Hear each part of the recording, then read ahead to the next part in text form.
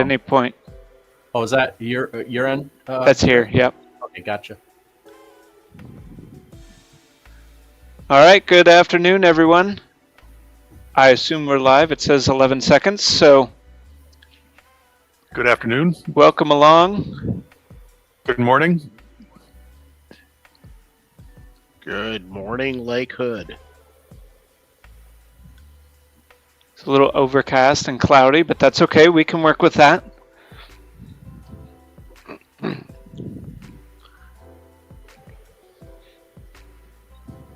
See lots of excited messages here in our chat. Welcome along, everybody. Glad to have you. Yes, as Rob says, make sure to keep everybody inside the ride until we stop. Make sure that your tray tables are up. Oh, your tray tables are up and your seat backs are up. Although I guess we're just kind of cruising around right now waiting for everything to start. So maybe you want to recline a little. I don't know.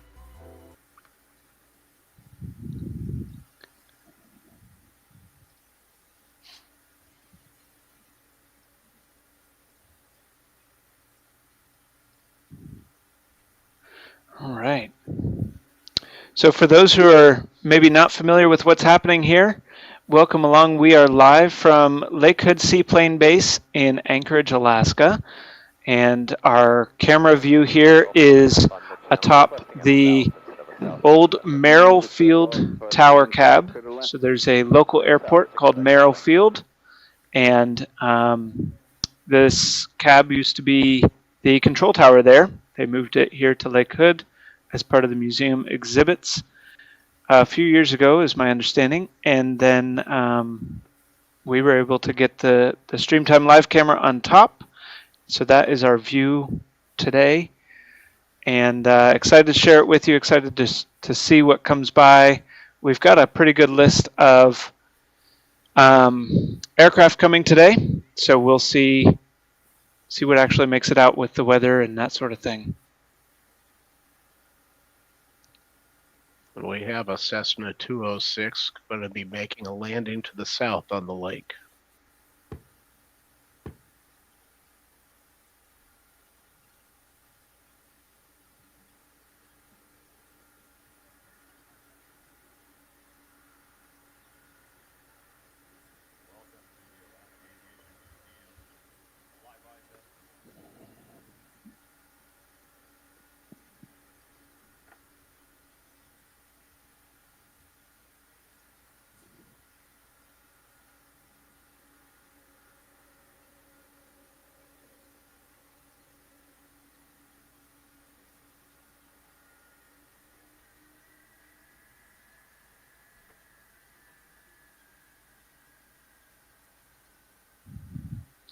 And as a reminder, the lake is actually still open. So all of the traffic that would normally be operating on or off the lake can still operate on the lake today, despite the flyby. And that's why it's called a flyby and not an air show. None of the airspace is closed.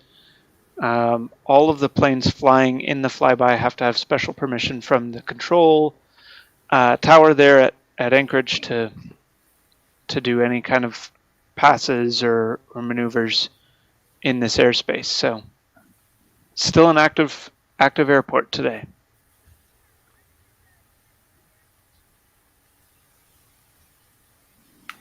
Yes, we will find out how active, won't we?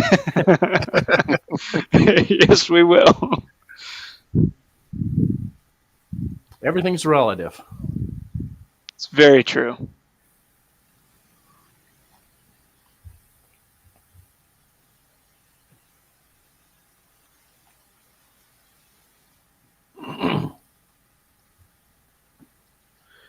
Actually, I need to pull up my list of airplanes coming.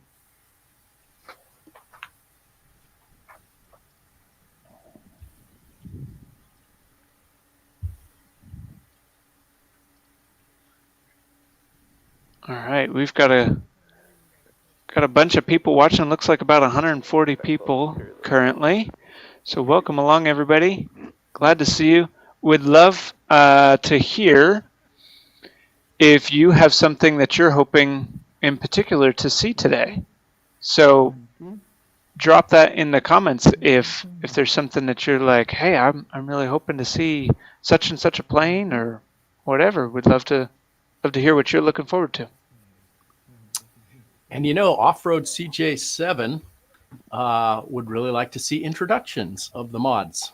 I noticed. Yes. And that sounded like a good idea. Especially he mentioned or pointed out that not all the people here on this broadcast are on Lake Hood all that much. So there may be even some regulars or pseudo regulars that don't recognize all the names. Yeah. Well, I guess we can go in order down the side here. I'm Flyboy 12, and I frequently am around Lake Hood. And then next we have Kathy.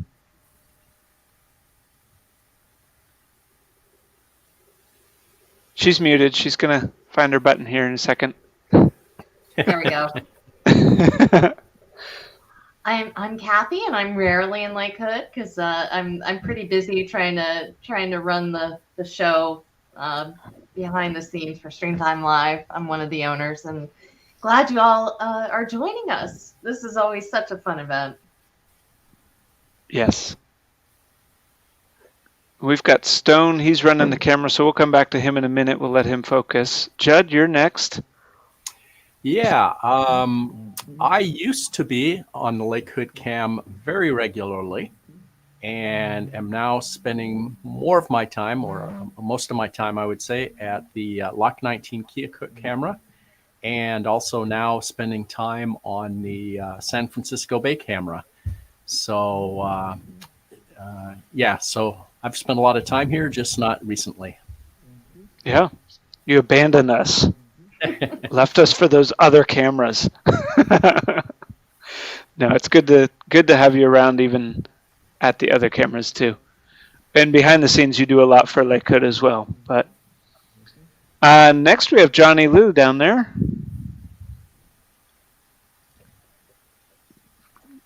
You want to tell us a little bit about yourself? Sorry. You usually can find me at the Midway cam, but I am occasionally at Lake Hood. Yeah. So glad to be here. Good. We can hear the announcer a little bit there in the background from the on-the-ground presentation there at Lake Hood. That's starting up.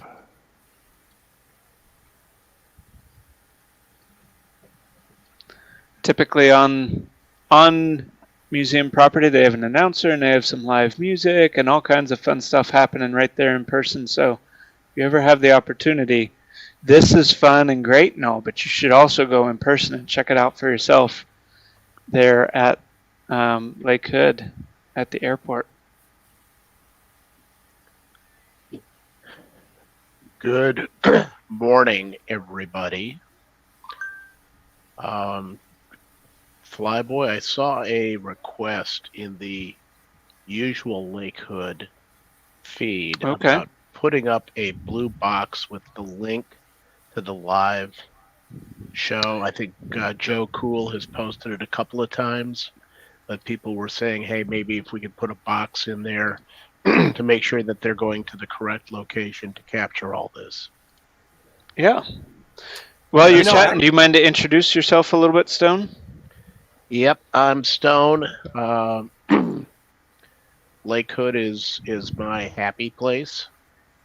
I got a lot of great tips from Judd when I first started hanging out up there. I sometimes float around to some of the other cameras and pop in and help out when there's a need for coverage, but while I'm not a pilot, I've had a long appreciation and passion for aviation, and photography is a hobby as well. So I'm blessed. I get to operate this great camera in a great location and feeding the enjoyment and passion for aviation, as well as the background scenery that we often get to enjoy. Yeah.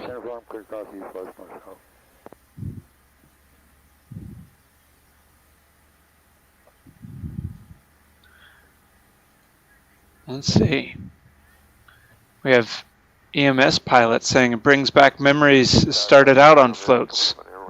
That'd be a fun story to hear. We'd love to hear where you started and if you're still flying.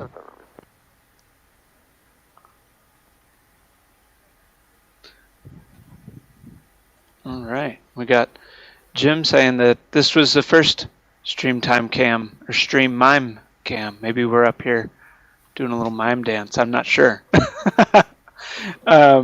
Stream camera you watched.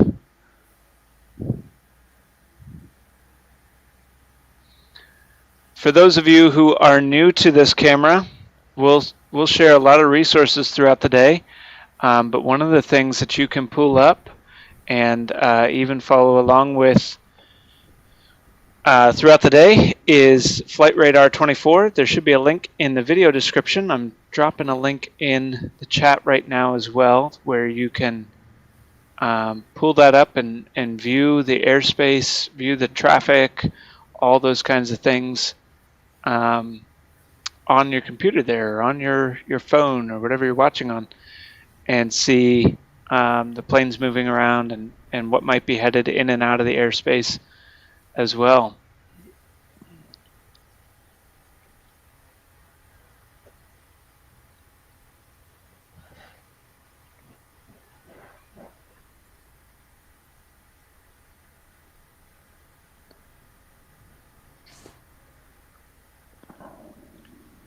For some of the regulars that are familiar with the original Goose number 703 that we've had the benefit of seeing for, most of the time that I've been involved at StreamTime, in the background behind is this blue hangar. It's got the square window in the upper part of the upper half of that door. That is actually what is called the Goose hangar. That is where Goose 703 is housed. It's where it lives. That's it. If you notice there on the stream, I was circling it with the mouse pointer there. I don't know if you could see it or not, but it's right there. And this is de Havilland that we're watching right now from Regal Air, getting ready to take off. Like we mentioned, this is still an active airport, and we're going to have regular, somewhat regular, depending on the weather, traffic still happening in and out of the lake and in and out of Ted Stevens as well next door throughout the day.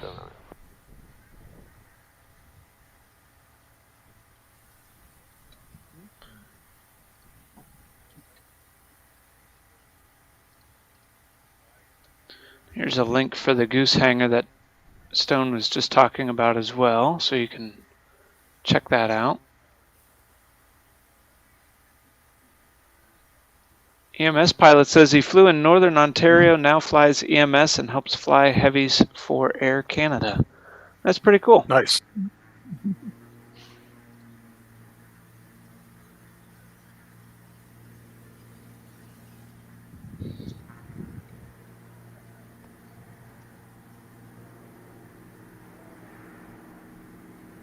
Every time I watch them turn while they're full power like this, I feel like they're just going to go skidding off somewhere, hydroplaning off the top of the water.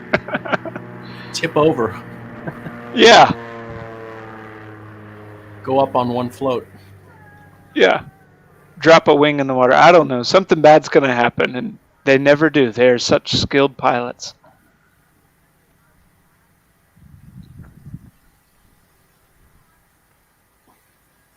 Well, in a sense, the forces are a little bit somewhat similar to taking off in a crosswind. I mean, you just use little ailerons, or a lot of ailerons. I don't know. Yeah.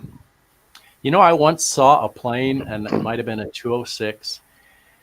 It probably went back and forth 3 or 4 times. There was no wind, so I think it could try in both directions taking off.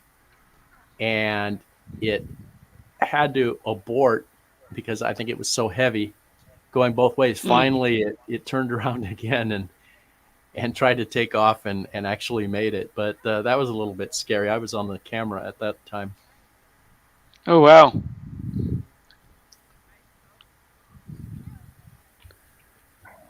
This is a 206 here. Speaking of that model, it's a 206 that we're watching from Russ Flying Service. They have a hangar here kind of straight behind where we're looking now, where they fly in and out. Behind us as behind the camera, yeah. Right, right. Yes.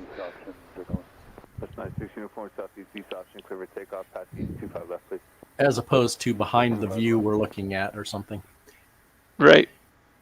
The 206 is definitely a workhorse aircraft that's used in addition to just personal use, but also for a lot of commercial use.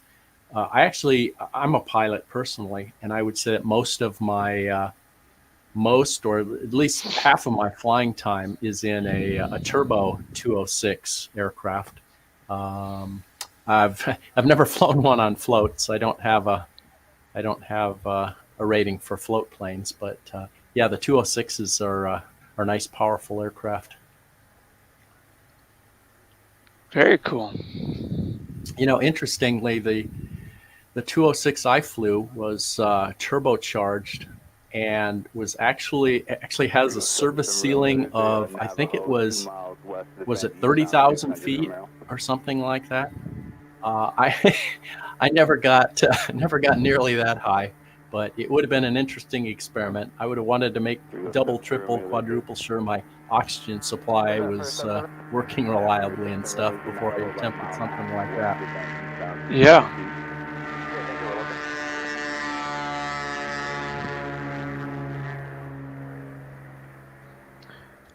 I've flown, I believe it was a 206 I've flown in. Trying to see if I can find some information on it here. Remember, they're 10 to 11 o'clock, a mile west of Bend now, same altitude. Oh, I got him. Thank you. All right, have a good look. Talk to you later. Appreciate it later. And you'll notice here on the live stream, we've got ATC in the background, so you can kind of hear, hopefully you can hear well, the communication between the pilots and the air traffic controllers. Yep, as long as we're not blabbing away. Right. And for those who are not aware, there is a way that that viewers to the chat or viewers to the channel can actually open up a feed for the air traffic control in another channel and listen along as they're watching the regular feed.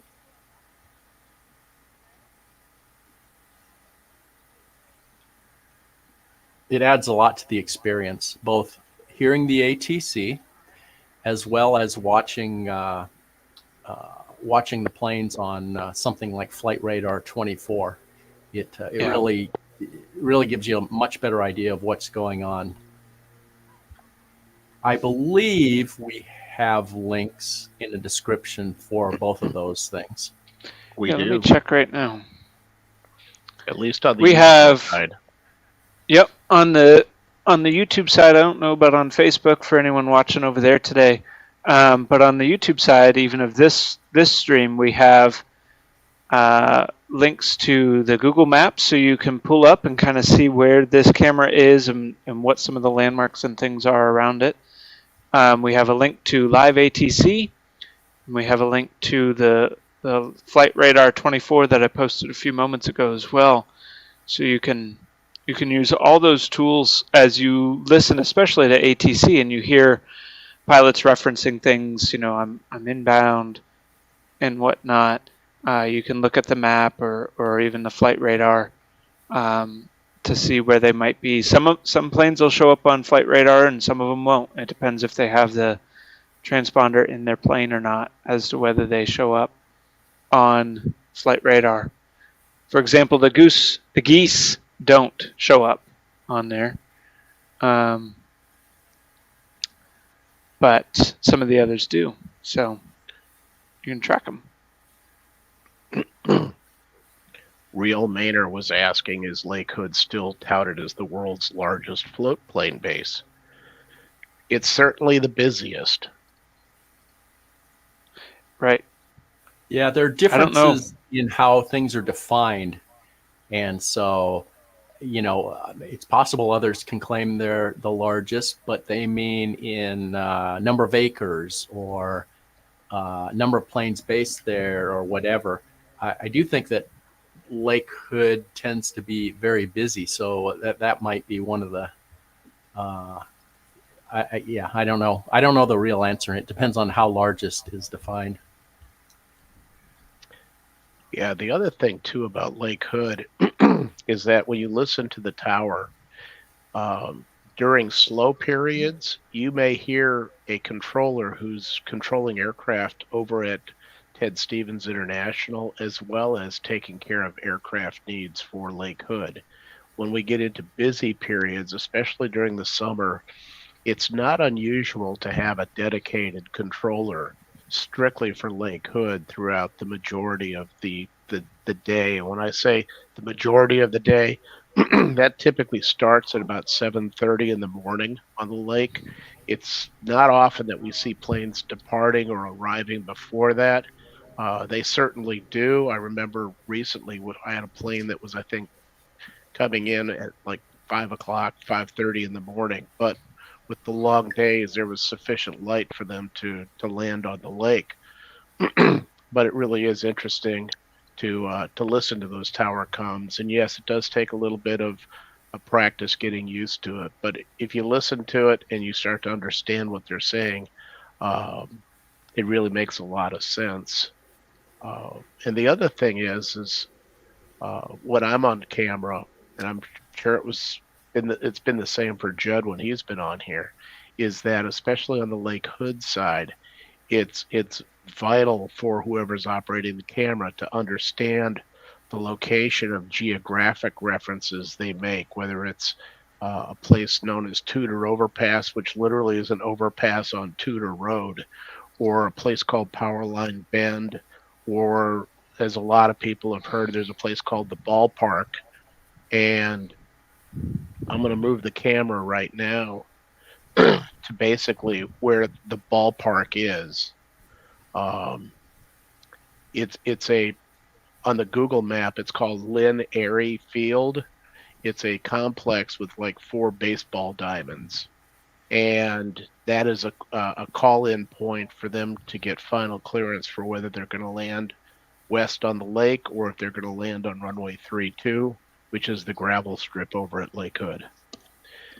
But if you see this white or cream-colored hangar with the red roof, and if you see the right end of that hangar, and where the camera is kind of centered right now, that is typically when they say we're at the ballpark, that's when the plane comes into view. Yeah, and I've seen some in-flight footage, like on YouTube, of them coming in. And because of where the ballpark is positioned, it ends up being a convenient waypoint when you're coming in, because you can see it from quite a ways out. It's up against the shore of the ocean, and so it is visible from a ways out. Helps the pilots anyway for coming in to aim to it. Absolutely.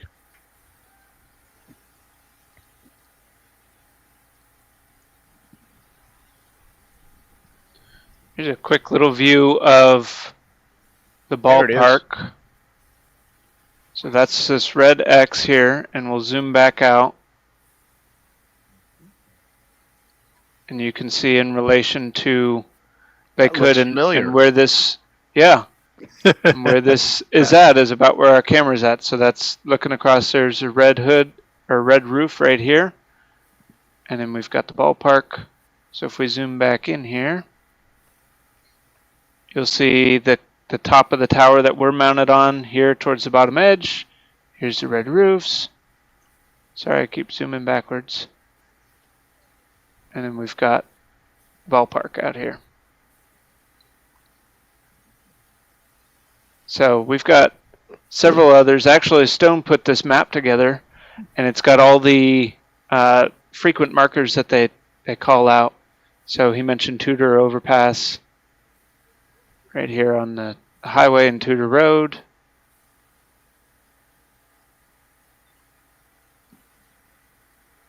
So you can kind of see some of those things there marked. Some of you may have looked this up already. Some may not have. There's actually a boat here in the edge. Hopefully you can see that okay. And that is another popular landmark that they use. Tango Pepper 42, 88 Mike. Tango 42, 88 Mike, very good. Oh, you know, I have a request. Can you zoom in on Twin Island Lake? The reason is because a lot of people mispronounce it as Twin Island Lakes, but when you zoom in on it, you can see why it's called Twin Island Lake. It's the islands that are the twin, not the lake.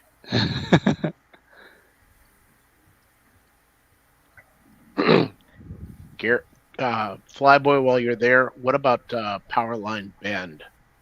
Yes. Is that where that one just called in from? Yep. There you go. There's Powerline Bend. I didn't hear. A little bit hard to see, but if you zoom way in, you can see the actual power poles anyway. There's the transmission lines. lines. Yep. You can see they're coming up here, and then they take a sharp cut there. Coming up, take a sharp cut. The link, yes.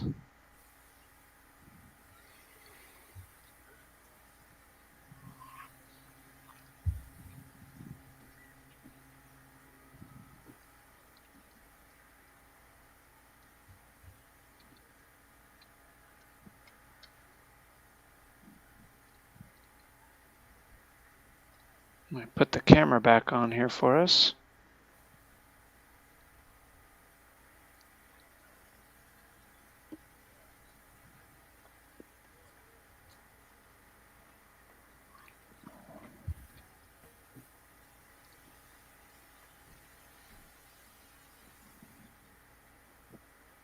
We got some flashing lights over there at the west ramp.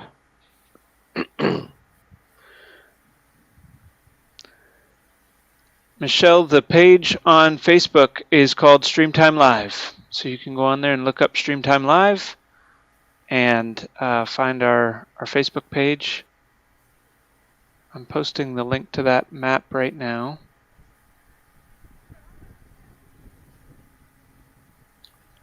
Well, I'll share real fast. Oh, whatever go ahead. was at the west ramp is short-lived because the truck has already left.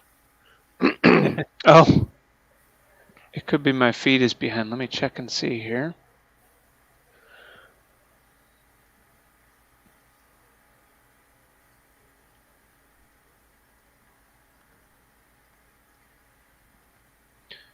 This is the 206 that I was in as well. Jed, you were talking about 206s earlier. This one is actually in Papua New Guinea. Wow. And that's where I was flying in it at.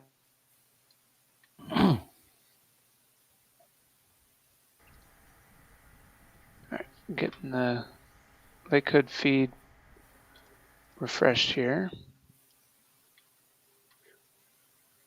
We have a 777 inbound to Anchorage.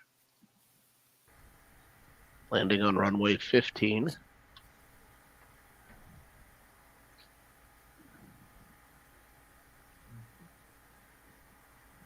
There we go. Looks like we might have a float plane coming in too. Yep. 88 Mike. I believe that's a Super Cub. That's a plane I've seen a lot. Is that blue and white Super Cub? Gray and blue. Oh, okay. And like tower, experimental 195 Alpha Tango, we're just east of Thailand, benefit numbers for the water. 195 Alpha Tango, Lakewood Tower, report mid-channel 4, southeast. Mid-channel 4, southeast, Alpha Tango.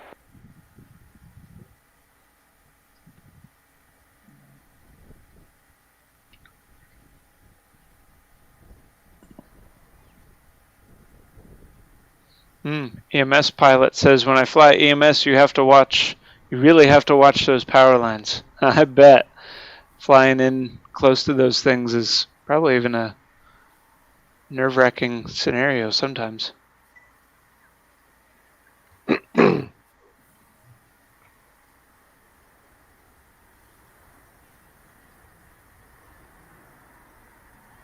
mid-channel. Hey, Mike, southeast, code the line. Southeast. 88 Mike coming into view. I posted a link to 88 Mike on Flight Radar for anyone that wants to follow it. And that 777 was coming in from China, actually, into Anchorage International. For those who are frequent around the Lake Hood camera, you'll know that not Lake Hood, not Lake Hood, but Anchorage is a popular stop-off point for international flights coming from Asia into the U.S. and Canada and such. They can stop and refuel and even change pilots if they need here in Anchorage, and then continue on to wherever their final destination is.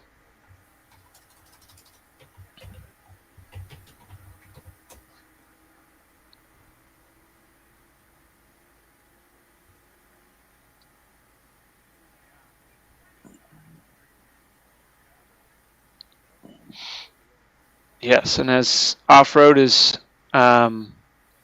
sharing there in chat, Anchorage International is the third busiest cargo hub in the world.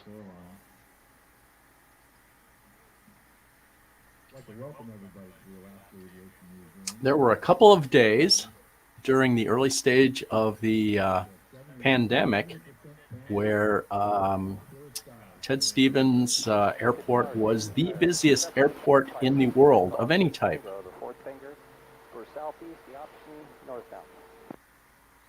And obviously because of the critical cargo flights. Will do, 6 Quebec Golf. Yeah, I remember the first time I heard anything about the coronavirus. I don't follow the news hardly at all. And the first time that I heard anything about it was actually here at Lake Hood. Someone mentioned that a flight had come into Anchorage overnight with some folks being transported, I believe, from China that were going on down to California, if I remember right. You remember correctly. Yes, when they departed there, they landed about 5 miles from my house. I believe they landed at Ontario International in Southern California. That sounds right. Either that or a military base, maybe? Yeah, I don't remember. I think it was the Air Force base down there. Oh, okay. There might have been a lot of change of plans and I got mixed up. Or maybe they transported them or something. Did they land at March Air Reserve Base, perhaps? I think so. I think it was March. And this is 88 Mike, the Super Cub, coming in here on our screen just now. We have another one following on its heels. Cub Crafters.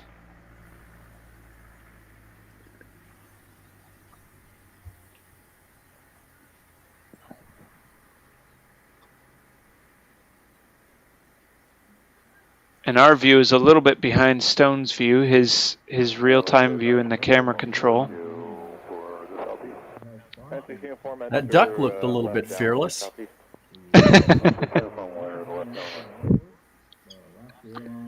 They usually are the first time.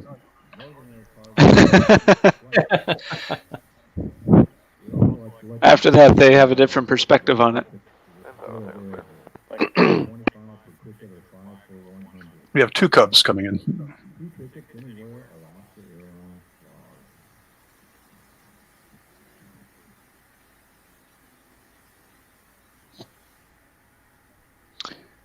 Let's see. Might be a stupid question, but are there different air traffic controllers for Lake Hood and Anchorage Airport? Judd, do you want to answer that? Sure, I can. Well, first off, the air traffic controllers controlling both airports, Ted Stevens Anchorage International and Lake Hood, are located in the same place. They're located in the main Anchorage Airport control tower, and it is the same personnel. So on any given day, you might have a given controller controlling for one airport or the other. And in fact, they many times the same controller is actually controlling both places at the same time. And in fact, what happens is the controller will be able to receive from the frequency for both airports, but when they push to talk switch, they're actually transmitting on both on both sets of frequencies. What that means is if you're listening to the Lake Hood feed, you'll hear all the Lake Hood traffic, but then you will also hear the air traffic controller talking to planes he's talking to the Anchorage Airport pilots, but you won't hear the responses there because that's on a different frequency. Hopefully that made some sense.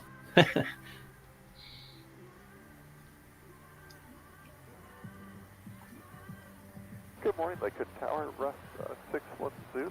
So some of the times there's a dedicated controller for each airport, and other times it's a single controller controlling both. That's obviously when things are not very busy. And with that, I will be back in just about 2 minutes. Okay. I'm troubleshooting an issue with the camera here on my end.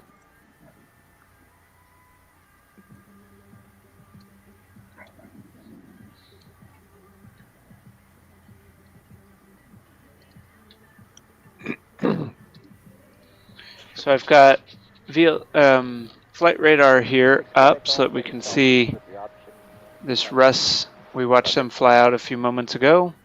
They're coming back around while I get the camera back up.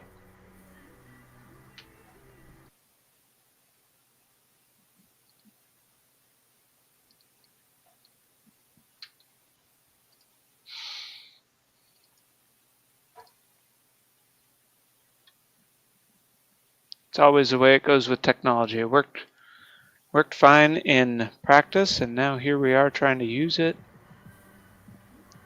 There it is. We got it back now. Just in time. Working some magic here.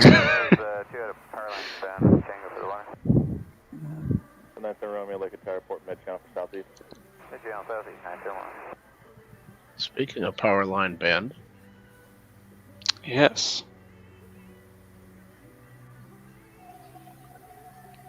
Let's see. I thought I saw another question here. Let me scroll back just a little bit. Y'all are sharing some great questions. Keep sending them in. We love answering them. We love interacting and helping where we can. Dustin said, I remember Ketchum Air and Jim Air when I lived in Anchorage. They have exhibits in the Alaska Aviation Museum for both of those things. So we've seen a little bit of the history on those through past presentations here of the Flyby, and we'll get to see a little bit about them in this one as well.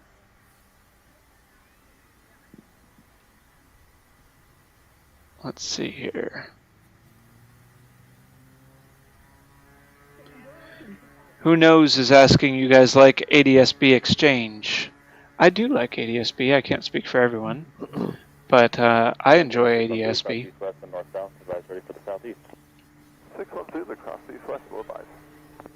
I mean, personally, sometimes I'll be running both of them. The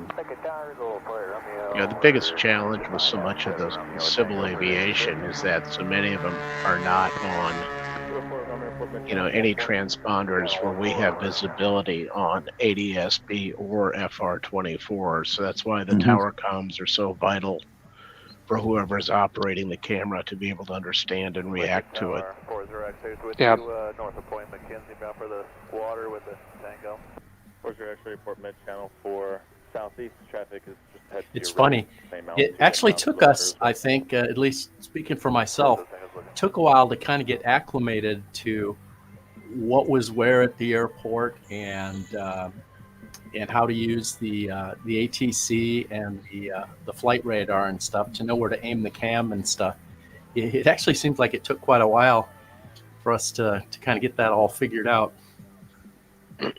Yeah, for sure. Yeah, and we have Johnny- 3 of the air taxis coming in right now out over Point McKenzie up to the power line bend. You got a nice lineup coming off Mackenzie.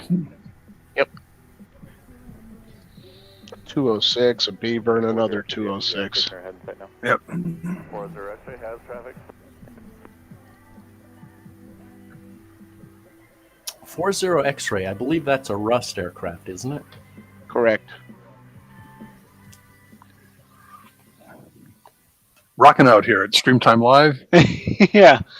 Gonna turn that down so we don't get in any trouble here. Don't need any of that. Any of the trouble.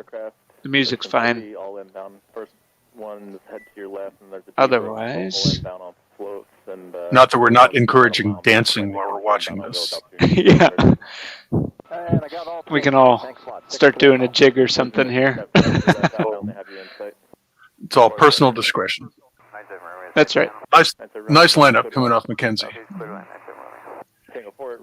Give you a quick view of what we're seeing. So we got 1797R, 2740 X-ray, 1748 Romeo, all inbound. I got 2 of them in view right now. We'll switch back to the camera here.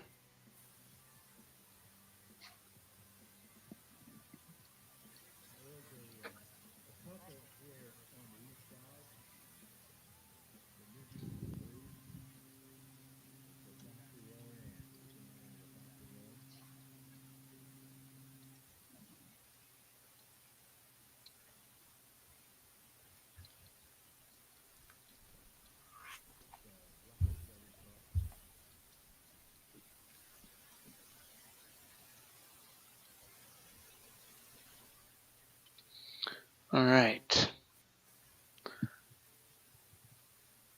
We've got the first one coming in right now. This is Regal Air returning.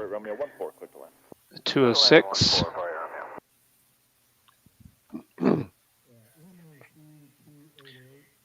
Judd, could you maybe share with everybody about the waterways at Lake Hood? Yeah, I don't have a map handy. I think I might. Let me see if I can pull it up here.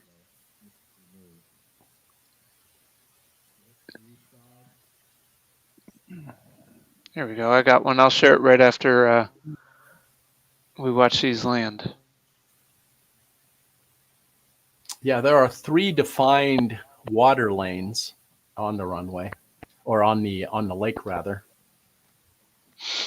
And this one's coming in on the southeast water lane. Instead of giving them numerical designations, they give them names like southeast or east-west, north-south.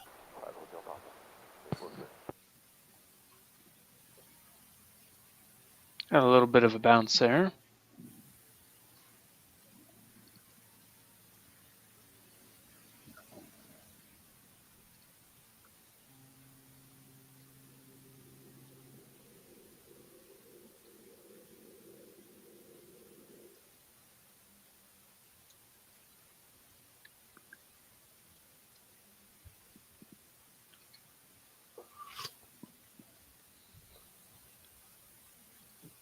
We got some good chat happening here. We'll come back to many of your questions and things here in a moment.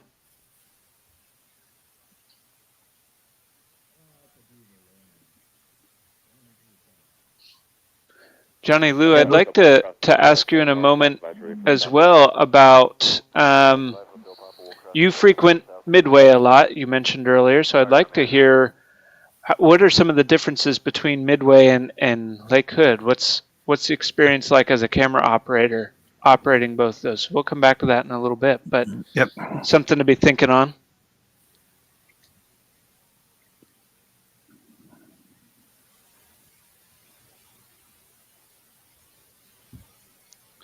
That's 2 down.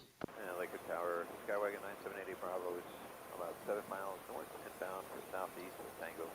9780 Bravo, Lake Hood Tower report, mid-channel for southeast. Mid-channel southeast, 80 Bravo. All right, I'll switch to this map quickly here for you, Judd. I'll post a link to this as well. Okay. So this floatplane point is where we are, just for reference. This is where the camera's at. Right, and one thing I should probably point out on this map is that if you look on kind of the lower right, there is a north symbol, and so just to orient yourself, then this is not north up, and so the north is kind of to the upper right. Right here. You Circling it with my mouse for you. You can see that the longest of the water lanes, and they refer to them as water lanes, is the east-west water lane, and that's the one that we generally see being used, and mostly the west direction. So that's the one where we look way down the kind of long canal-looking thing at the planes landing and taking off.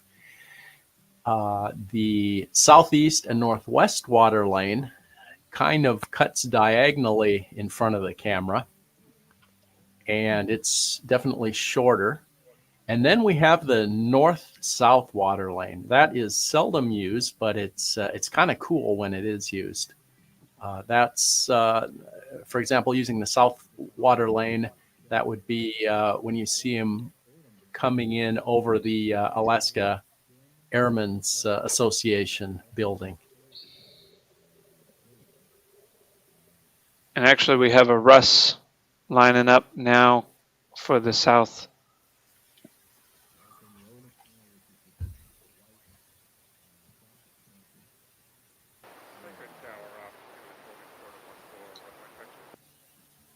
Got some faint ATC traffic there.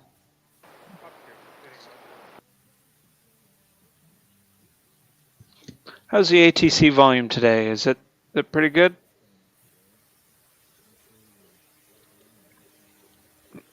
I think it's been fine so far. Yeah. Good.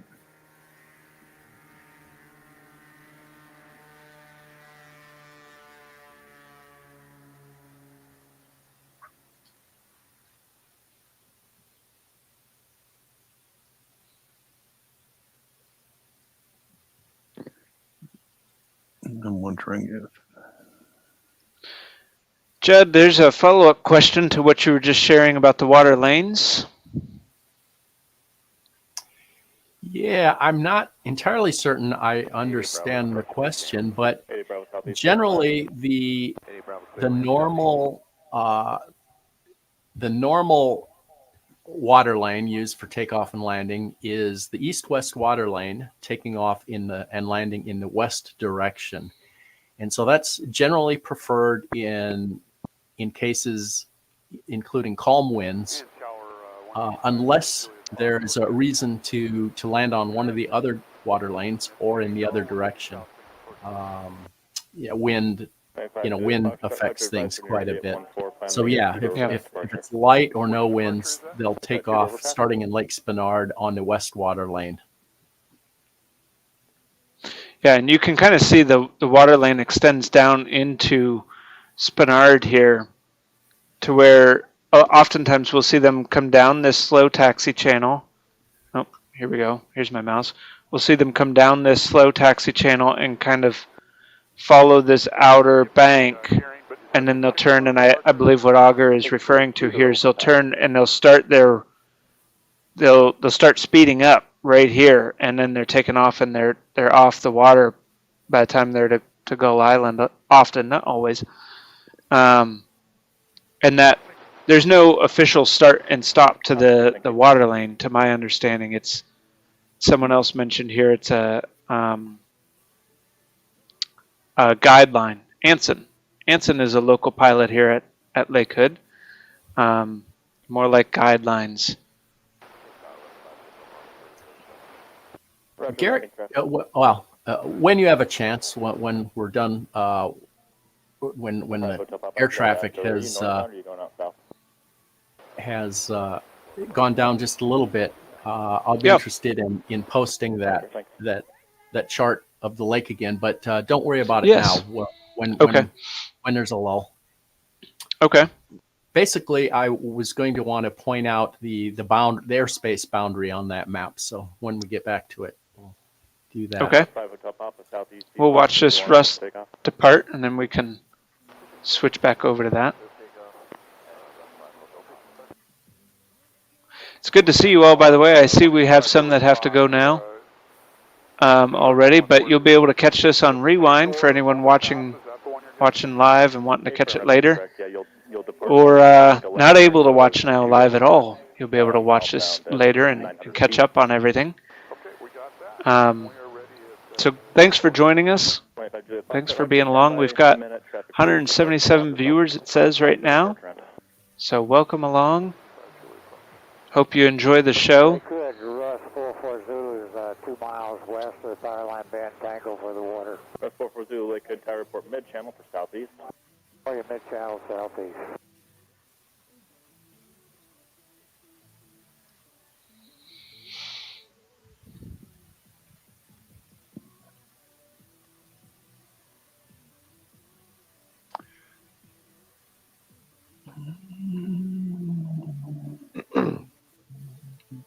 Dustin was asking in the chat about do they still keep pigs on the island to eat bird eggs?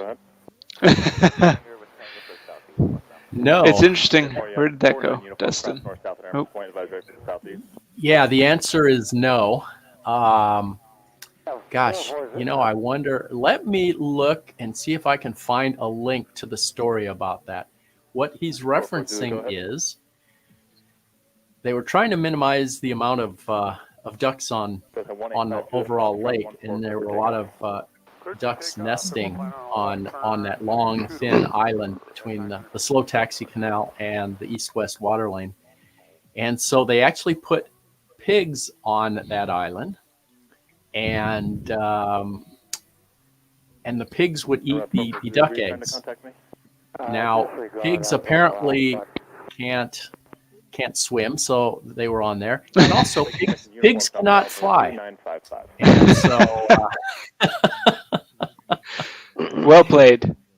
And so yeah, that was, I don't know how long ago that was. It was a while ago. I think they did it for 1 year, perhaps. But let me see if I can find a link to that and post it. It's an interesting story. Well, here, just before you go, let me pull up your map for you, and you can point out the boundary for us there certainly.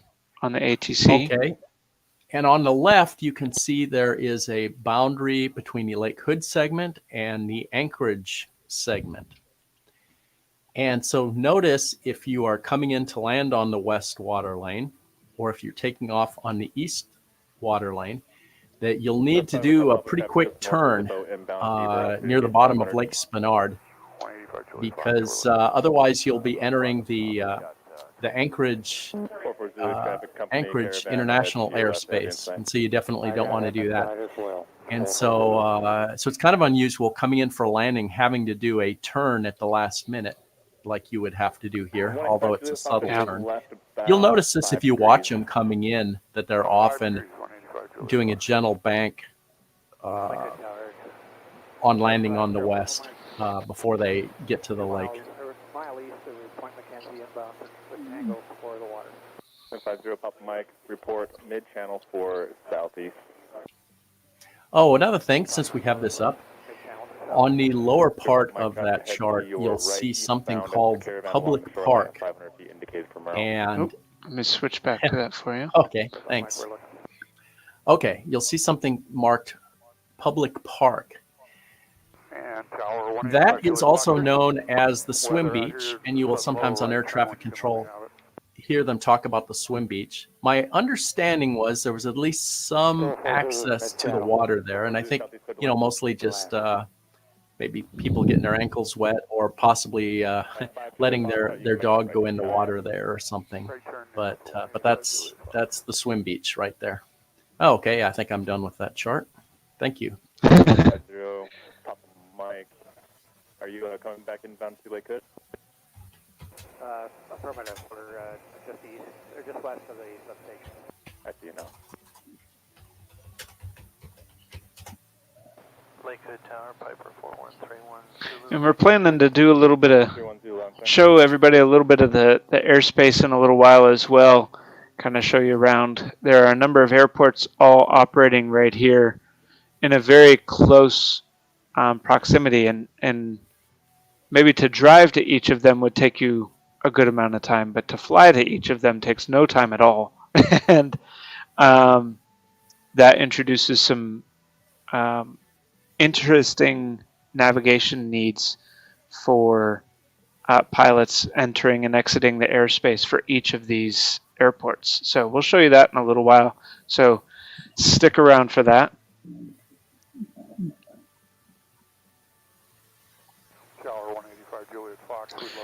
Anson's sharing a little bit of information here about the airspaces. Trickiest thing for new pilots is the airspace boundaries, and remember the altitudes, because airspace is also altitude controlled. So what altitude do you need to be at coming and going? There's not a ton of wiggle room and very little separation between them.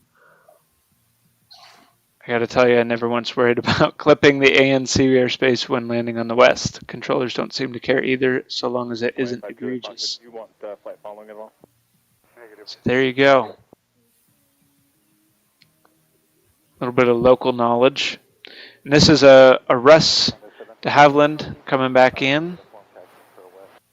Again, a reminder, this airport, this airspace is not closed. There is regular traffic still happening throughout the day, weather dependent. So, good morning, Chris. Welcome along to Alaska.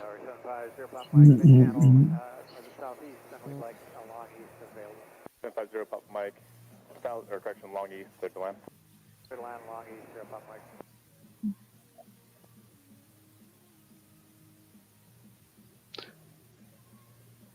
Very smooth landing. I was going to say, nice touchdown. Yeah.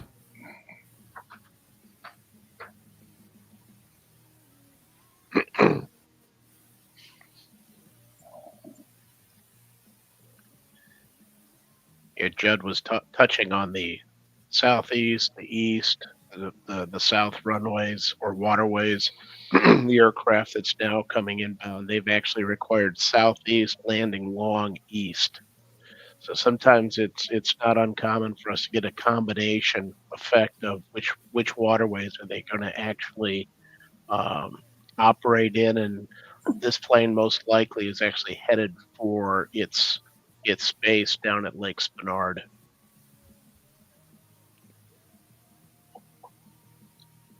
Haha. Robbie spotted it. We've got some Lake Hood gear. We do have some Lake Hood gear on today. We have brand new shirts coming out today. Kathy will get us a link here when she's ready. We are styling. We are styling. We're all matching. So this is November 789, the museum's goose.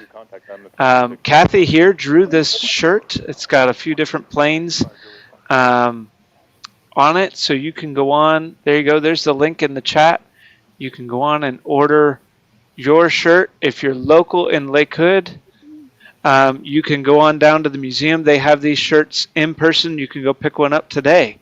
I was just talking to Little Miss Lakers day before yesterday, Friday. And she said she delivered them all to the museum, and they had them all ready to go Friday even for folks to buy. So head on over there and get you one. Kathy, anything you want to add to that? We switched from, I saw we posted a Nightbot link. We're moving away from Teespring. So I am trying to get our Shopify shop up right now, which is why I'm being so quiet. But hopefully in the next half hour or so, I'll have links to these actual designs that we're wearing. And then you can match us and be cool, just like us. Or crazy. Maybe crazy is a better word.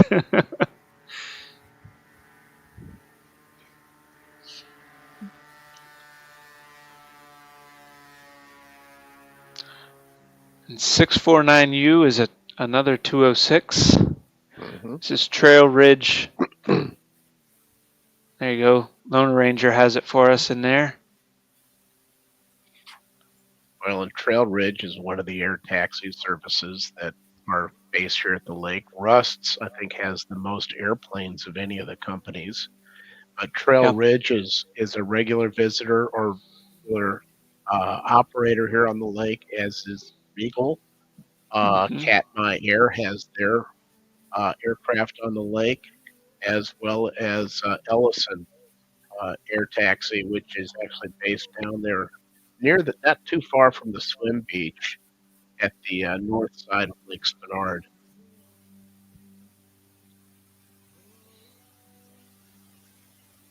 Air taxis is such a fun name. Like you think about a taxi and you're like, oh, it's a yellow vehicle that takes me places in a big city. And then you think about it in terms of something like this, and it's a fun change of ideas, I guess you could say. A flying checker. Yeah, I have to kind of laugh now because I've been spending a lot of time at the San Francisco Bay Camera, and they have water taxis that are small boats that transport people around, and those boats are yellow, and they do have a checkered stripe along the side of them, and so that's kind of amusing as well. That is.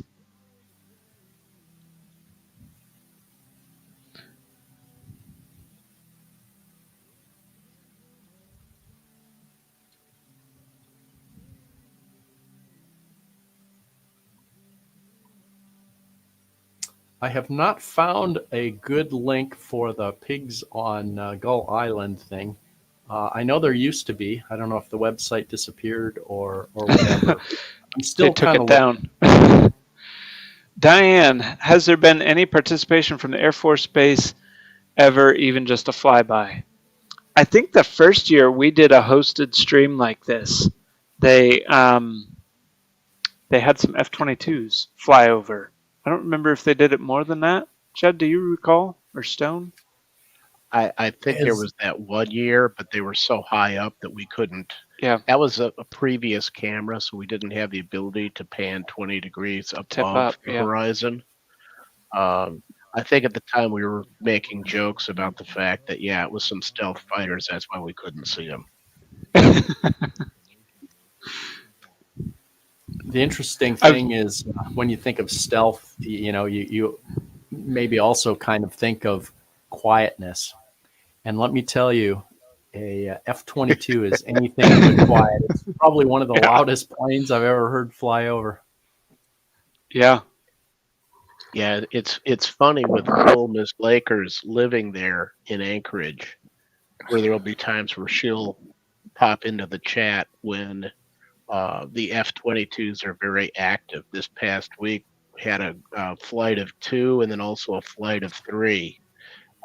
There's been some, I think, joint NATO exercise activity going on over at Joint Base Elmendorf, Richardson. And so we've seen a number of aircraft this past week, NATO aircraft, German A400Ms. We've seen Tornadoes, which I'm not sure if those were from Great Britain or if those were from Germany as well. There was also a Spanish Air Force A400. So there's been quite a variety of aircraft besides the usual array of U.S. Air Force activity.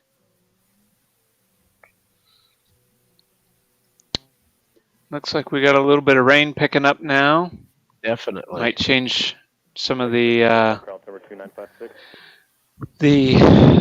flyby for the next little while at least. We'll see what happens, but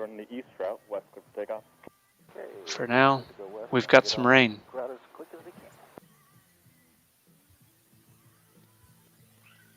And I see we've got some new folks coming in. Welcome along, everybody. Glad to have you. Thanks for joining us. It's a little rainy in Alaska, but we're having a good time. We're dry. Speaking of Ellison Air Taxi, this is one of their C-206s taking off.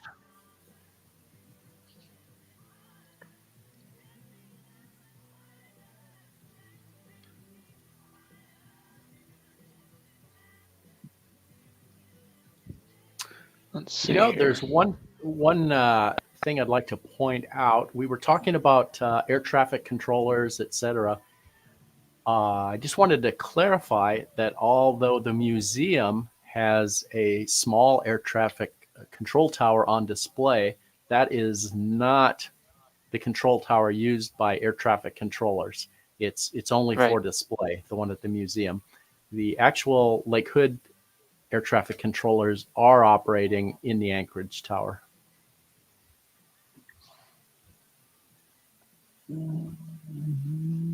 Which we can also see from this camera. Well, we can go that direction here in a second. Right.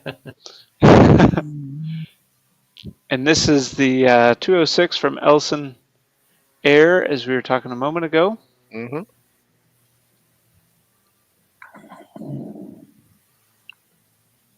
I love it when they take off on that east-west water lane. They fly right by us.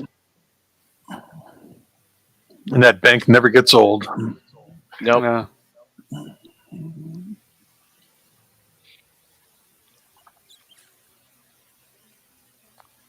I don't know what the visibility is like. There's a 130 about to come in. Yeah, let's see, this is a Lycoming. Is that what it says? Yeah, that Lockheed? should be It's Linden Air Cargo. Linden, yeah. Yep. Should we all wave? That's right. Yeah, we can do that. Hi, can you see us up there? This is the combined air traffic control tower. Will you let me know what the ceilings are doing and how the visibility is? I will. Thank you.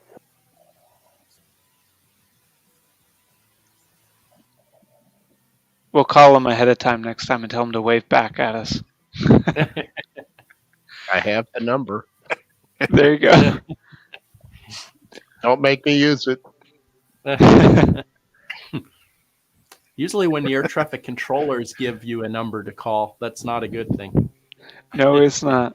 It usually means they want to contact you to discuss something you did wrong.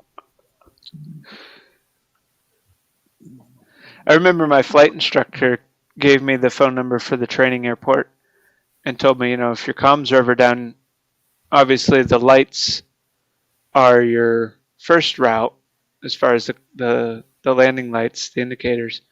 But you could try calling them and just go, hey, my radios are out, but here I am. And see if they work with you that way too. Linden usually gets to fly one of those Hercs in this show each year. This year we don't have any of the big planes coming through. So hopefully that view is good for everybody because that's the view we're getting. But I saw the comment Anson had made about pilots flying into Lake Hood airspace, and they're pretty cool usually about it, unless there's something really egregious with respect to Anchorage. But I got to tell you, for as long as I've been involved on this camera and listening to that feed, it's really amazing how even-keeled, how helpful so many of those controllers are, especially for the pilots who are humble enough to say that, hey, I'm not that familiar with the airspace. I need some help here. And these guys, I mean, are unbelievably patient with them. And yet at the same time, that comment about, yeah, here's a phone number, call when you get situated. We need to talk. Right. Yeah, rain's definitely become more of a factor now.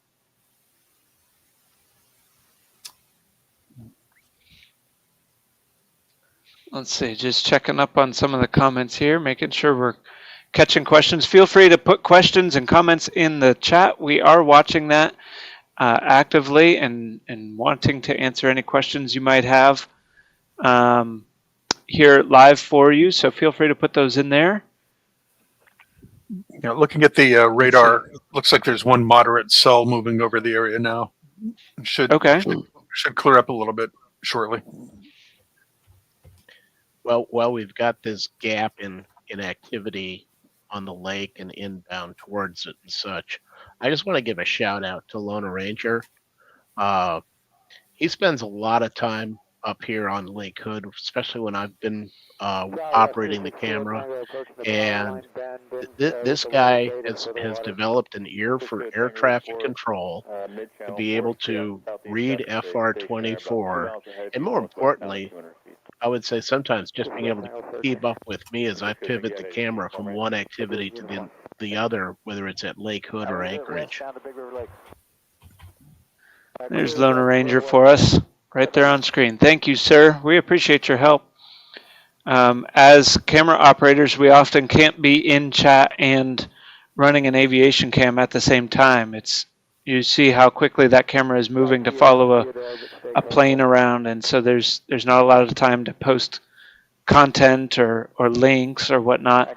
And so having folks even in the chat that can post information. We know you can't post links, but even like this, he posted Ellison Air and posted some of the information about the plane, so you could go check it out.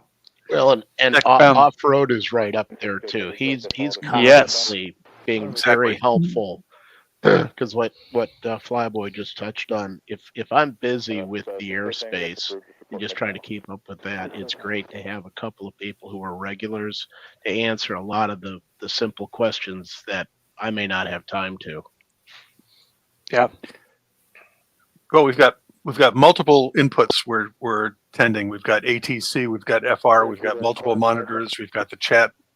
So there's a lot going on. So any assist we get out of the field is greatly appreciated, especially from Lone Ranger and off-road. That kind of, I'm going to call it dedication to what we do, really helps. It's really appreciated. Absolutely. And Johnny Lou just touched on a point there where most of us have multiple monitors that we're watching to make this happen too.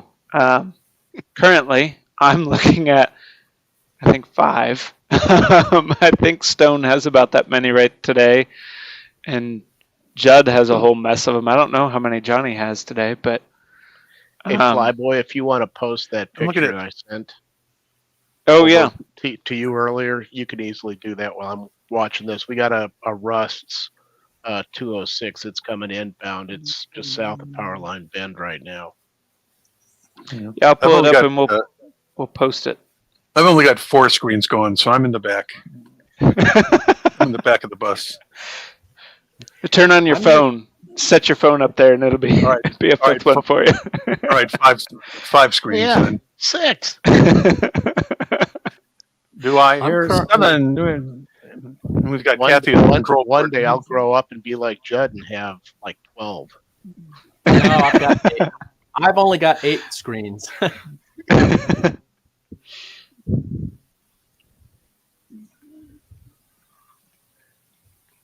Let's see. Judd, Lone Ranger posted some information about a link or a news story, so I posted a link for you in our chat. Okay, that's probably the one. It might be the one that you're looking for. No, it isn't. And I came across that, and I didn't end up posting it, but someone else is certainly welcome to post that. It wasn't as specific to the pig issue as the one I remember. Gotcha. But yeah, if someone wants to post that, that's fine.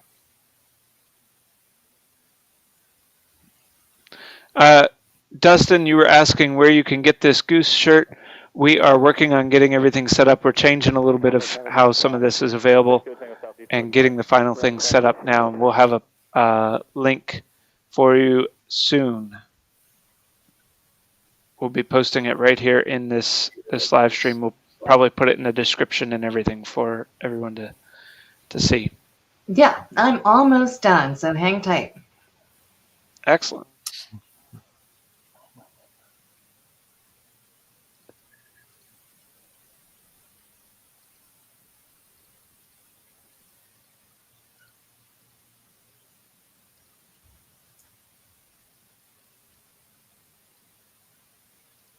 Well, I can post that link in the chat. I don't think anybody else did. It does have a section. It does have a section in that link in that article that I linked to, where they talk about it. That section is called "Dinner for Pigs," and so it does discuss the pigs, but it also. It also basically the article talks about animal control in general, and so yeah, people may find that interesting.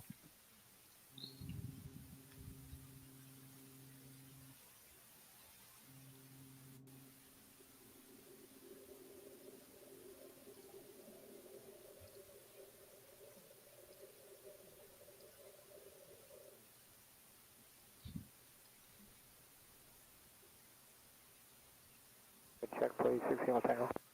Winds variable between 250 and about 140, showing 7 knots. Thank you.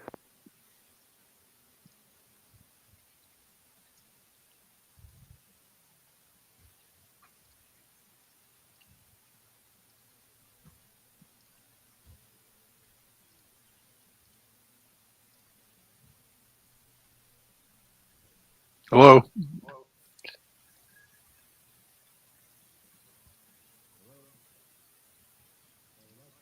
Hear us?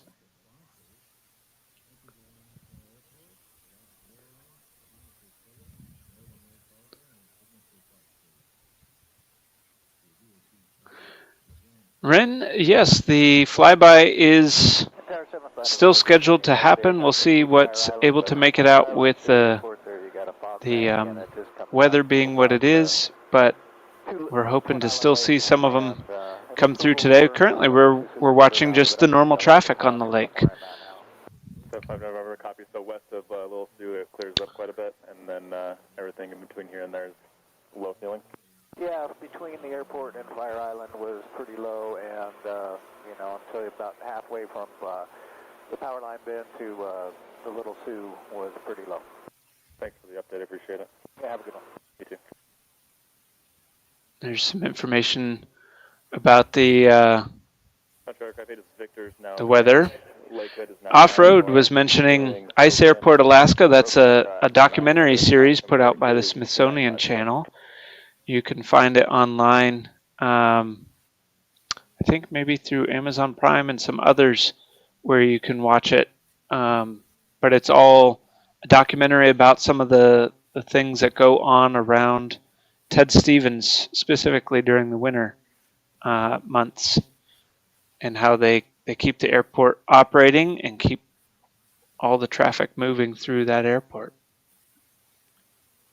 Okay, I'm just going to give everybody a heads up. I'm about to use a feature we have on the cameras. It's called Speed Dry.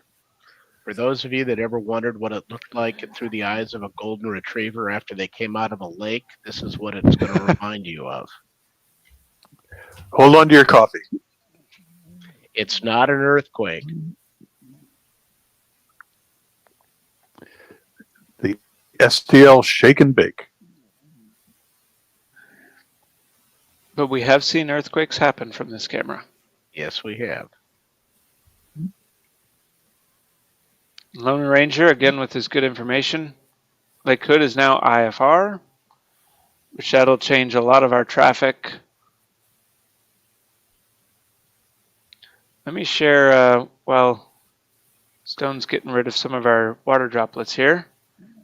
Here's Stone's setup for the day, helping us stay on track. So we've got camera control down here that he's running, flight radar, and the output feeds to stay connected with all of us, and some mod communication there.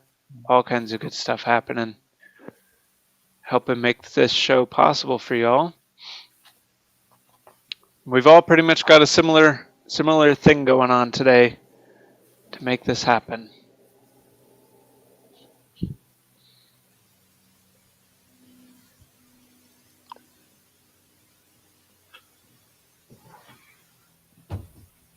Eat your heart out, SpaceX.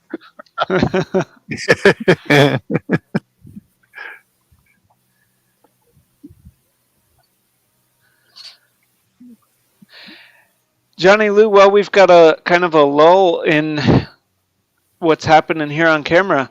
You want to tell us a little bit about what are some of the differences in controlling the Lake Hood camera and the Midway camera? What's that experience like as a camera operator?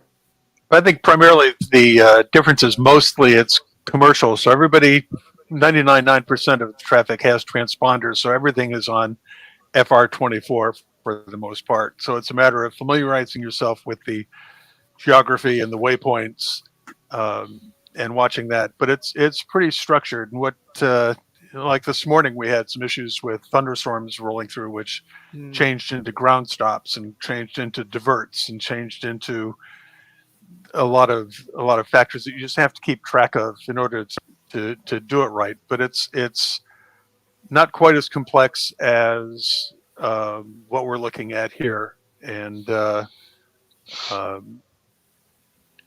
so being structured helps. Yeah. But you still have to have an understanding of who you're listening to, what the instructions are, where the geography is.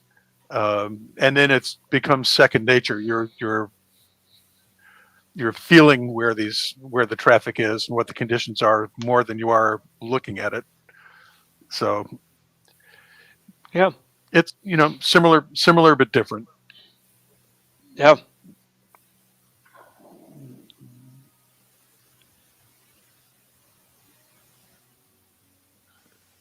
It's interesting that even kind of reminds me of the point that we talked about a moment ago of Judge sharing a little bit of the information of the different airspaces that are at work here. There, even in Midway, you've got Midway airspace. You've got O'Hare not far away, but they're separated enough, and they're controlled in a much different way than what's happening here with it's a pretty significant difference between the Chicago O'Hare airspace and the Midway airspace. So it's you don't see a lot of overlap, even though when you see some departing flights from Midway look like they're going to roll right over Chicago O'Hare and the other way around. It's really a lot of space, a lot of a bumper between them. Yeah. Indeed. But, and they try to structure everything so that space is maximized too, and it's not. Yeah. They're never even close to each other. Visually, they can look like they're close to each other, but they're really not close to each other. I saw a graphic from Flight Radar. I believe it was Flight Radar 24 that put it out. I want to say it was in California somewhere. They took a little screen recording of all of the planes flying over a bay for 4th of July. They were out watching the fireworks going on. And there are just planes going everywhere in this little tiny section of California. I'll have to see if I can find it. But you got to stop and think, they're at different altitudes. There's all these different things, whereas we're used to thinking in terms of cars and driving on roads, and everything's on the same dimension. And if they all are driving at each other on the same dimension, they're going to hit each other. Whereas in the sky, you've got a whole nother dimension of depth, and altitude that that completely changes the game. There's our tower view again. We're waving down at you.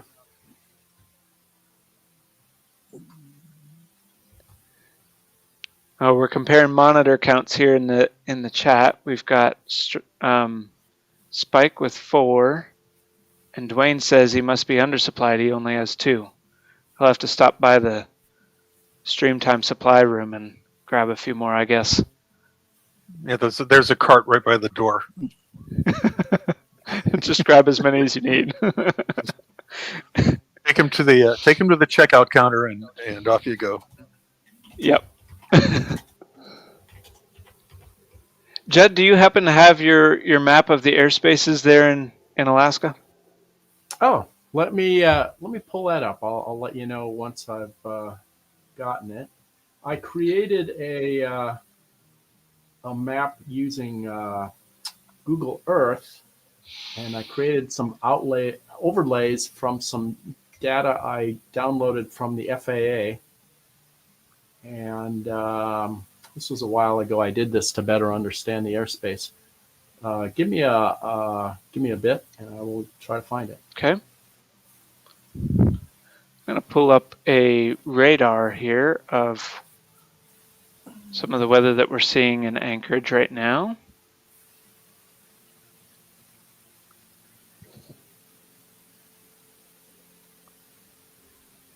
So here's kind of a broad view of what we've got going on. So if we zoom in a little closer, we can see some of that weather's moving off. Some of it's still very much there. Let's see if we can get this to play or not. A little bit.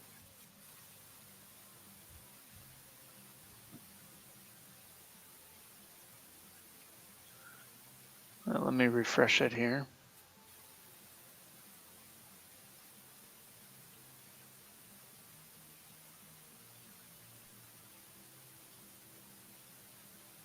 No, it's not liking that, but that's okay. So we can see that there's some rain moving through, and we'll be dealing with that a little bit today, but that's okay.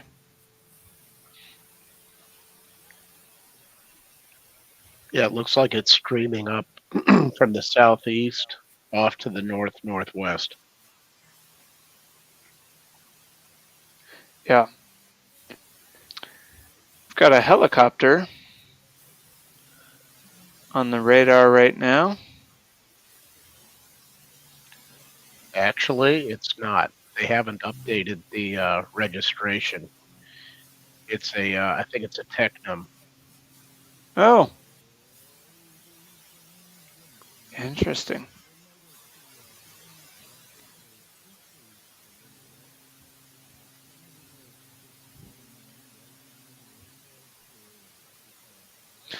Well, we are hoping to see a few different things. I'll tell you some of the things that we're hoping to see. Someone was asking about the goose earlier.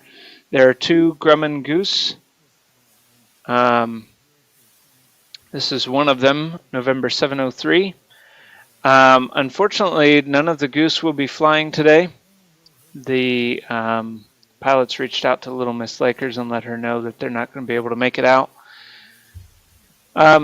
But we are hoping to see some RV-8s maybe, a Christian Eagle, and maybe some PA-18s, a Long Rutan. Maybe we'll see some commemorative Air Force warbirds, some Harvard trainers. They came by, I think, the year before last. I don't believe we saw them last year. Got some Kit Fox and some a Mall M5, a Pacer, a Super Cub. So we got a good variety of stuff. We'll see what happens as far as what we are able to see, what actually comes out on account of the weather. It's not just whether they want to come out in the rain. But it's also the idea and the fact of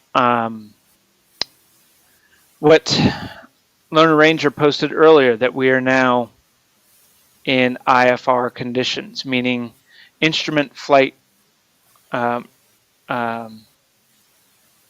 rules or ratings,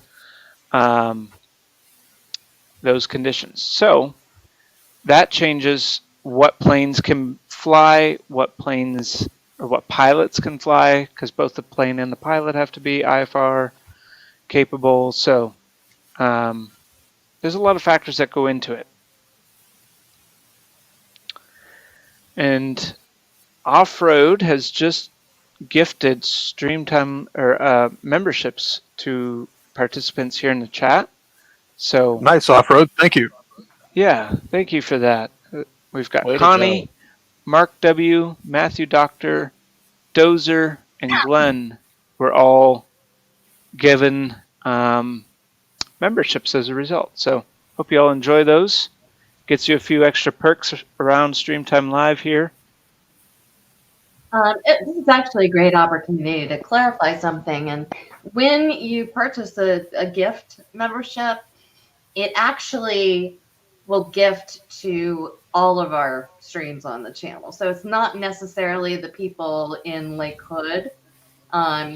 It can be, someone watching Midway.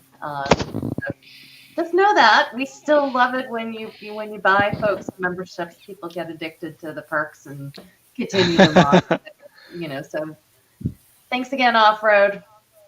Yes. Yeah, the thing that I think is really kind of cool about the gifted memberships is you're really kind of doing two things at once.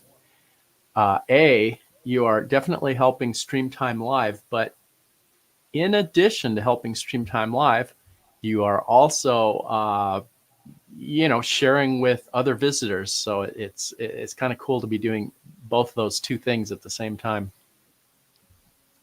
Absolutely. We got a 747. Many people call this a queen of the skies, coming in here to Anchorage. So what we're looking at in view right now is Anchorage International, or Ted Stevens International Airport, and it's our next door neighbor here at Lake Hood. As we mentioned earlier, the control tower controls both airspaces. So when pilots are radioing in for either to get permission to enter airspace and land and all those sorts of things, they're talking to the folks that are in the big control tower there at Anchorage, which is actually supposed to be being renovated here at some point. They've got a plan to do that. Actually, it'll be a brand new tower. Right.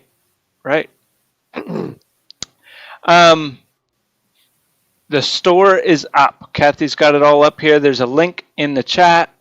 We will also put it in the video description, and we'll post it throughout the day today. But you can come in here. You can get one of these shirts like what you see us wearing today.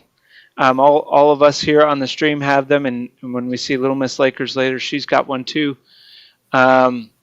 So you can get your own here in our Shopify store.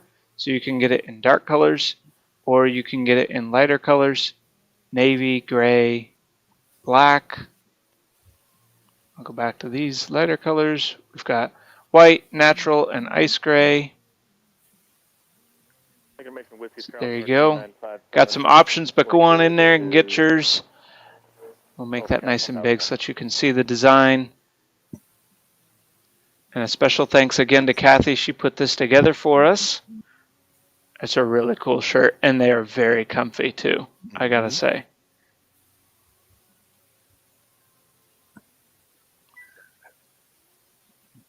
All right, let's go back to the camera for a moment. Got a little bit of rain still going on, and Judd has our airspace set up here. Guys, I'll be back in a bit. Okay, have fun. Okay, so as I said a few years ago, I created this airspace map based on downloaded FAA data. it kind of shows what's going on here. So just, let's see, to acclimate you, let me zoom in first. And we've got Ted Stevens here on this area.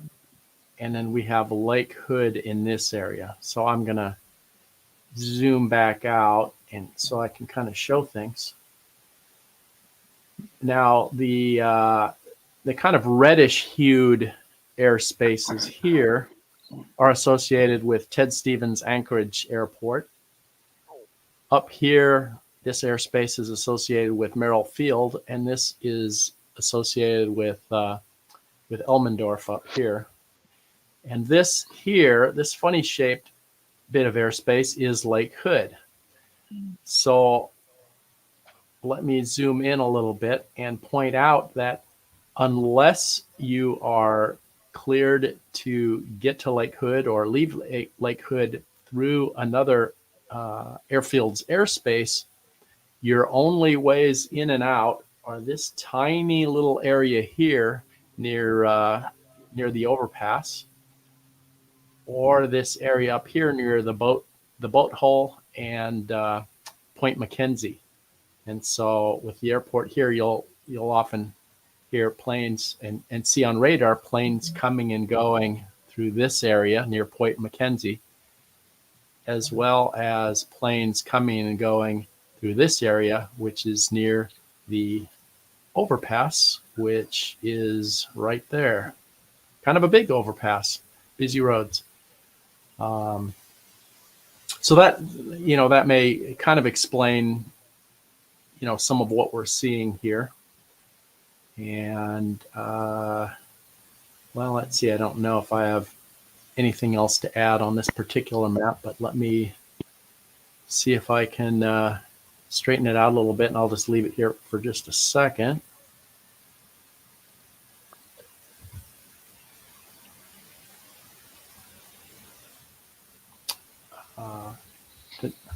So people can maybe look at it. Let me zoom in a little bit, I guess. So you see there on the, oh, go ahead, Jed.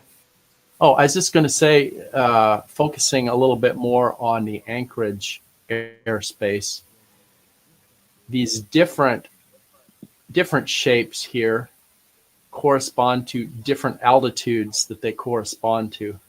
So basically around here, if you're flying at a really low altitude, you would be able to fly through here without being in Anchorage's airspace.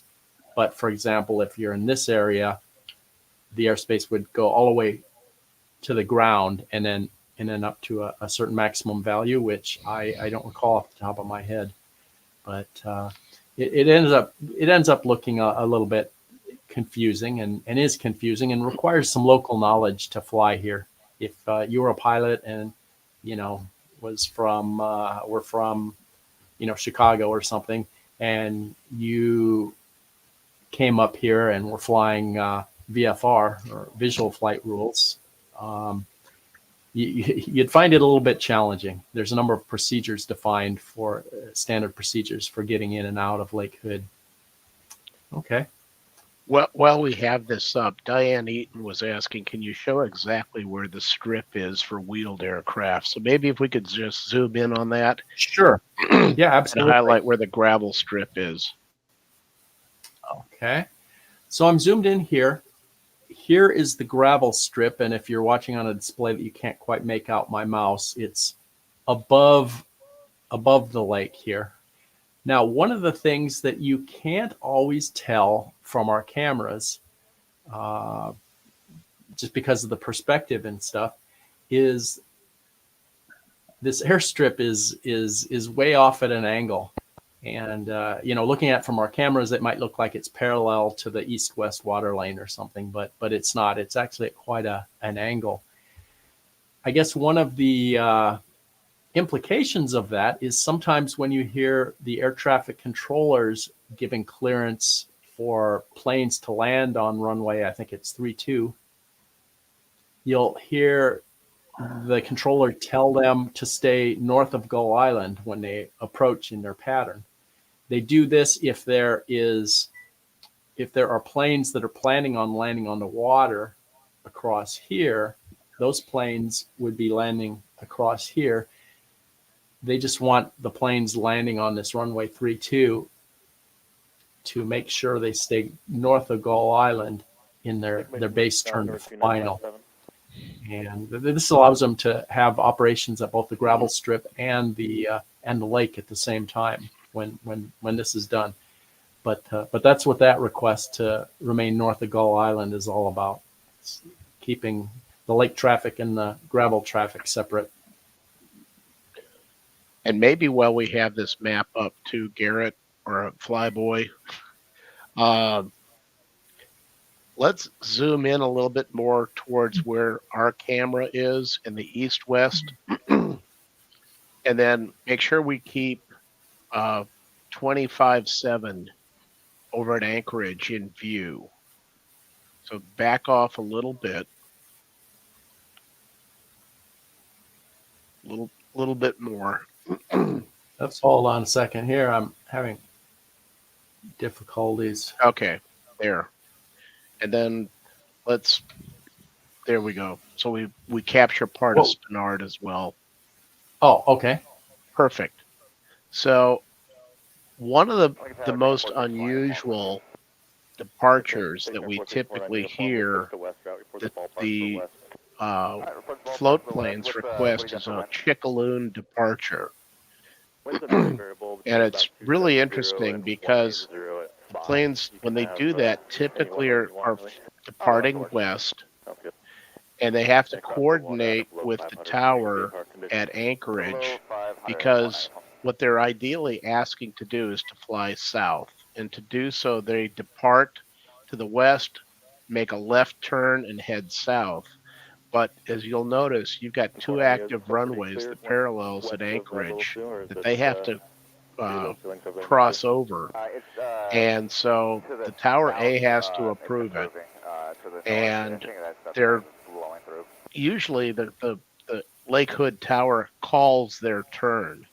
So sometimes if you're watching the feed and you see a plane where we're suddenly having to back off on the camera dramatically and the plane is banking out into the south, it may be before it gets to where the camera is. Other times they have to extend out and go around the actual control tower at Ted Stevens International before they make their turn. But it really can be quite spectacular watching those planes as they go out, because some of them, it's amazing how much of a turn they can make when they're not that much off the water.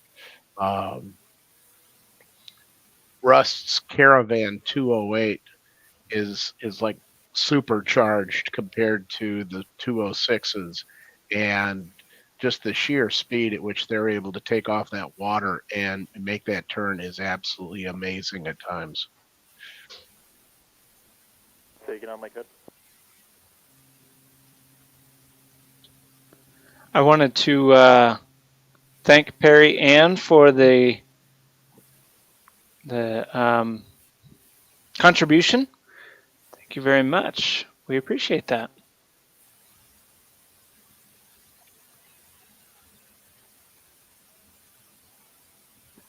And we're back here at rainy Lake Hood.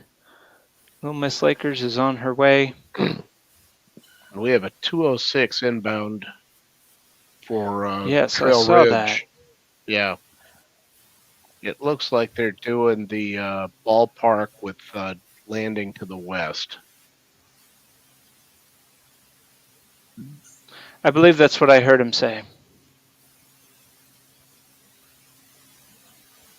There's that. And Judd shared a photo for you all to see his setup here. That's what Judd is working with for us today.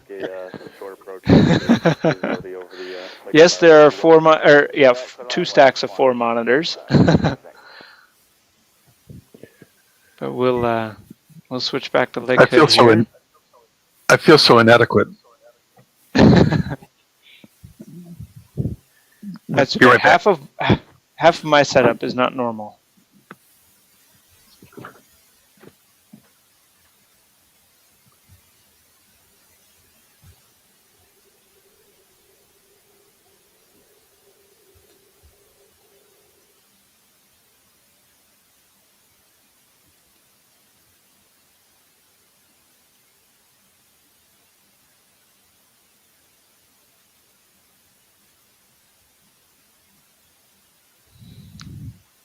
Just waiting for him to pop through the clouds so we can see him here. Yeah, this is thick. Yeah, it is. I was very hopeful earlier today you could still see the mountains, and it's closed in quite a bit on us, so we'll see what happens here. Loomis Lakers might get us a little more information from the ground as far as who's still planning to come and those kinds of things. But we have some videos we're going to share with you as we've got down moments and things. So we'll share that content with you all too. But this is Trail Ridge Air and a 206 Station Air coming in for a landing on Lake Hood/Spenard. Judd, you have a fan of your setup there. Ah, yeah, it kind of happened one monitor at a time, actually. I kept on saying, gee, I don't know if I can really take advantage of another monitor, but I'll add a second monitor and see what happens. and it took a while, actually, to really figure out what to do with it. And then I thought, gosh, I wonder how 3 would work. Anyway, the rest is history. I still don't have, I feel I don't have enough monitors. However, there's really no more room for monitors. So. The other thing is you have so much stuff, so many monitors, that it's easy for something to happen on one of the monitors and you not even noticing it. So that's kind of interesting. But at least you don't have to click tabs to find things a lot of times. Yeah. Well, of course, I have a browser with about 100 tabs on it in general. So I guess I do both. Jed, you want to, for anyone who's not familiar, you want to decipher what this is saying, this METAR?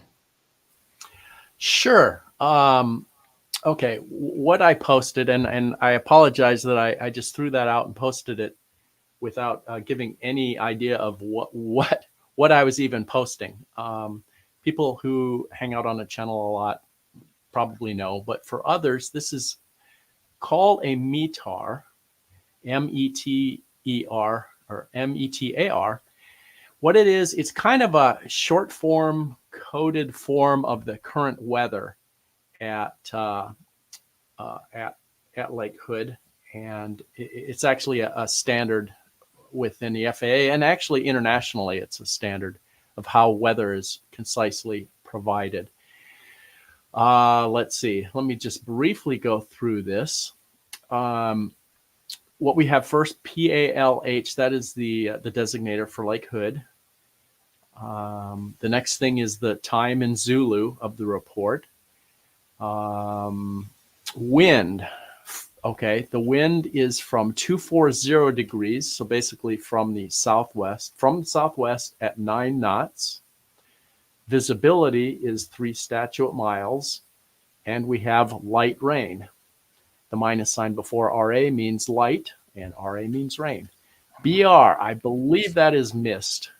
And why BR stands for mist, I believe, is because, as I said, this is an international thing, and I believe BR is kind of taken from possibly the French word for mist, I think, or something. Anyway, BR. So we got mist, overcast at 1,000 feet. And then, gosh, I think the next is the Celsius temperature in Celsius temperature / dew point, both in Celsius. The altimeter setting is 2958. And the other things are some more details, but it looks really intimidating. But I think for those who hang out on the channel a lot, what they've often done is just learn the parts first that they most care about. So that where it says 3 SM, 3 statute miles visibility, is something that a lot of chatters kind of learn early, because that's easy.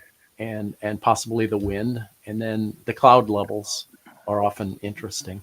So I'm not going to go into a big tutorial. However, what I think I will do, I will try to post a link of this page that I got this from, and a person can refresh it, etc., and see how things change. They'll change it when conditions warrant.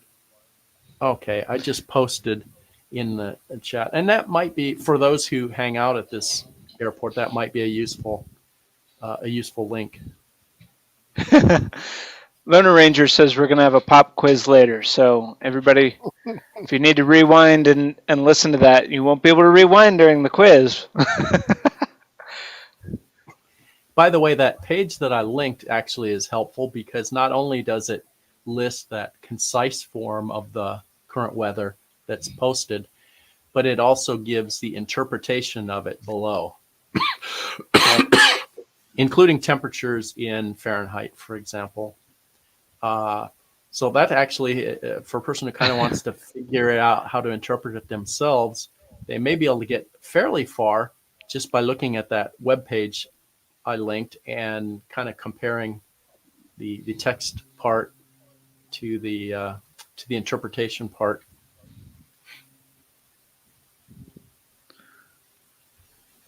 Thank you, Jed. We got a little bit of a lull here. Got some rainy weather happening. We'll go back and see what our radar is looking like. Tarp is on the field.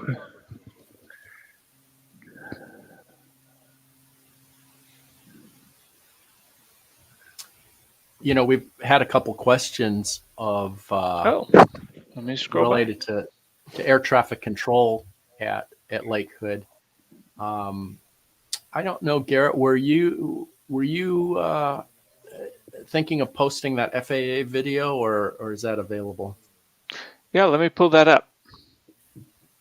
There's a very interesting YouTube video about Lake Hood presented by the FAA that kind of gives the controller's perspective of Lake Hood, and I love the video. It's a great video. So we'll see if Flyby can post that.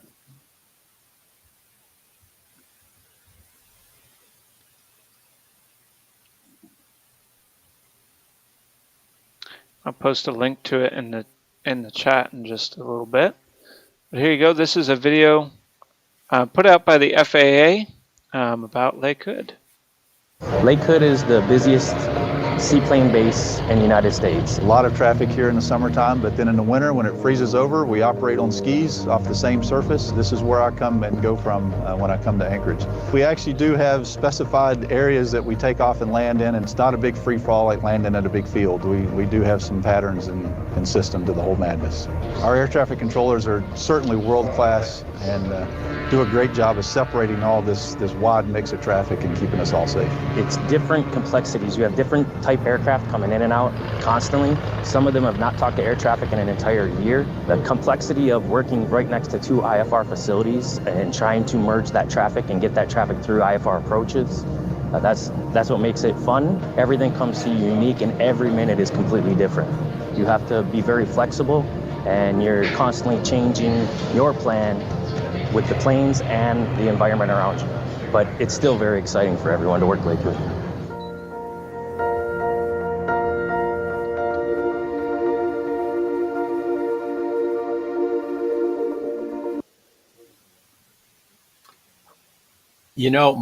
I think my favorite part of that video is to see what the perspective is from the control tower of the lake. Yeah. I mean, There's the actual view of our traffic perspective, but also the other perspective. But yeah, to see what that view looks like from up there is pretty neat.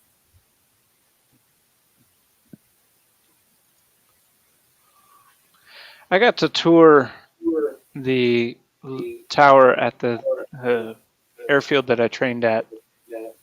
The flight instructor that I had knew some of the controllers really well up there, so he got me a tour one day, and that was a lot of fun to go up there. You know, you're flying in and out, looking at it occasionally as you're flying and whatnot, and it was fun to go see it in person and see what they're working with, what tools they have at their disposal, and all those sorts of things. Let's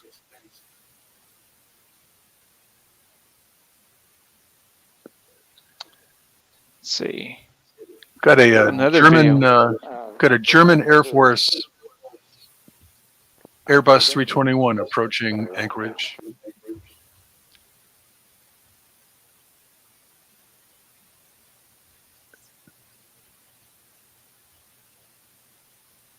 It's interesting. There is, especially I think from Europe, in the summertime, there's so much tourist traffic that they actually have special flights, passenger flights from Europe to go to Anchorage, and those flights are not in existence during the rest of the year. They just come for the tourist season. We've been seeing the Condors with the Condor A330s with the striped livery a few times. Those are pretty interesting. I'd be interested to see what this 321 looks like. Air Force, we got all kinds of folks moving around. I hate to say it, it's probably gray, and we may not see it today. All right, we'll go with gray. I'll take the over.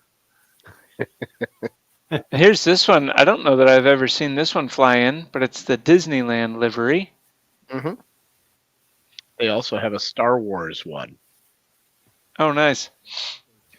My favorite one was the salmon livery, and I don't know if that one is still flying or not. I heard they were going to repaint it. That was my favorite one. It was painted like a salmon, if you can imagine. I remember that one. I remember that plane.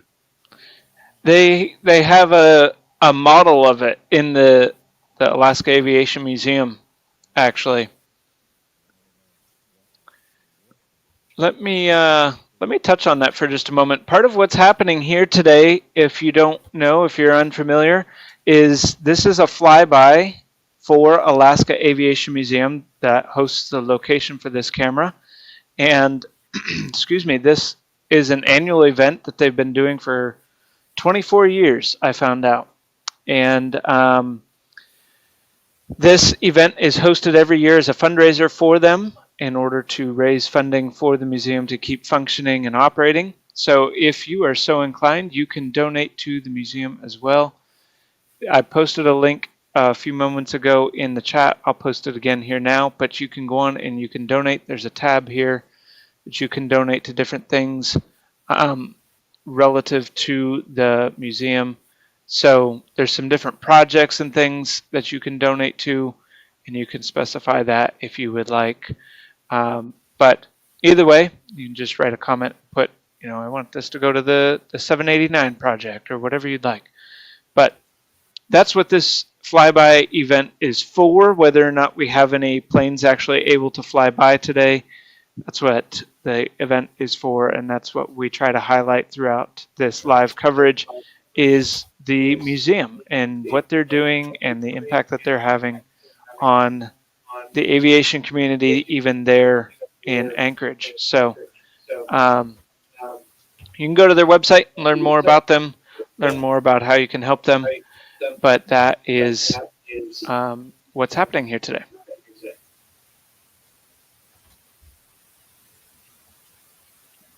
There's a link in the chat for you.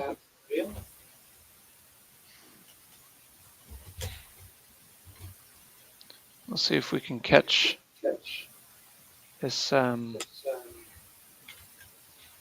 just put a post to a photo of the salmon themed 737 that Alaska Airlines had, and Anson pointed out that it was often referred to as the Salmon 37. I see what they did there.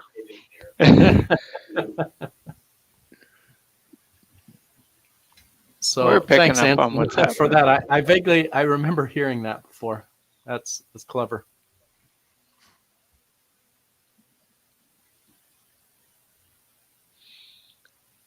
Okay, let's see if we can pick out this gray Airbus 321 with the German Air Force on final.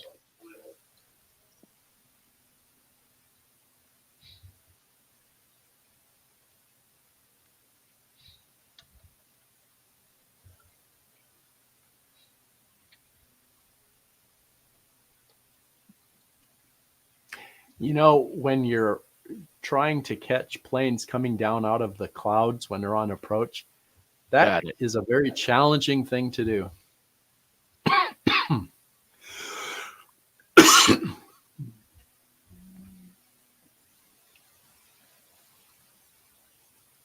So here's a quick view from flight radar of what we're trying to see. He's almost to the runway, practically on the runway. Here we go. Oh, there we go. He found him.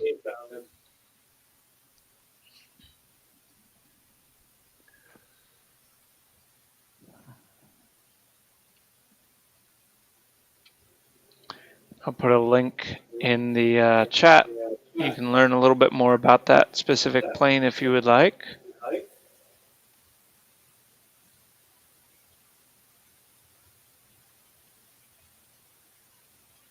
Dark gray, no less.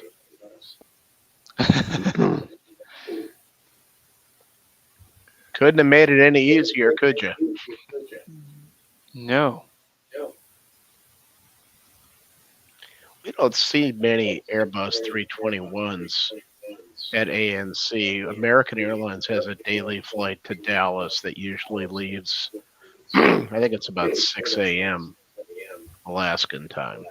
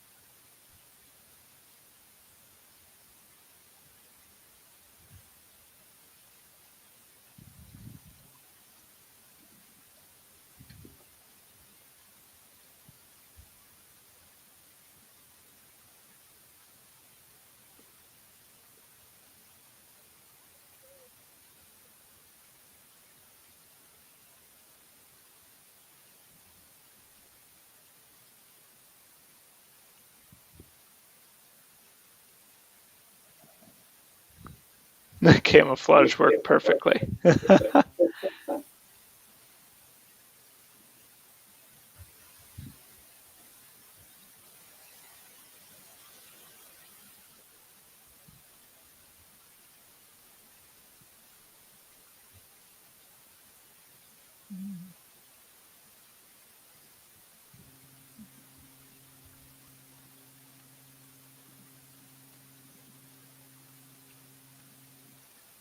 And we may pick up a DC-3 departing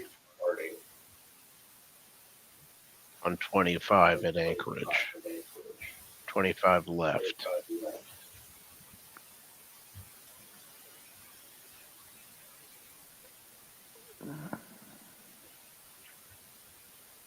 There it goes.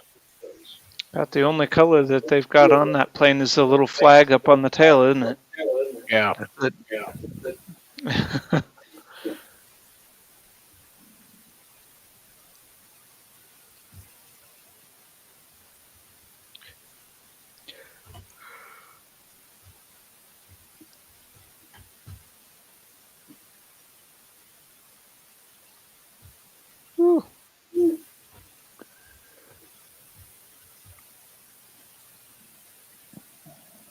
And notice ATC has been quiet for a little while. It's probably due to the fact that the lake is currently IFR only.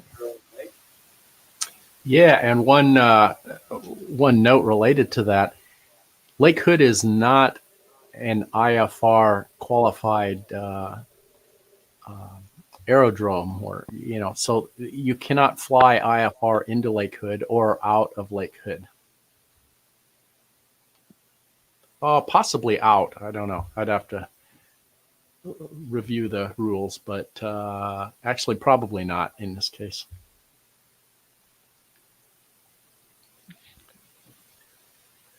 So, Judd, that brings up a great question. If a flight departed Lake Hood, say for a flight seeing trip up to Denali and back, and they departed with VFR and IFR was put into place after their departure, what would be their options for getting back into Lake Hood? You know, I'm not sure the answer to that. From a pilot qualification standpoint, the professional commercial pilots all have instrument ratings for sure, so that they could. Oh, well, that's a good question, because if they're on floats, I was going to say they can land at Anchorage, but that would be kind of messy since they have floats only with no wheels. Yeah, they would have to divert. They would have to divert somewhere that had water. Cook Inlet. Well, I would think they would probably land on a lake somewhere.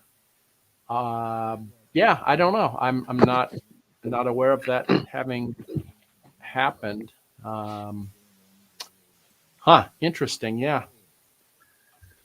Now there actually is kind of a gray, or not gray area. There is an area between IFR and VFR called special VFR, which does allow you to do some things in environments that you can't normally do in VFR. I don't recall all the specific details, but that would be one option. One of the limitations that I do remember of special VFR is that only one plane would be allowed within the Lake Hood airspace at any one time. There's other limitations as well, but it does allow you to land or take off with a little bit less restrictive ceiling and visibility requirements. And the idea with only allowing one aircraft in the airspace at once would be that you then would not have to worry about conflict with other air traffic. You just have to worry about being able to know where you are and being able to land and take off safely. Mm-hmm. Just for those that are sometimes visitors to this camera, where the camera is pointed right now over the right center of that hangar, 134.7 miles from the camera to the summit is Denali. Beautiful. Yes, formerly known as Mount McKinley, for those who might only remember hearing of that a long time ago in school or something. So, interestingly, it was probably excuse me, it may have been a month or so after this camera was installed before we were able to see Denali, because at the time there were lots of forest fires and stuff that knocked the visibility down. So it was kind of a surprise when we were able to see it from here.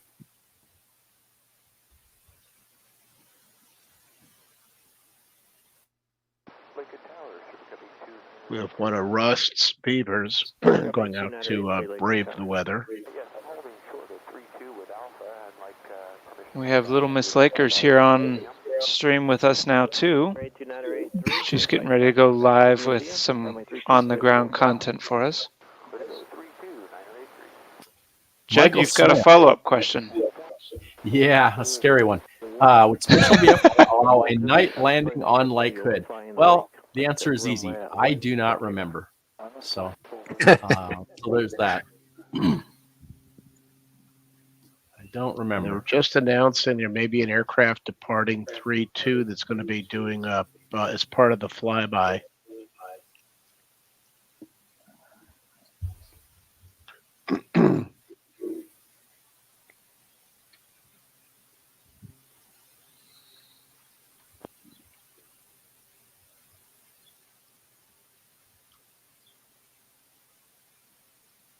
Here comes Rust. Number 983, traffic departing ahead of you, west, cleared low approach. 983, I have that traffic in sight and cleared for the low approach.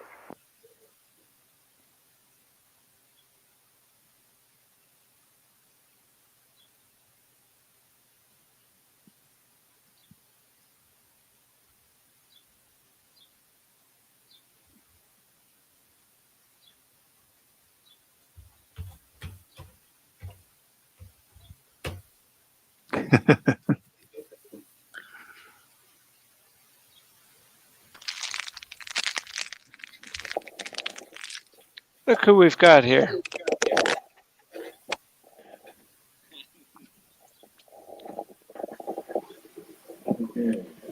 Can you hear us, Little Miss Lakers? Yeah. Can you guys hear me? We can hear you. Okay, good. Let me know how I sound in the next couple minutes. I was having some technical difficulties, of course. That's the way it goes. Yep. So right now I'm up in the tower. They just said that Super Cub, I think, is going to be showing up. That is on the lineup. I didn't hear which or what. I'm just trying to get my stuff together now. It's all good. He's about to turn and come down the water lane right now. Okay. Yeah, I see. And they just went VFR. Good. Well, that's a bonus. That's a plus. Thank you very much. Yeah, we appreciate you wiping off the lens. Yeah, sorry. Can you get up and wipe off the other camera too while you're up there? You know what? Garrett, I actually brought here we go. Hold on.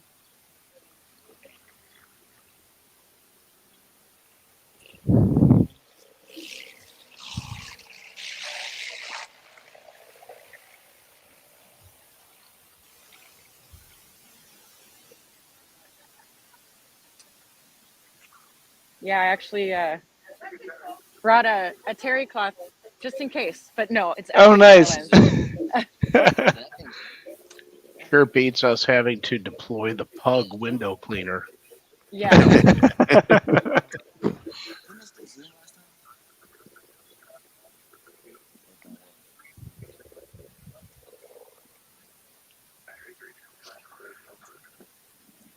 Yes, the Pug is no fun.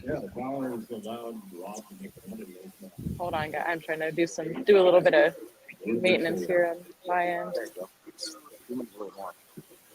And he's coming back around for one more.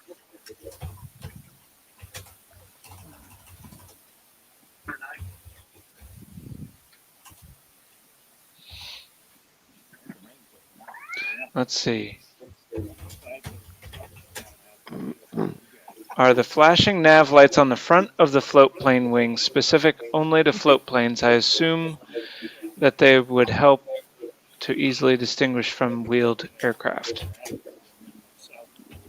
I don't believe so. I don't. If I understand what you're asking, no, they're not specific. I don't know of any lights that would be specific to a floatplane. Judd, do you know of any that are specific? No, I think that is just a different style. Yeah, I see a number of BizJets coming into Midway with flashing wing lights. That's Garrett.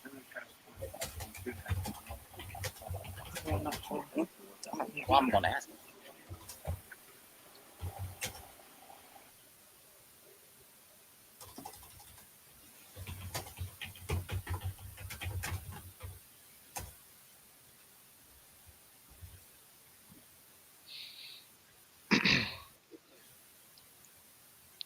All right.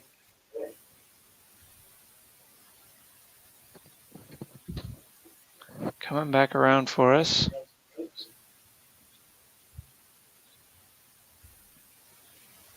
And I didn't catch the N number or anything on this. Is this 83? Maybe.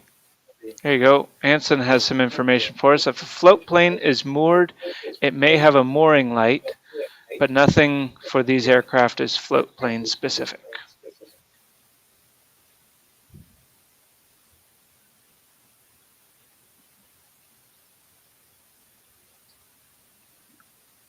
Fat tire. That's right.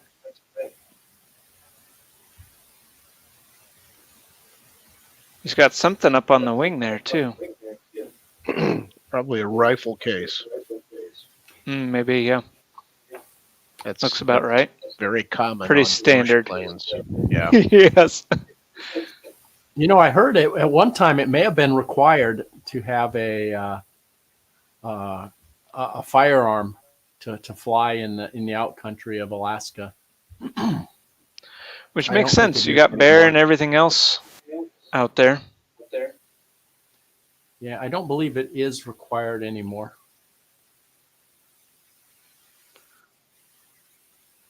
I don't think he'll be landing on the water today off-road, so he might be safe with those wheels. I'll be back, you guys. I need to make some adjustments.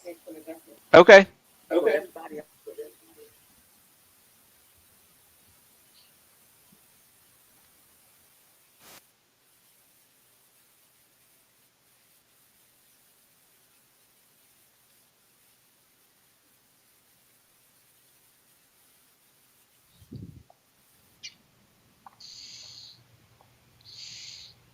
And he's heading back to the gravel.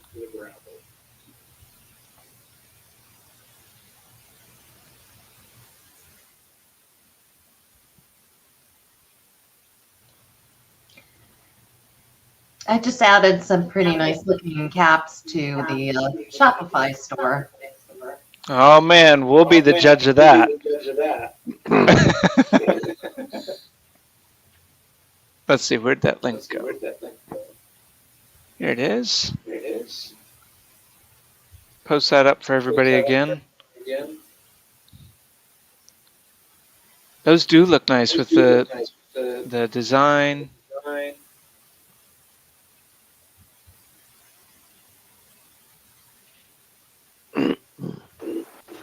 Right there on the hat for you. So there you go. You got a hat that you can have with that same Lake Hood design. They do look sharp. They do. And they're cheaper than half the hats I've seen recently, so that's nice. Uh-oh. Maybe I didn't price them right. Get them Yeah, all how long they're does it take you discounted. Yes, 31.98, I think is what they should be. Yeah, that's it.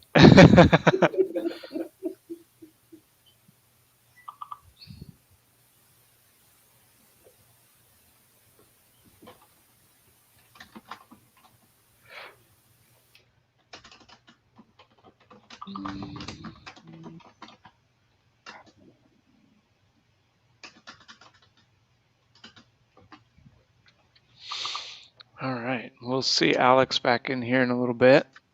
Let's take a look at the radar. We do have Rust's 208 Caravan 865 coming back in. It's coming down the Nick arm right now. All right, and we've got this other one that's up right up here. We've got Trail Ridge here in the slow taxi lane, it looks like, as well. They're moving along. We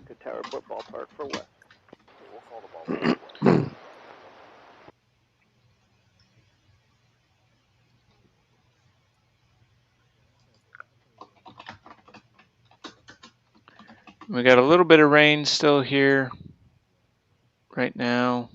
If we look at the other radar. So we'll see how it moves around, but we've moved back to VFR, so that's good news for sure.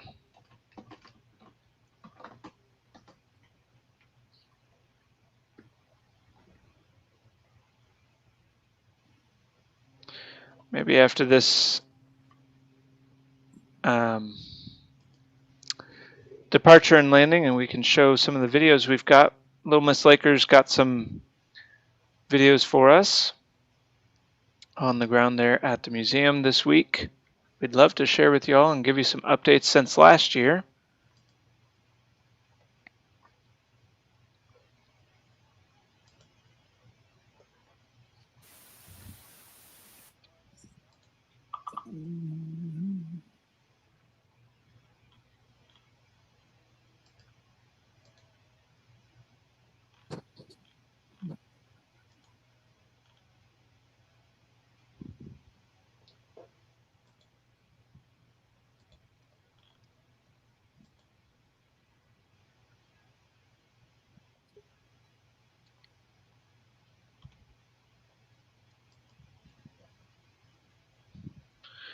All right, sounds like we got Little Miss Lakers coming back in with us. Yeah, sorry. I'm trying to. There she is. Fix the issue. Here's our neighbors. There we go. Sorry again. There's a view of the aircraft right at the base of the tower that we don't normally get from on top. So that's fun. Yes, and then, oh yeah, here, I got to flash this guy. There you go. There's your wrench. Right? Proves you're a mod. Yeah, exactly. So I'm up on the tower right now. This is the outside. This is the wet part of it. There's my my bag carrier. Say hi, ice cold. Say hi. There's Chuck. There's Chuck. Look, we're talking to you. In an interview. Yeah. Hi, Chuck. I watched his interview earlier. Oh yeah, and yes, that was who you thought, Garrett. With the camera. Oh, good. So the gentleman running the camera here has been a big help with us trying to learn about the aircraft that are coming in and out.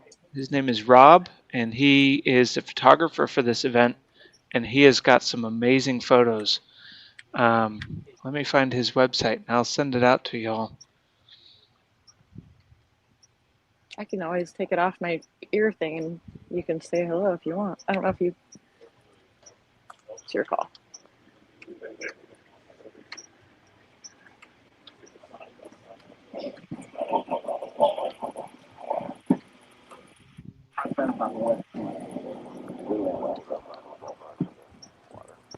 It's nice for us to get a view what we normally can't see because of the rooftop. It's like, oh, that's what's down there. Right. Yeah. Yeah, I'll walk back downstairs if you'd like. Yeah. Walk around. While you're doing that, we're going to check in on this other plane here. Yeah, we got the rust, so it's going to make the landing before that other aircraft departs.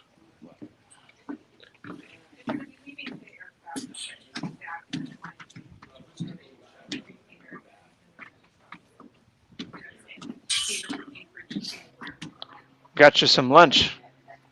I know. You're hungry. Yeah, right? I brought a granola bar with me. Little halftime snack or something, you know?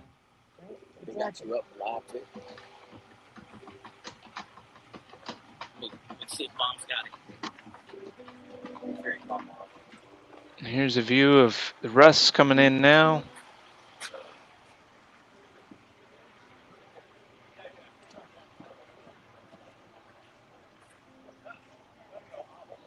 Coming in through that rain and the clouds.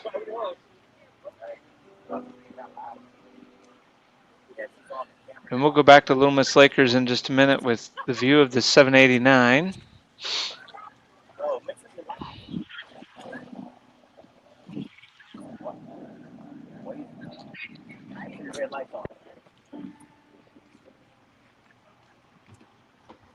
I'm probably gonna make this awkward, but is background noise bad over on? Can you hear extra stuff or just me? A little bit of behind you, but I'll mute it if it gets too much for the stream. Okay.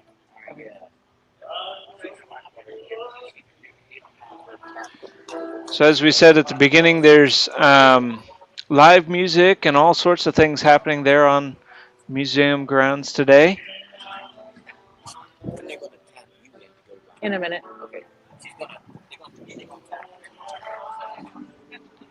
We'll switch over to Little Miss Lakers here with the Museum's Grumman, number 789. Just recently restored and in flying condition once again. We've got some information on this that they gave us that we'd love to share with you, some video content I'll share with you in a little bit here. But this has been fully restored back to flying condition. Really nice job on that aircraft. Yeah.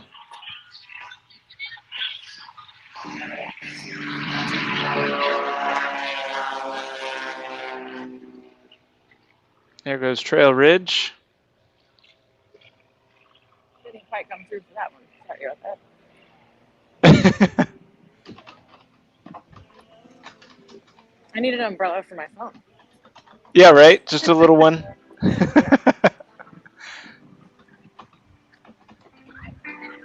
There you go, 1944.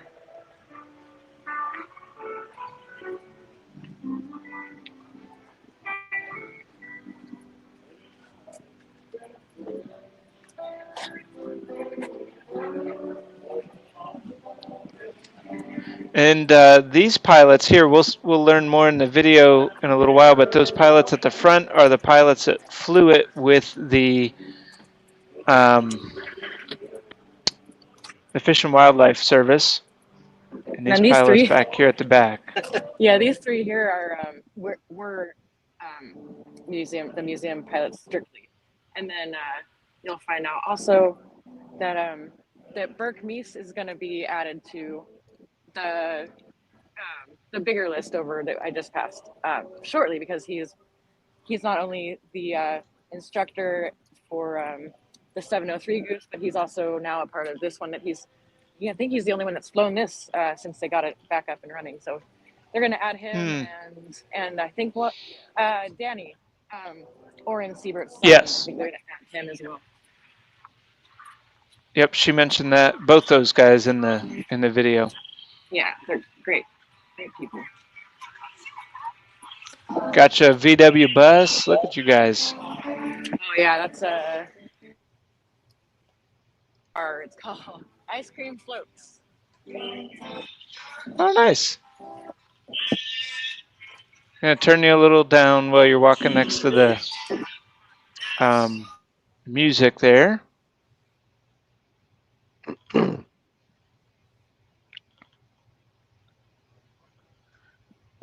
We'll see if Stone can find Little Miss Lakers on the camera or not. Yeah, it's not too hard. Hey, what's that supposed to mean? No, Now she and Ice Cold can wave at us. well, Steve's got, Ice Cold has the umbrella over me. Hey, and they're styling those shirts. Look at that. I know, right?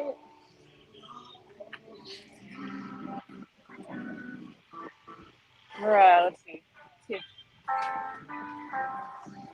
There we go.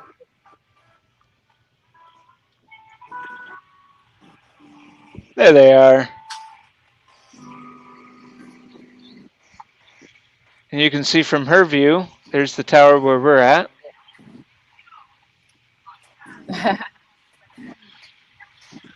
Nice. Very fun. We being the camera in that case. Yes. Not us. We're just there in simulation. Alrighty, everybody, you got to wave back in chat. Wave back to Alex in chat. Hi, guys.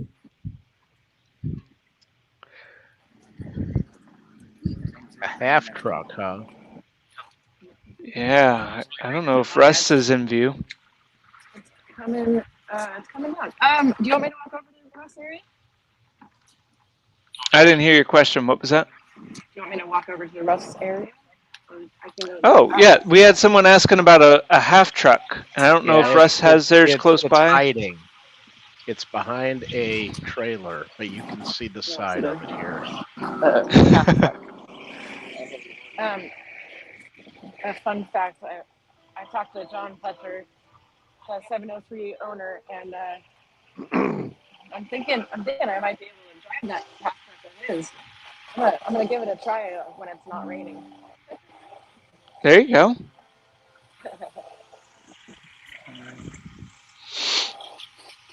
Ron Randall, that makes sense. The depth perception is a big factor when flying on the lake. A lot of people don't realize. We look at it and we go, oh man, it looks so nice and calm and peaceful. And then as a pilot, that peaceful nature is sometimes the worst option you can have to land on the lake because you don't know how far above the water you are. There's no depth perception. Sure, it might be smooth to land on, but you can't tell where the top of the water's at in relation to the bottom of your floats. Here's the other half truck that I know is typically visible.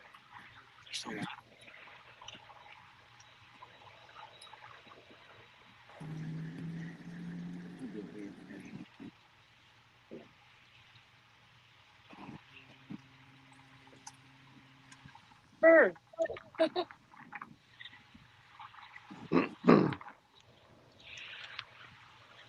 There's one. Okay, so we have an aircraft departing finger 5. Supposed to be doing a couple of flybys, but the tower just notified them they're going back to IFR in a couple of minutes. Oh man. So Was here a we nice are way with of Little Miss saying, Lakers. Hurry it up. Yeah, we're waiting on you.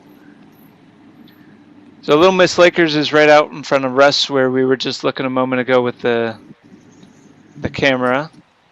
And here's a half truck. So this platform here that is in view lifts up to raise in between the floats on a float plane and lift it up and keep it off the ground as they move it around when it's not in the water.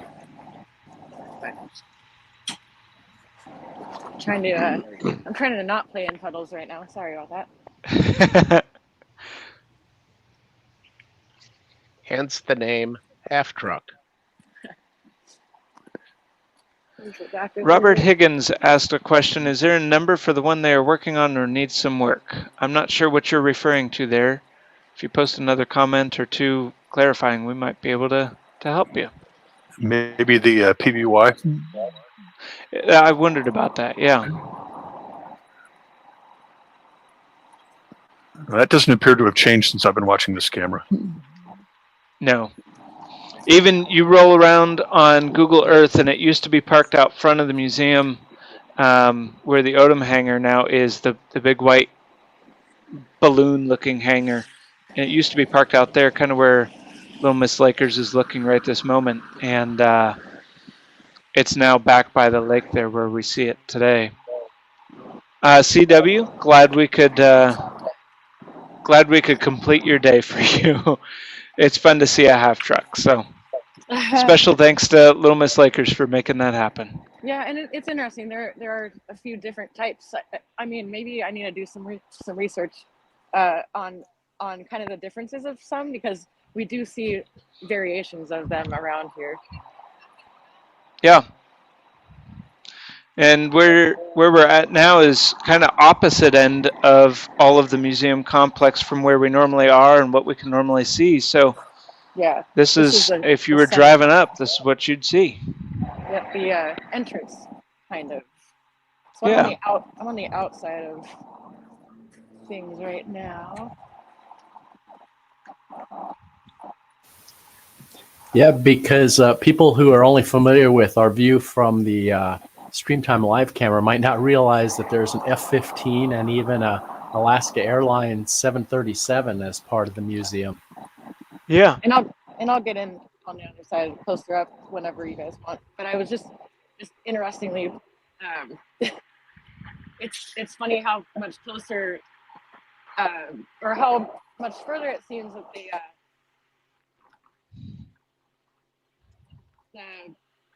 beaver here. Hold on, here's their widget. And that one used to be more in view that we could see it from the camera, and they've moved it around a little bit.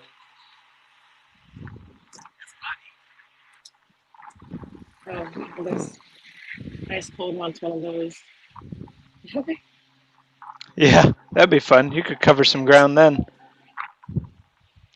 We have a Cessna coming around for another low approach. Then he's going to do a full stop. Okay. We'll switch back to him in a minute. Robert was asking about the PBY. Yeah. As far as I know, it's not currently in the restoration process. I don't know if there are any plans to restore it or not. I don't remember.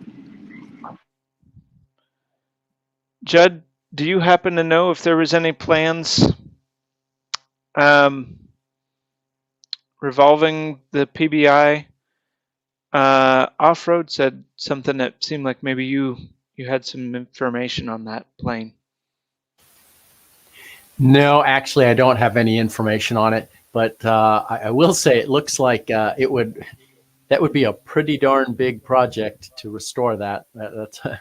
That's just based on my personal observation. No, I don't know. I don't know anything beyond that. Yeah. Okay. Here's our low approach flyby.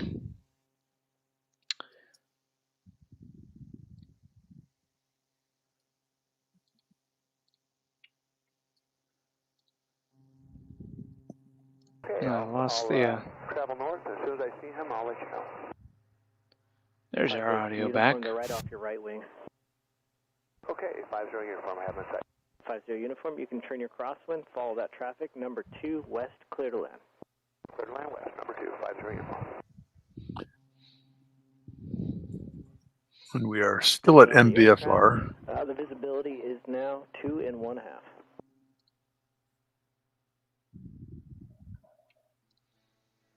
And attention all the aircraft. 8 is Bravo now current with IFR. 8 is Bravo.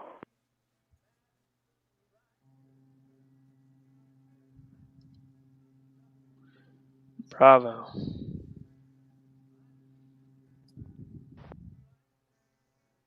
And tower 2 Kilo Tango, we're just picking up static on the ATIS now. Are they cutting a new one?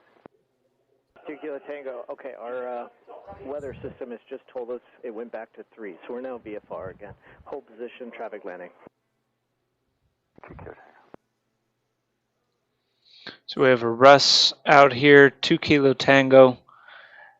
And now it's back to VFR again. 50 right. uniform, if you want, you can continue in the pattern where VFR. Okay, it sounds good. I think they would like one more flyby if that's okay. 50 uniform, no problem. You're still number 2 west, cleared low approach. Leave room for him to exit. I'll leave room for him to access. And number 2, thank you. So we just got approval for another. We've got one landing, and we've got the one that we just watched come around. Coming around for another flyby, another low approach.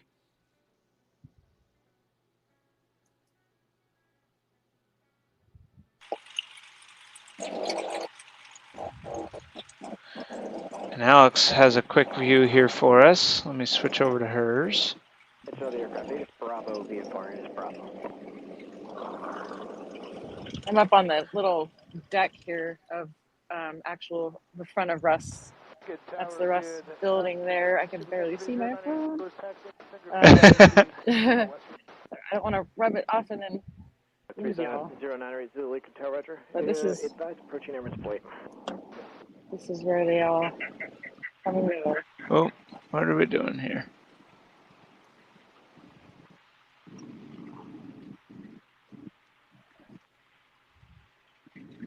Here comes the other low approach. So Alex is looking at the 2 Kilo Tango. If you're watching on the radar, she's watching that one circling their lot behind Russ. And here comes the other one making his low approach.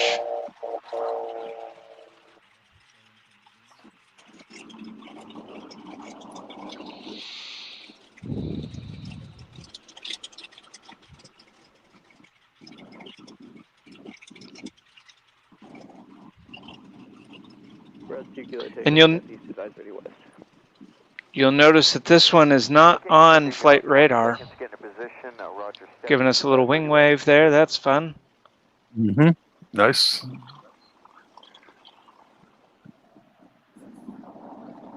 Russ 6 Kilo Tango, information Bravo, Fish and Wildlife, step taxi for a west northbound.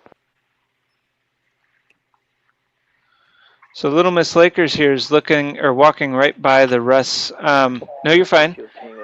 That's the Russ area where when you go and get a flight with them, you go into the little shop there and get all set up and all those good things. So that's all stuff behind the hangars that we can't see, but that's where you would go. Send out to Minnesota, traffic already in the waterway. Okay, I'm extending out to Minnesota, no problem. 6 Kilo Tango, if you can be quick, step east, advise ready west, and just let me know when you're out of the waterway. 2 Kilo Tango, welcome.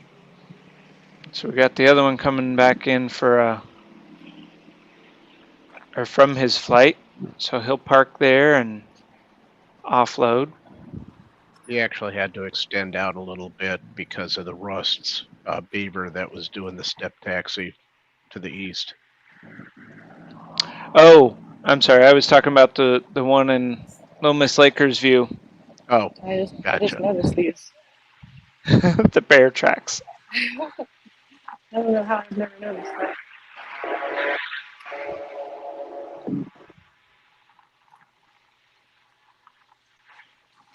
Five zero uniform, turn base, west, clear to land. West, clear to land, 50 uniform.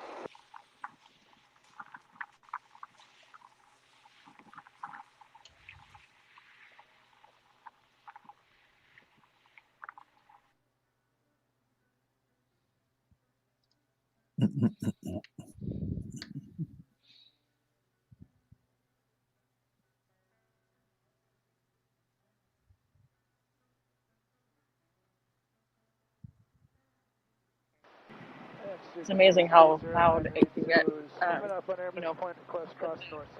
With Ted Stevens right on the other side of the... Yeah. You may proceed to the west ramp, remain out of the west water line.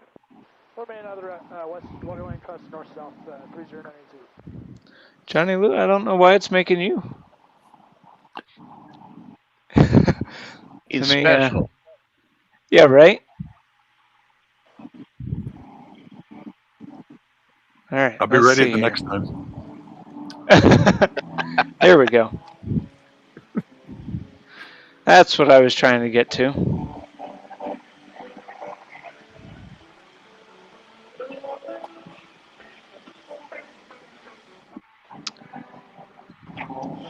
All right. Off-road shared a little bit of information about the PBY. Here's a link to a form about some of the information and the story of it. 50 uniform, thank you. Okay, thanks for your help. Yeah, have a good day.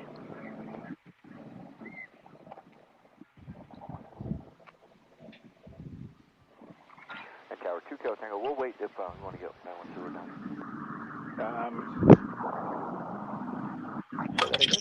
Yeah, I think 91 Zulu was going to step taxi now, so we'll wait. Okay, Russ 91 Zulu, Lake Terror, did you want to step? Yes. Bob Stabilizer used to be a moderator here with us. He has passed away, but he was full of stories of aircraft. He flew so many different kinds. And he also was an expert at this camera, operating it and sharing local information and even just aviation information relative to things that were being seen on camera. He was fantastic. Miss having him around here for sure. Absolutely.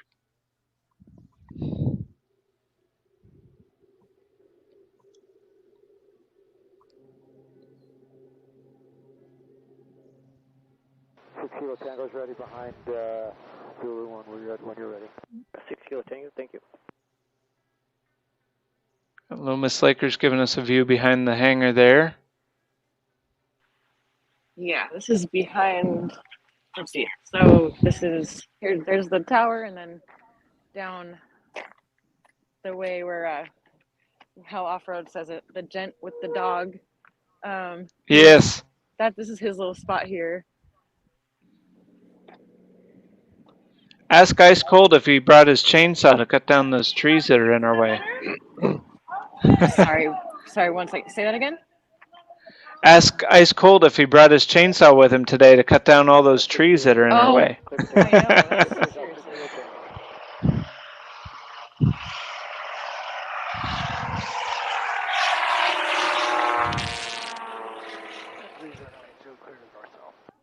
for 980. Have a good day. You too, man. Thanks for the help. The infamous sweating spot as well. Someone thought it was okay to park in our spot. Yeah.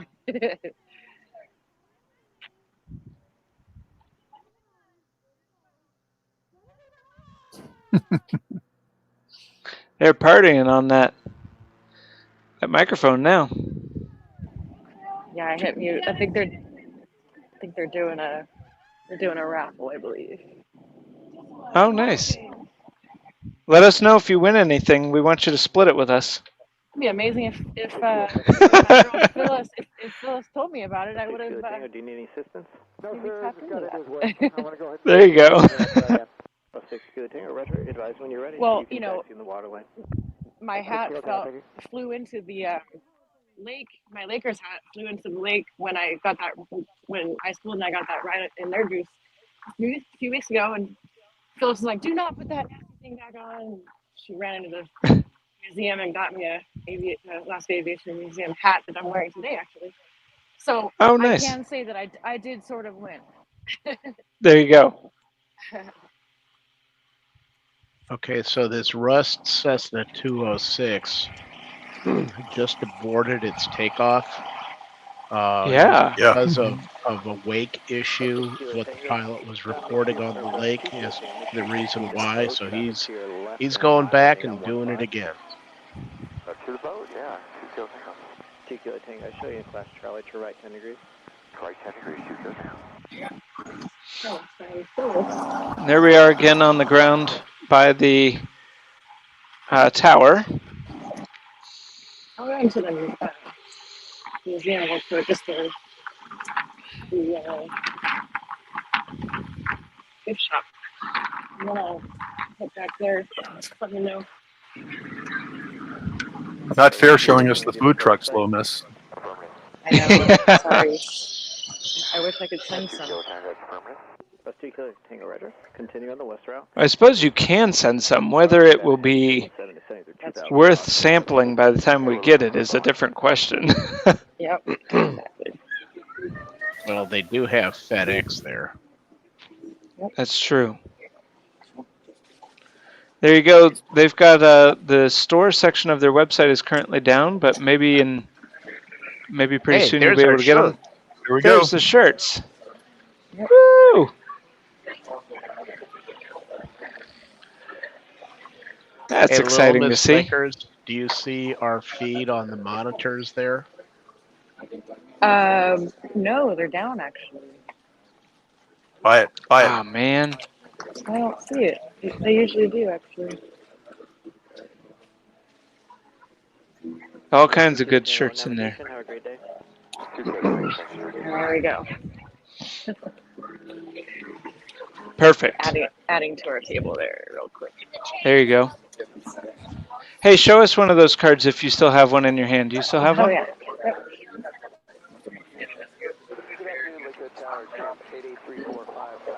So for anyone who'd be interested, we've got these business cards available. You could email community@StreamTime Live. I'll post the link in the chat. But it's little business cards. You can take them to somewhere like Staples or whatever that prints business cards and get them printed off and hand them out if you'd like. They work really well when you're around one of the cameras and telling folks about like this. If you're at the museum and you're telling them about the Lake Hood camera, but you can get those, just email us and we'd be happy to send you the file to get a set yourself. We saw them. They're past an opening. Thanks, 2 Kilo Tango. Got a simulator here too. I'll just hang back up for a minute. There you go. We're all done. We're done.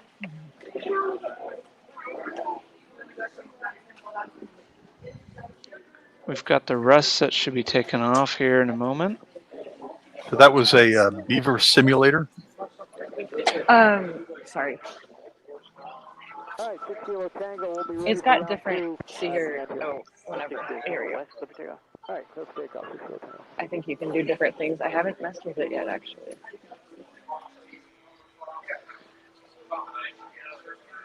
It's got the Linden cargo thing on it here. Nice. I've thought about building a simulator. That would be kind of fun. I think Judd needs one of those. Yeah. He's got all the monitors. He could do it. Yep. Yep. Oh, he walked away. We'll have to get him when he comes back in a minute. He was building the simulator. Yeah. He's collecting the pieces and parts now. All right. Take two. Yep. So, Miss Lakers, do you mind to show the CB when you've got a minute? Yeah, I was just heading out there right now. Nice. We'll watch this one depart, and then we'll switch to you in a second here. Okay. Rust 6 Kilo Tango.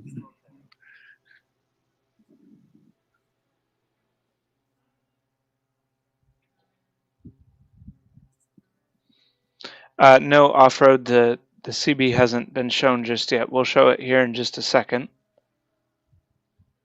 We'll watch this one depart, and then we'll switch over to her view again. She's got all kinds of good stuff going on there.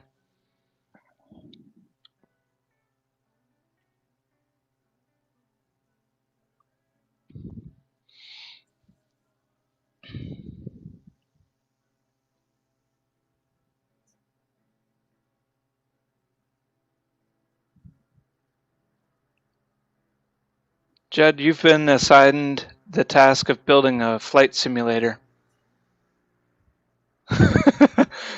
Just so you know.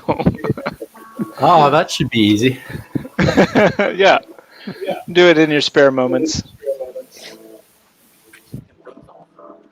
There we are. There's the CB. That's been in and out of view from the camera at times. And it's amphibious also. Yep. Yep. I remember when they delivered that to the museum. They brought it in like on a flatbed truck. Nice. Were the wings on it?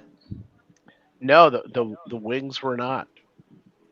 I think they had them like along the side of it. Okay. Station 7162 Delta Lakewood Tower report ballpark for west. Ballpark west 62 Delta. Is it ironic that it ends in CB? 345 west. Isn't that ironic? Don't you think? Yeah.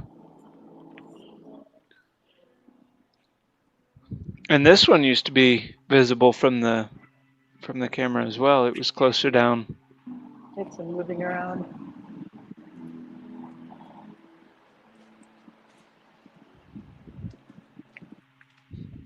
Underneath the 737 right now.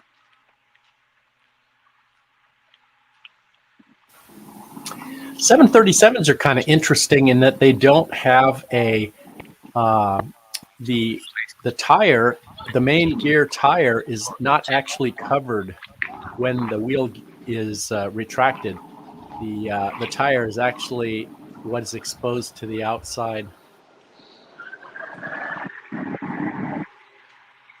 And then Ice Cold has to make sure you all know that this is what he worked on in the Air Force.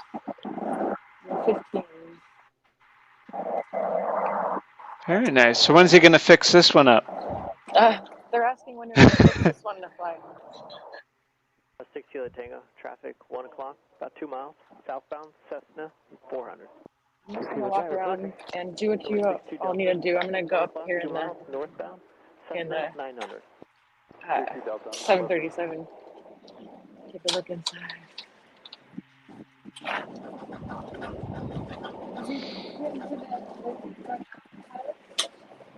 Delta heads up. 62 Delta, roger. Hey, make sure you fly the west route inbound, please.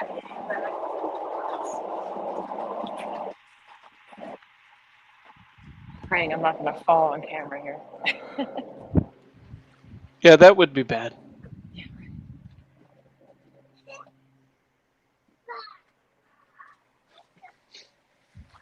So this is a retired 737 from Alaska Airlines.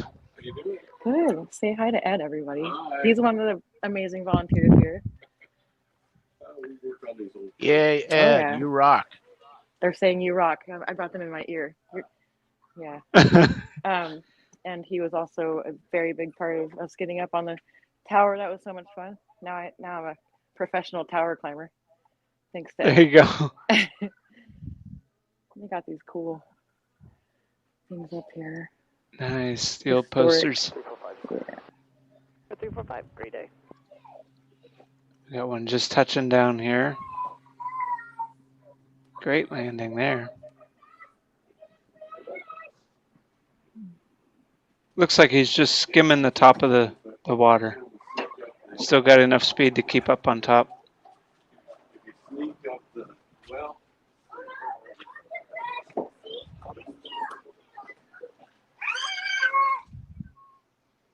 And there you have it.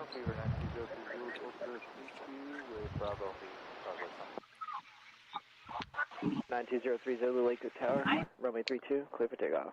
And 8 is Charlie current, Lakewood altimeter 29er, 59er, wind 170 at 9er. You hear him updating with the weather. Some spectators out there watching. Charlie current, Lakewood 8 is Charlie.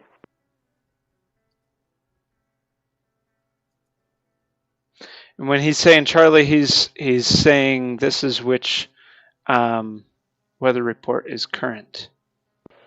Lakewood Tower says it's 70278 inbound for the lake at 9 Bravo.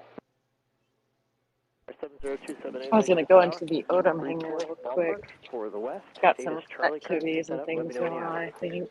I'll let you know when it's Charlie. 62 Delta ballpark has 6 Delta, thank you. West. This is that big. Oh, 62 Delta, clear to land west. You're good. There you are. That's okay. I don't want to interrupt any of the stuff going on in the water. It's the big white tent that most people call it that you don't see too much of. Oh yeah. So this thing, the windmill powers everything with this hangar. It's amazing. It's got this. Does it really? Yeah. We just learned that recently. Got some rockets. Lakewood Towers 278. I have Charlie. 278, thank you. What are the trucks over there, Lomas Lakers? Those old fire trucks or something? The red ones straight ahead? I will check out in this a minute. I don't want to get shot by this thing. I don't know what's going on. Oh, maybe. Oh, and of course I missed it. There! Woo!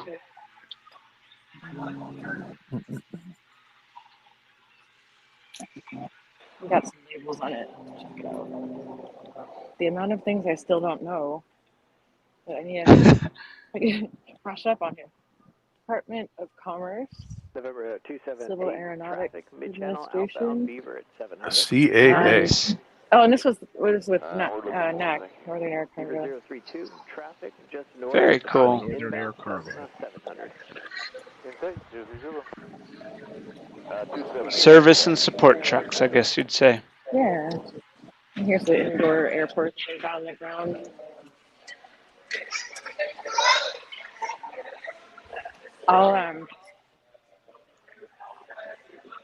You talk about this in the video. We've got a bunch of video content that Alex got this week with the director, and so we'll be publishing that later on this week, hopefully, with some updates even from within this hangar here. Some pretty cool stuff they've got happening. I sort of highlighted on it, but real quick, this is the original logo for Alaska Airlines, and another thing I didn't know until a few days ago. Yeah. I thought that was super cool. Yeah.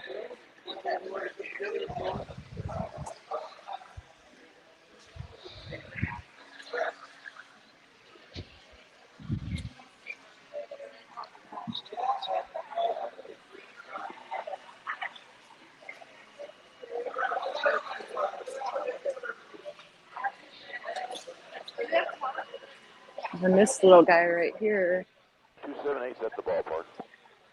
This one flew in the Flyby like two years ago. Yeah. the gull wings. Trying to find my words.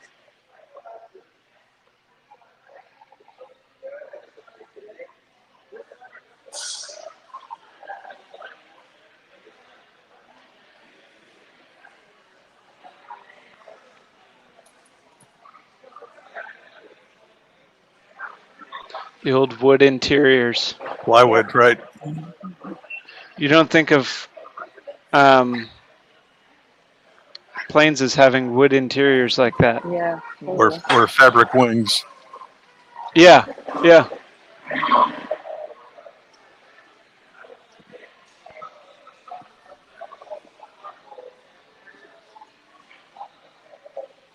It's a little bit hard to see in their program. Yeah, and in the video, Phyllis talks about the fact that the Pilgrim has a separate pilot's chamber. So he has a separate door to get into the pilot section from the passenger entry. You see the two different doors. The door up high there is where the pilot would get in. I don't know if the door down low is the passenger entrance. Looks like right. Or is it further back? It's It's probably that there on the back, yeah. Yeah, the glare. Too much glare.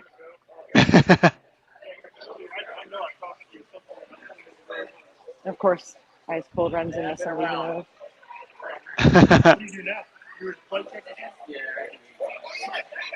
going to switch to the camera for just a minute. Oh, go for it. Got one inbound for the lake here.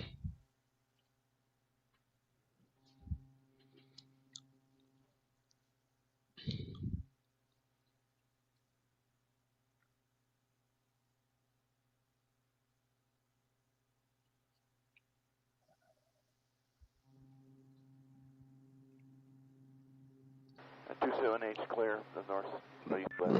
Have a great day. I'm going to take it over to Anchorage for a second, Garrett. We've got a FedEx 777 taking off on 15. Oh, nice. Which is a little bit different perspective than what we typically get for that runway. Let's do it. And while you're going over there, for anyone who has joined us since we talked about this last, welcome along. This is the Flyby Festival for Alaska Aviation Museum, who is the location host for this camera. So this live stream is in part made possible because of them and their location. And this entire flyby is a fundraising event for them to continue doing what they're doing. So if you are so inclined, you can use the link that I'll put in the chat in just a moment to donate to the museum and help them keep doing what they're doing. So if you'd like, you can contribute to a specific project, or you can just contribute to the museum overall as an entity, however you'd like to go about that. But we appreciate them and their support and keeping the camera functioning and that sort of thing. So we want to do our part to help them out. 72569 Lakewood Tower. We're a west route, but we can depart runway 14. The winds are variable 130 to like 240 at 5. Runway 14, clear for takeoff. Make a teardrop back to runway 32. Looks like not too bad of a ceiling currently. Takeoff, runway 14. Yeah, I feel like it's gone up some. Yeah, it definitely seems like the clouds have receded a little bit. It's great seeing the turnout on the ground of the people there in Anchorage to support the Aviation Museum. Absolutely. Last year it was a little rainy like this, and there was not as much of a turnout. And this year seeing both conditions coexisting is encouraging for them. Oh.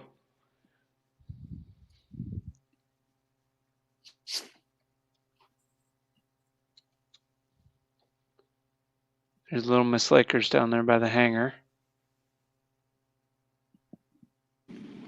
Oh, what was that? was in and out. I saw you on the camera and said, there she is down there by the hangar. Yeah. Taking a little break. Fan there.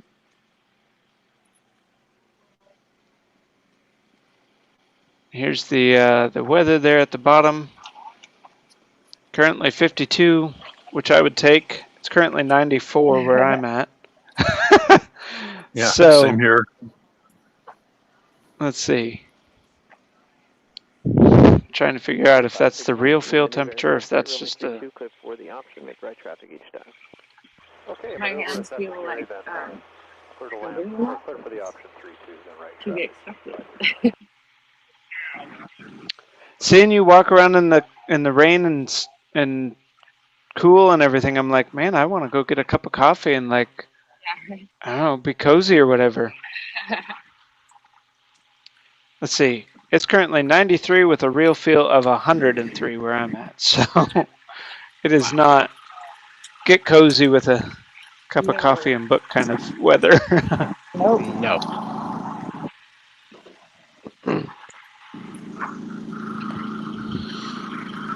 Yeah, it's 93 here, and I think the thing on the weather app said if you have to look at what the real feel is, you're not going to be happy. That's a good policy.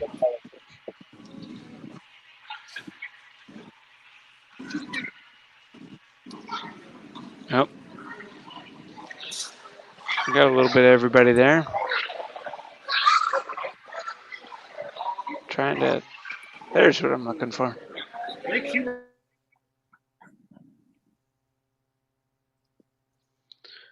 There we are, everybody.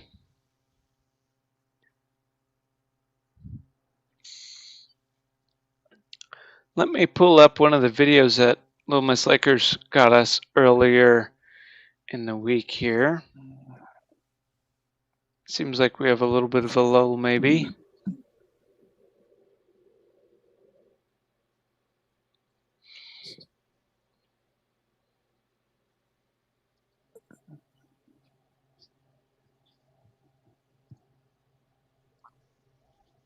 Oh.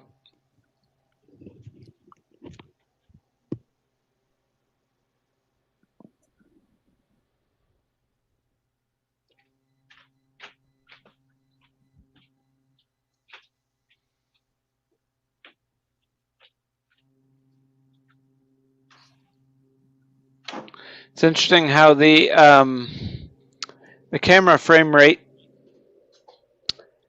messes with that propeller, makes it look like it's barely spinning. And even now, like it's just sitting still.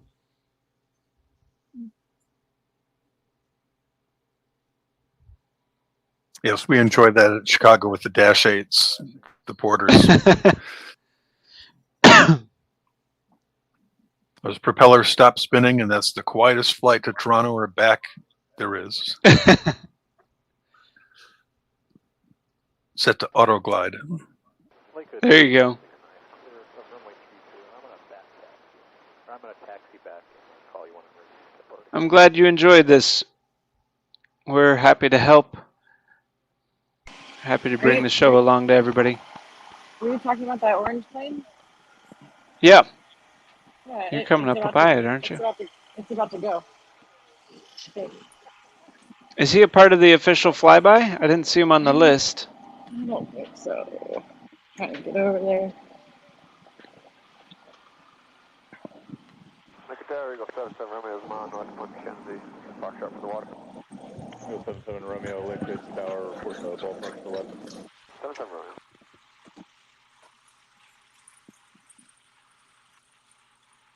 Here's a side-by-side. Here's what we see from up top. Here's what Little Miss Lakers is bringing us.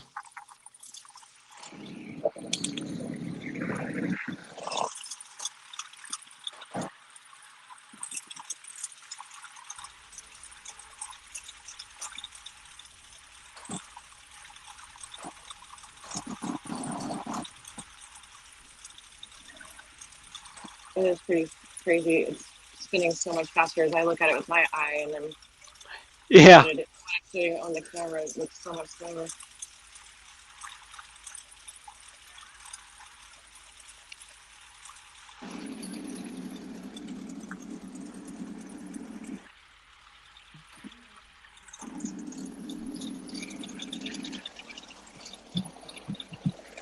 That was interesting to learn about that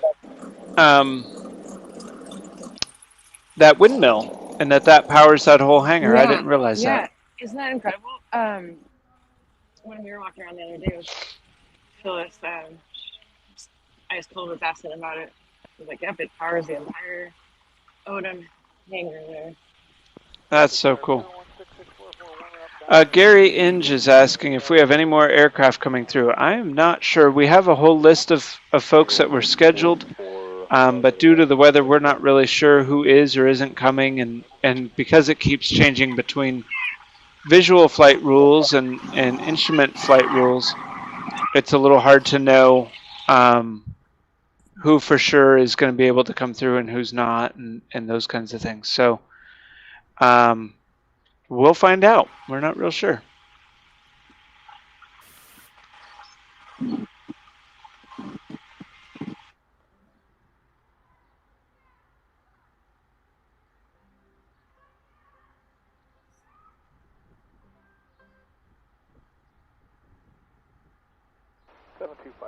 Hold short runway 32. So the 72569 traffic over the ballpark, clear the water, runway 32, clear for takeoff, make right close traffic. 32, clear for takeoff, make close traffic. Let's see, we got Regal Air coming in. Traffic departing the strip, making right close traffic, staying in the pattern, west, clear lane. Right, clear line west, 77 Romeo. Wow, the weather conditions right now look really good. Yeah, they've certainly improved. Do you want to share a METAR with us again, Judd? When you have a moment? Yes, I will go ahead, and I was just thinking of doing that. Let me see what I can find.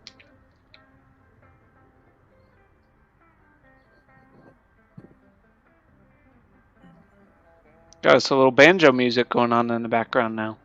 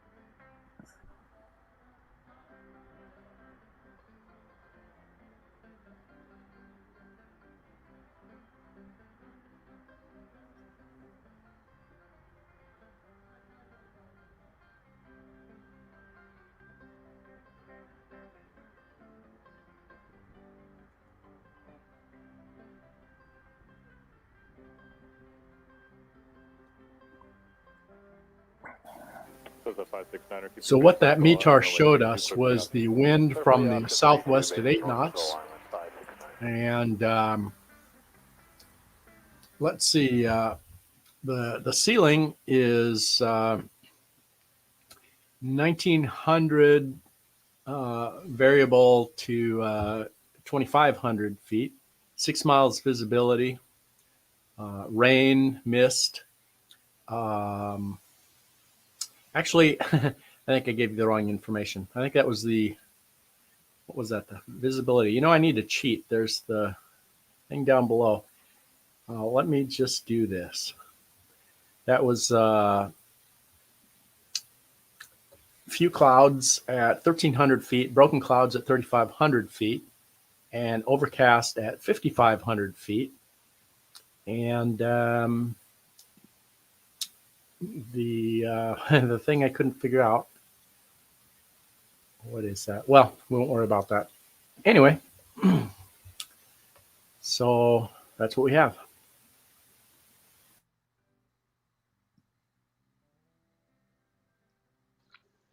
Thank you, sir. Real Maynard is sharing a little information here with us. Never been a pilot, but I've been a passenger. Traveled from Augusta to Anchorage, 17 and a half hours. 13 and a half on the way back. Flew commercial. Returned to Maine on a C-141. See, his next one is down here. road in a Huey, the length of the I'm not going to say it, the Glacier. Another Huey ride to Kenai, help the National Guard with maintenance.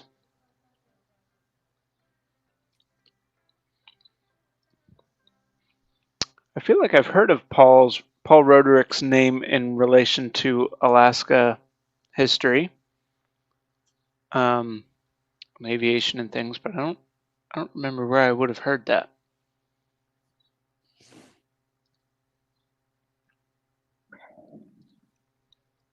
Well, Miss Lakers has given us another view here on the ground, right beside the tower. I was gonna go inside, but I got a little busy, so I'll just wait. Lakewood Tower, Cessna 72569. The PBR. I'd like to depart northbound at this time. Cessna 72569, fly the west route northbound. Fly the west route northbound, 569. Lakewood Tower, good afternoon, Skyway November 3, 8 Foxtrot Golf. Information, Charlie, just southwest power line bend for the water. November 3, 8 Foxtrot Golf, Lakewood Tower for the ballpark to the west. Ballpark to the west. Oh, there was a comment about if we knew a certain particular person. One thing that I'll mention that probably most of you know, but just as a reminder, almost all of us are not in Alaska, and Little Miss Lakers is the only one who is. So yeah, myself, I'm certainly not necessarily specifically tied into pioneers of Alaska aviation or anything, and probably most of us are not. But and actually, Little Miss Lakers just moved there a few years ago. So Yeah, it's been a little over 4 years. Traffic inbound over power line bend 1,100 indicated. Looking 569. Number 8 Foxtrot Golf. Traffic. Believe it or not, it was 600 rainier last year that made nothing happen. So it was very, very rainy.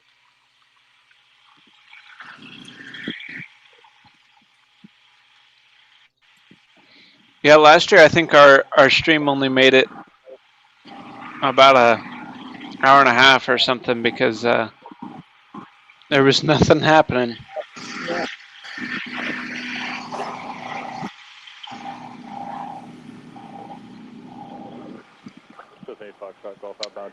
Judd, this might be a good. There's one coming. Let's see where he's at. And half mile obstruction 1,200 indicator. Tally ho. Yeah, I got him now. Thanks. There's a Skywagon coming in, a 185 Skywagon. 644 West Cliff takeoff. There's one about to take off right now as well. De Havilland.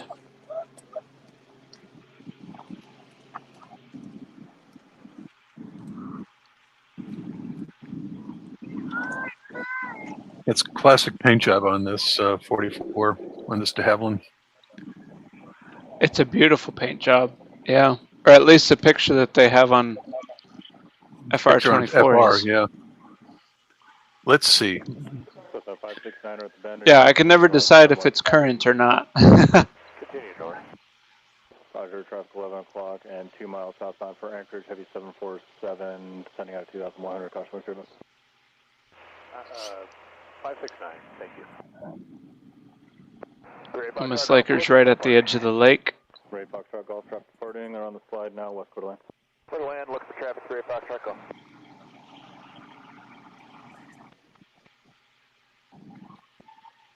Yep, same paint. Looks great. Beautiful. Yeah, it does.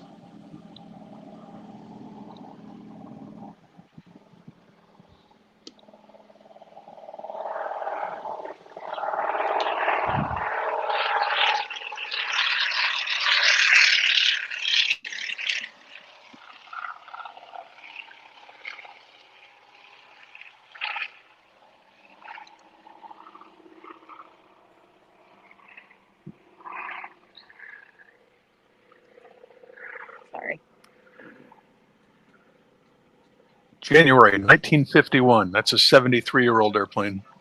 It's still running great, you know? Well, there are several things that are 73 years old that are running great. Yes.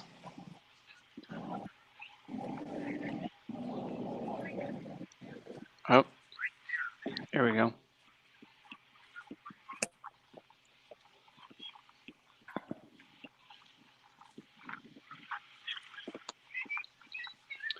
Here we have another one coming in for landing. It's your Skywagon. Yep.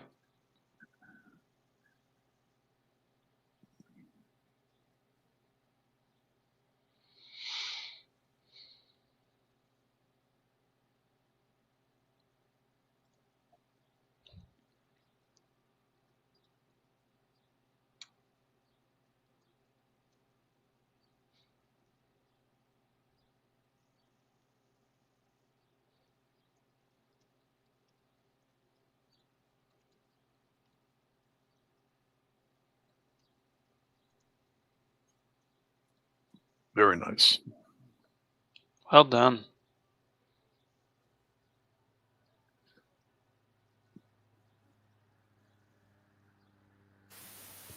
Now that one is amphibious. You can see it's got the wheels out front of the pontoon. Yeah.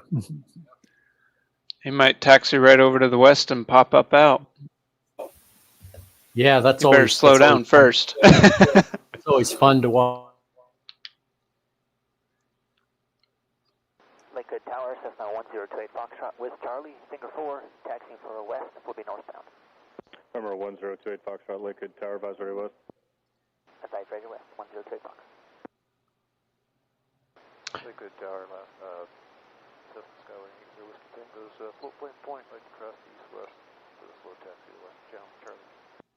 And there they go, right there. You can see them drop down. East-west, the slow canal, advise ready west, say directional flight. Ready west, Yes, I do believe that's a mooring line hanging right there off the back end. There we go. Up and out. Boop. No half track needed here.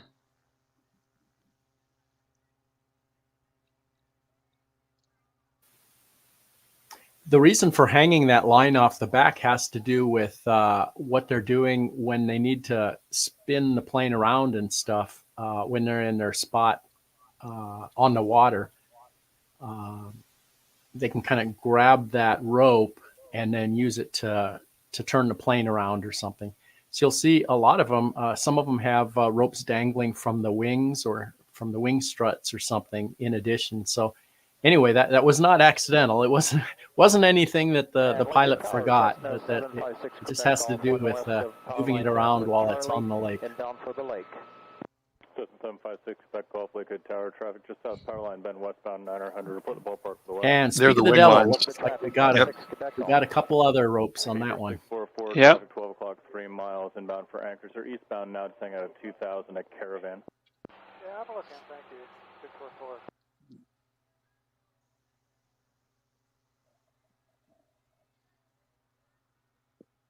Picking and grinning in airplanes. Can't get better.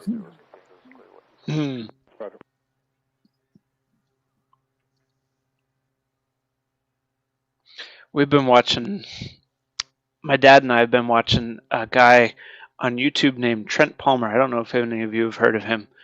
He flies a lot of bush planes, Kit Fox specifically, out west.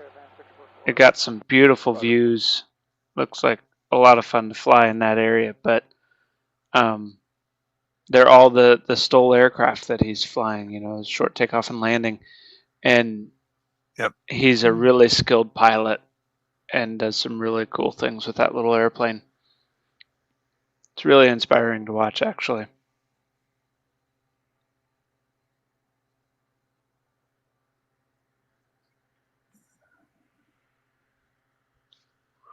All right, we'll have a quick view at the radar. I want to just show real fast again that not all of the airplanes show up. Not all of the traffic shows up on this this feed. So sometimes you can see see stuff moving on the lake or even in the sky that isn't on here, and that is usually because they don't have the technology in their plane, or sometimes they just don't have it turned on.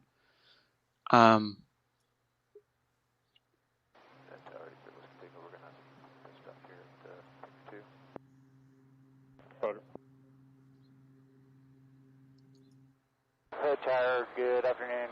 Champ 1046 Echo is approximately the Tudor overpass. We like to transition the airspace. We're trying to work to the south. Champ 46 Echo, Lake Hood Tower, understand you're continuing southbound through the sewer segment. And Lake Hood Tower, Decathlon, or correction, Champ 46 Echo, disregard the cloud I was looking at just opened up to my south here. Roger. Hello, Sean. Welcome. Glad to have you along. Hope you enjoy the show. This is the Alaska Aviation Museum's Flyby Festival. We're bringing you live coverage of it. It's a little rainy, so some of the planes aren't going to be able to fly today, but we're trying to get everybody as much of it as we can. Here's a fan favorite right here. You bet.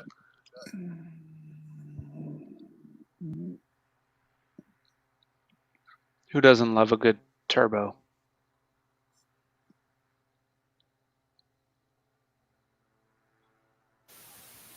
Yeah, it turns out a lot of these otters have been retrofitted with the turboprop aircraft engines like this. Interestingly, the ones that still have the original engines, which was a radial engine, when you look at them, they looked an awful lot like a Beaver front end. Oh, yeah? The much engine bigger. did not stick out. Yeah, the engine doesn't stick out as far, and I believe the reason they had to, with the turboprop, put the engine way out there in front is probably due to weight and balance. The turboprop engines are typically a lot lighter than a radial engine, and so they kind of had to rebuild the fairing and everything to accommodate that that lightweight engine and being pushed way out there like that. I'm going to look and see if I can find a photo of an otter that has not been retrofitted. That sounds good. That'd be fun to see the comparison.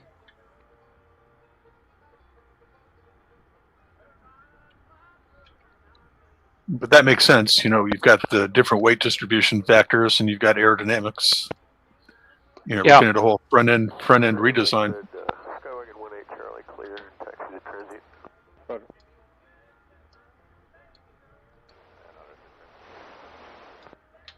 Otter 16 Lima, Roger, stand by line of traffic.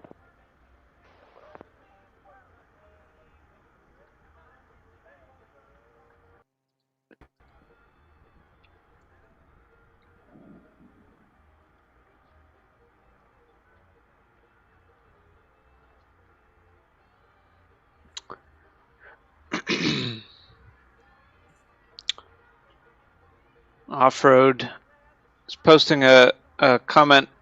Judd, you might want to jump in on this one. Relating to the takeoff, the routes, and making a quick turn, that's going to be relating to the airspace limitations that we're working with, and that specifically the pilots are working with. Yeah, I didn't see where he posted that, but there you go. yeah, I don't have anything to say on that right now. Yep. Diane, I am right there with you. I love a good yellow plane.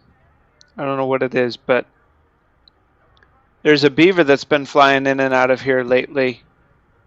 Let me see if I can find it. We watched it the other day. Here we go. I think it's becoming my favorite. Go full screen on this one.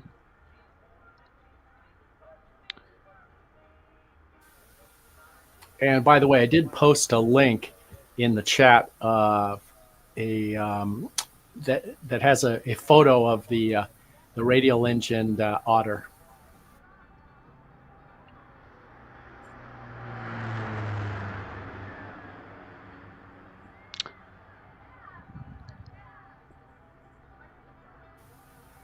Oh, if that earlier question was related to needing to turn right when taking off on the west water lane, yeah, that's definitely to avoid flying over the runway at Anchorage. Right, which they cannot do. Well, at least not without permission.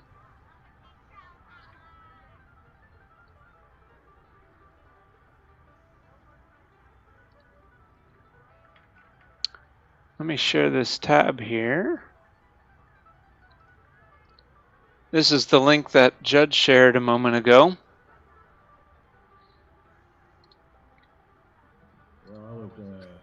Yeah, there you go. And conveniently, they actually have for reference a photo of a beaver just below it and to the right. Yeah.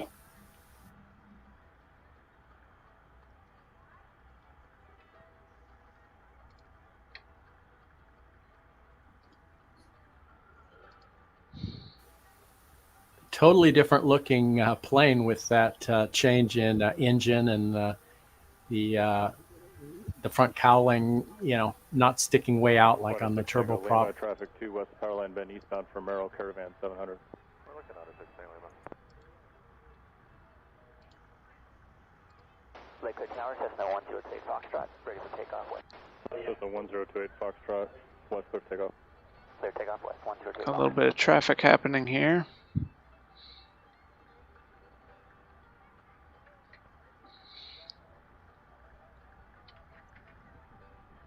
Otter 6 Single Lima Caravan traffic now a mile west power line bend eastbound, still 700. We get them on the box for listen, Otter 6 Single Lima.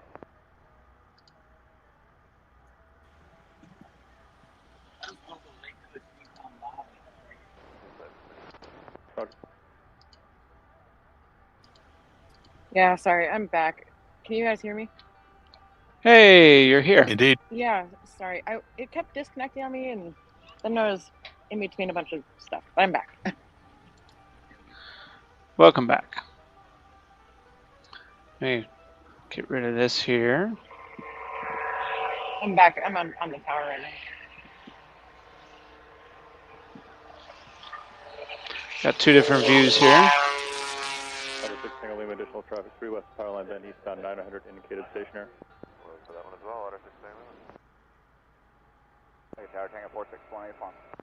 Tango 4649 uniform, Lakewood Tower, Lakewood Charlie is current traffic over power line bend westbound, Otter 600 indicated they're looking for you, football park to the west. We got Charlie looking for the traffic, 24.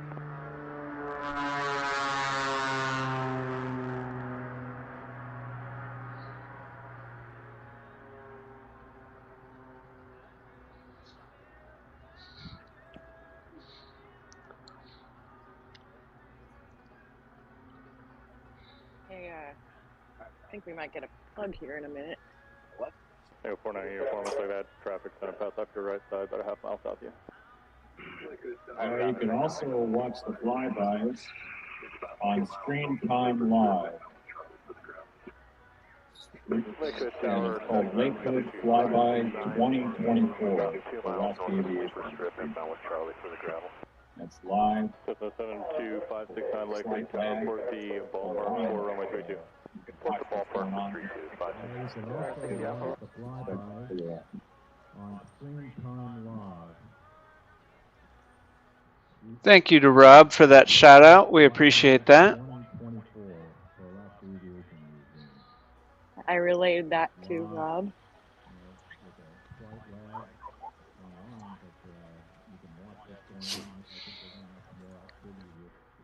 Very cool. Well, thanks for sharing that with him. Kathy's back with us. Hello, Kathy. Nice. I was just lurking in the background, adding some more merch. So we now have regular sweatshirts and hoodies, in addition to the t-shirts and the baseball cap. So if anybody else has any other ideas of what they might like to see, let us know. There you go. So you got a little bit of everything in there now. We can jump over to the StreamTime Live store and get some merch if you would like. Putting the link in the chat now. Yeah, we got him in Tower, Cessna 2634, Mark with Charlie to the water. But you too can have a shirt that looks just like ours. Here's a view from Little Miss Lakers, live on the deck of the tower that we're going live from with the camera up above. Let's go for takeoff. You call the turn, 97 Romeo.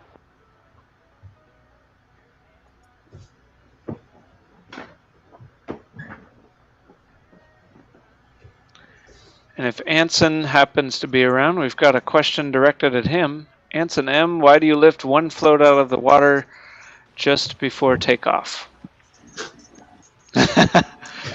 Rob says, loving the swag, getting the checkbook warmed up. Well, since you've got it out, just keep it out and mail us all one too, would you? Oh man, it's starting to come down again. I'm just teasing.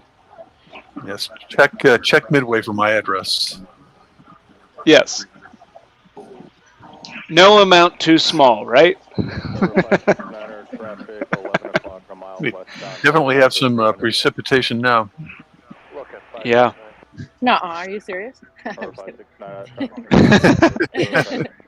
I don't know. You tell us. Right? Yeah. Currently a little bit. Romeo, traffic rolling out on runway 15 Gulfstream. Flight director Tank Farm. Little Miss Lakers, you can depend on us to tell you what the weather is like there. Sorry, I couldn't hear you. All I heard was Little Miss Lakers. What was that? 569's over the ballpark. Can you repeat that for her, Judd? Oh, okay. I said you can count on us to tell you what the weather is there. Oh, absolutely. Thank you so much for being there. I don't know what I'd do without you all. That's actually a true statement.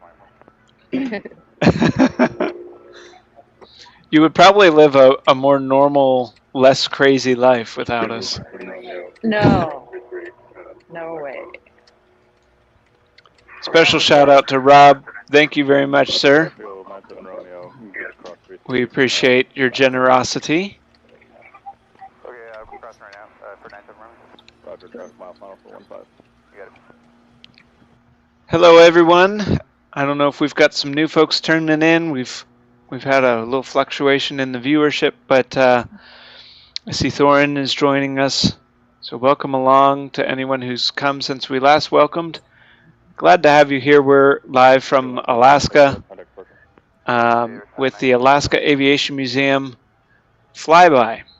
And this is a fundraiser event for the museum to help them continue doing what they do every day.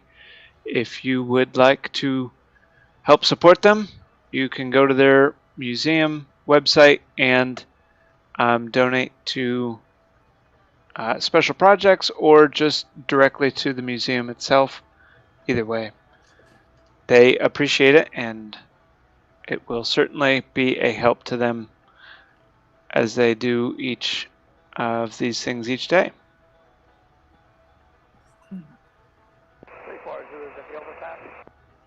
Number 34 Zulu, number 2 West Clear Line.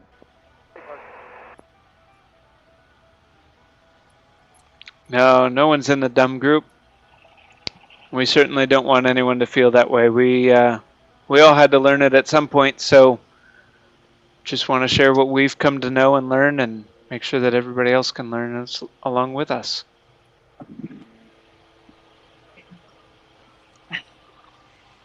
Got a helicopter out here. Let's see what we can find out here. It's funny because I had it on mute as Stone was getting the plane coming in, and with my eyes, of course, I'm seeing the helicopter, and I forget about the little tiny bit of flag, but luckily it was muted, so there was a surprise.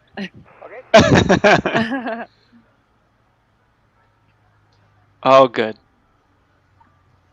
Rob, if it makes you feel better, I know nothing about planes, and I'm married to a pilot.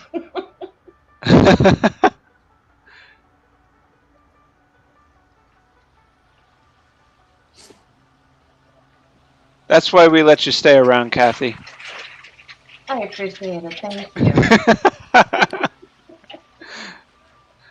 don't think I officially said hello to Kathy. Hi, Kathy. Hello. Thanks for doing that. No problem. everyone's wishing that there was a little more going on, but you know, it's not quite over yet, I don't think. Yeah. 194 Quebec Lake Hood Tower. And Rob did state that last year there were 3 planes. That was it. Not even extra normal traffic like we're seeing today. No, it was completely dead last year. Special shout out to Bubba Warbucks. Thanks for the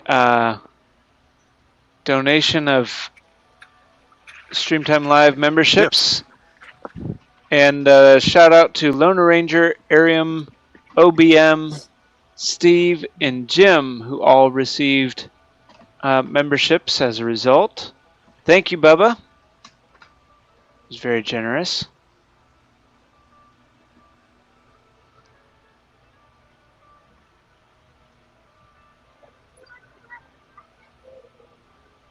Got one landing here.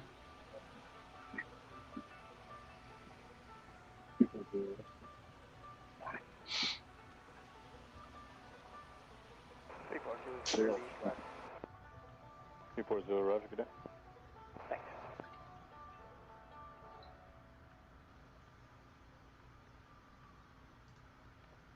Cruising right along there. Yeah, that was a nice turnout. Yeah, it was. It was a fast turnout, too.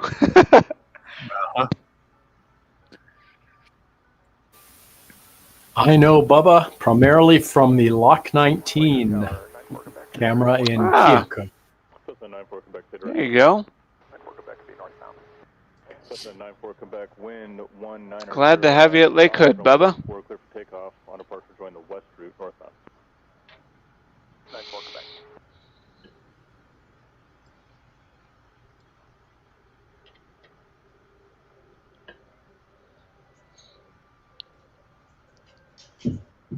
Well, Miss Lakers, I got a question for you if you can hear me. Yep. What's up? Since you're standing there near Rob, does he have any insight on additional planes coming in for the flyby specifically today? Let me find out. That sounds good. He's actually in a convo with somebody at the moment, but I'll get him as soon as I can and let you know. Yeah, no rush.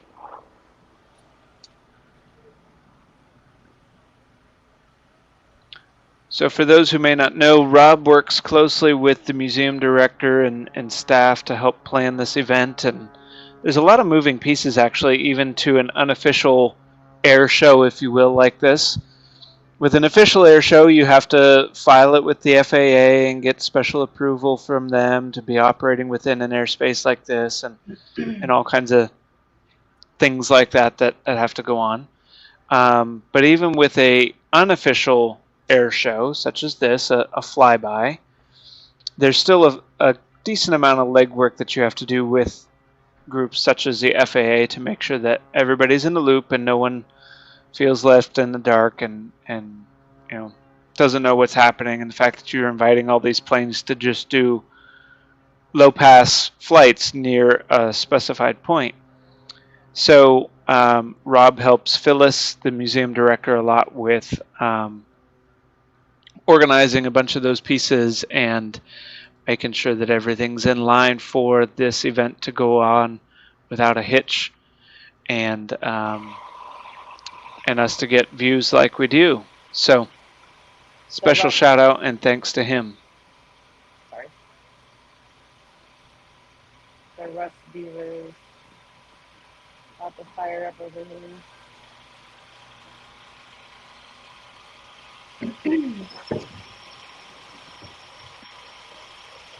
We can hear it. Yep.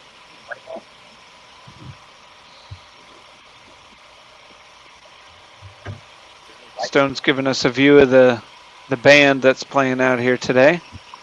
I got it.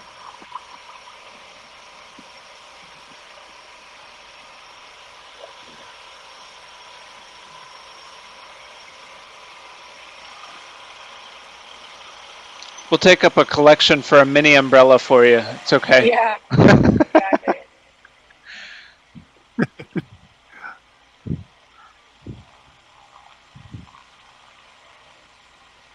Sadly, my Zoom is When- not working. I don't know why. There you go. That's better.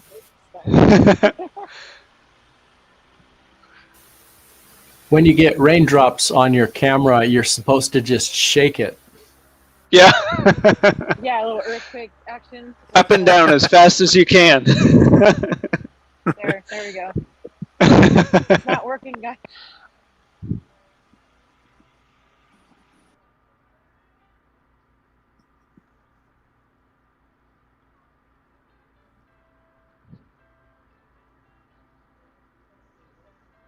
Cessna 904 expect traffic mile northwest of Powerline Bend, southeastbound 1,300 indicator. All right, let's see.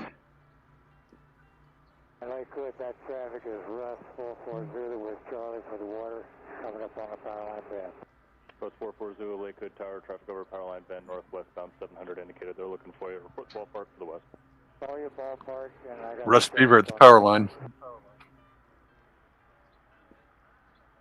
And here's that Russ that just turned the corner. And a mile now, up direction 1,300.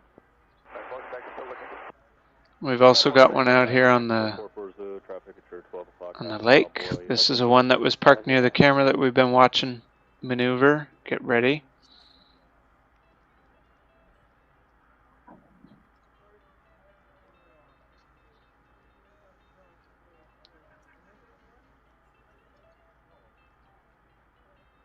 Almost Lakers from the deck again. I keep hearing the heavies over at Ted Stevens and think I'm close enough. I mean, I am sort of close. It's not close enough for this. Need one of those little clip-on zoom sticks Yeah. on over your lens. I don't know why. Oh, here's something coming out. I don't know why my little zoom thing isn't working.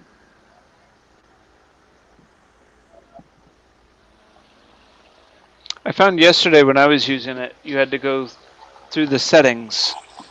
Down at the bottom, you had to hit settings and physically switch the camera that you were using. Gotcha.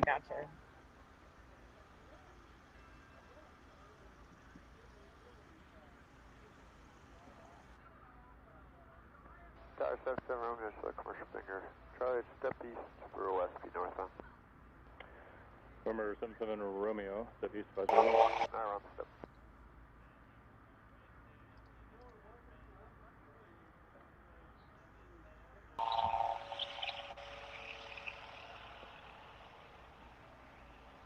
There's that one stepping.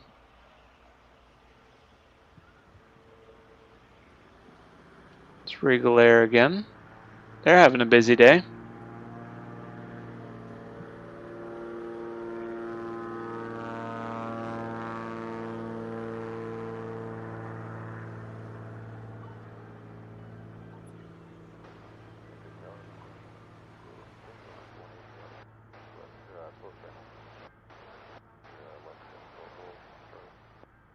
Number 80 Whiskey Tango, Lakewood Tower, stand by.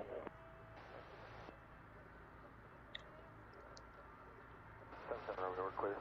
Roger. Number 80 Whiskey Tango, West Clear takeoff.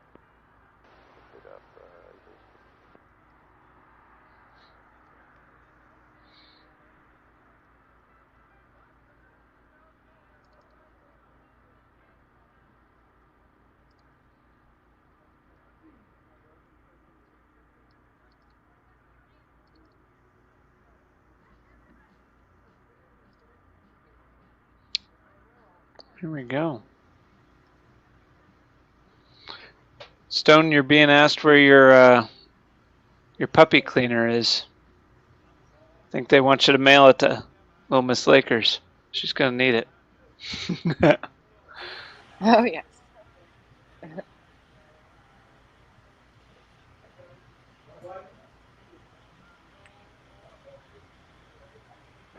Tower 440 is ballpark. Plus 44 Zulu, traffic on the slide, West Clear Lane. Atlanta West, southeast driving, 440.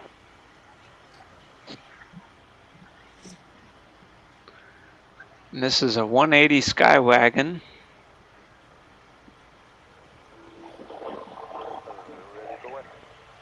Romeo West cleared for takeoff, traffic over ballpark.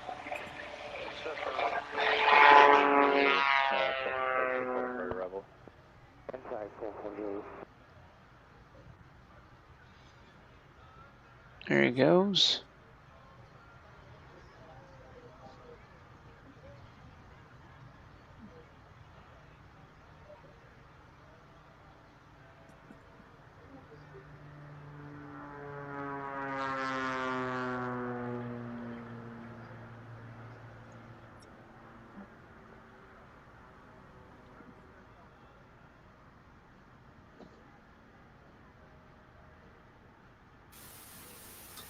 Little Miss Lakers definitely one-ups the StreamTime live cam as far as camera delay. I will say that for sure.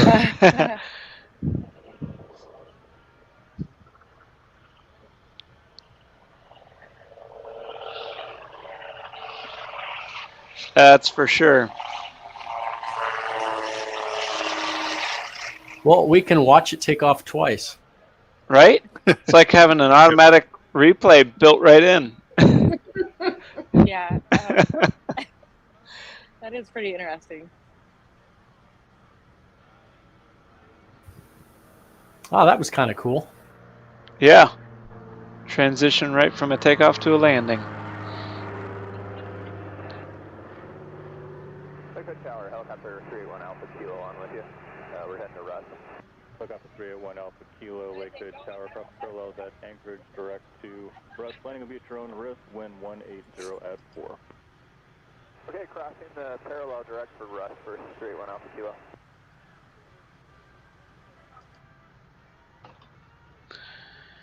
And that helicopter that we watched fly by a moment ago is coming back around.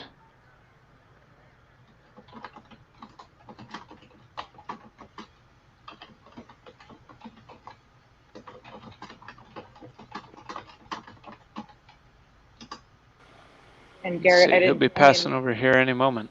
Flyboy. I haven't forgotten about talking to Rob. He's just been engaged. Oh, you're good.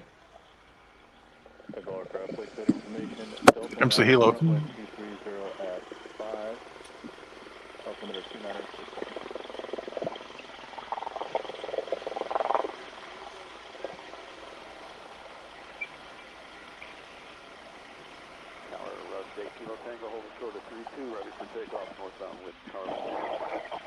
Looks like he's landing right at Russ for us there, Miss Lakers. Yeah, I know. If I were Spider-Man, I'd just right off and run over.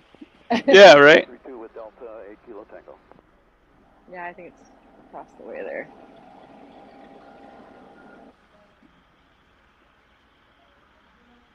It's a pretty cool paint job they got on there. I guess that's back where the Trooper helicopter usually lands, isn't it? It's more like the looks more like the Department of the Interior or whatever it is area, I think. Mm. Flat main gear. I'm going to see if I can get to a spot where I'm not blocking your traffic, but just give me a minute. Number 9 Golf Alpha, Rogers. Advise when you're able to move. 9 Golf Alpha. Andrew, the flyby is underway. Some of the planes and plans have changed due to the weather. We've been in and out of VFR and IFR weather throughout the show so far today. So the show is from 10 a.m. Alaska time to 4 p.m. Alaska time. So we're right in the thick of it, but just kind of going along with what comes. So the other piece to that is that the airports don't close for this flyby. So all of the traffic and all of the activity is combined in with the flyby traffic, in addition to the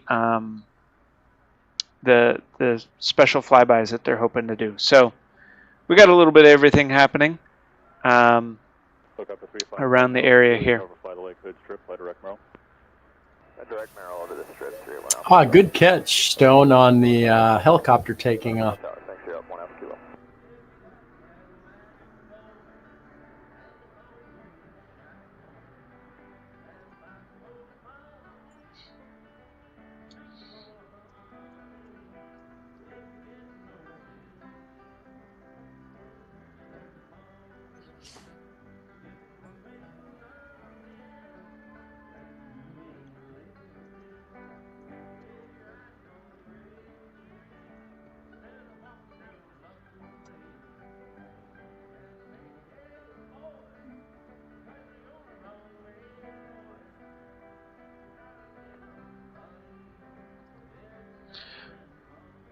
Well, we have a little lull here in the programming, so to speak.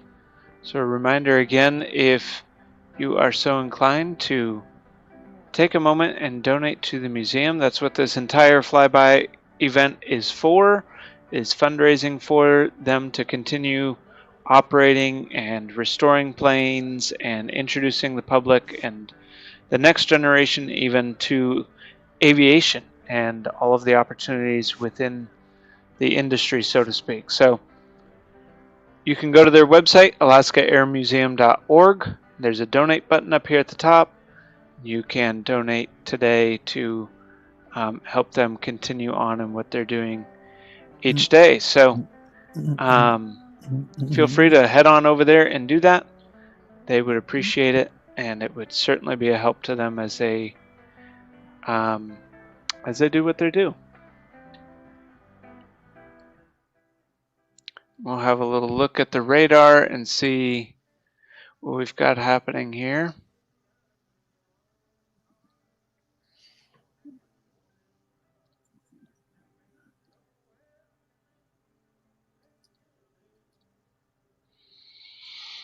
So we've got a little bit of traffic. This is the helicopter we were just watching coming into Merrill. So that's one of the other controlled airspaces that we spoke about earlier. So we've got Merrill, and we've got Air Force Base, Elmendorf Air Force Base up here. And then we've got Merrill. And then we've got Ted Stevens here. And then we've got Lake Hood right in between. So all of these airspaces have to work together. And really, the biggest one that has to kind of try and work with all the others is Lake Hood trying to operate so close to Ted Stevens, but also they're really close to Merrill as well. So it Garrett, introduces some. Yeah, go ahead. Sorry. I don't mean to interrupt. Rob, you were saying what now? That a couple might be. Yeah, the Kristen Eagle biplane and Long Easy. Long Easy are supposed to be flying in formation, and they'll come from Merrill Field. Okay, from Merrill Field. Say that they're getting ready right now. Okay. I don't know if you picked up any of that, did you? Yeah. Okay. That's So great information. A couple information. Thank you, Rob. Information shortly from Merrill Field. Yeah. So Christian Eagle is a biplane, and then they've got a Long Easy as well for anyone who couldn't hear. So got a couple of fun airplanes still coming, sounds like.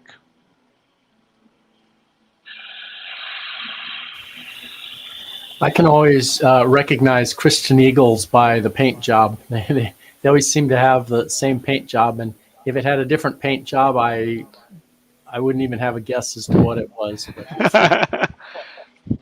Very sporty. Pictures of my hand.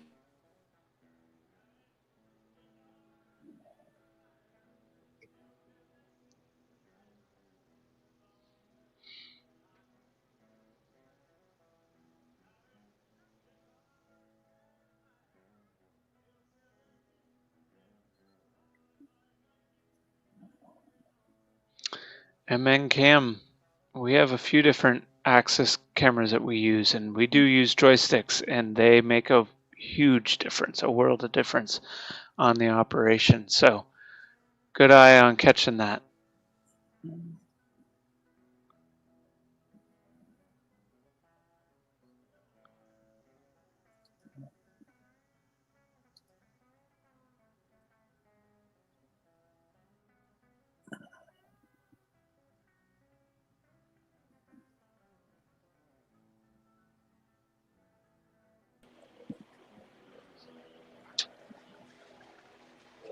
Should have called my good buddies at with the Dreamlifter and told them to get over here from I don't know wherever they are in Himalaya. Wherever they happen to be today. They are. Come on, you guys, just fly over the lake one time. Right? That'll be the day. All right. So for anyone who's not familiar, let me find a picture here.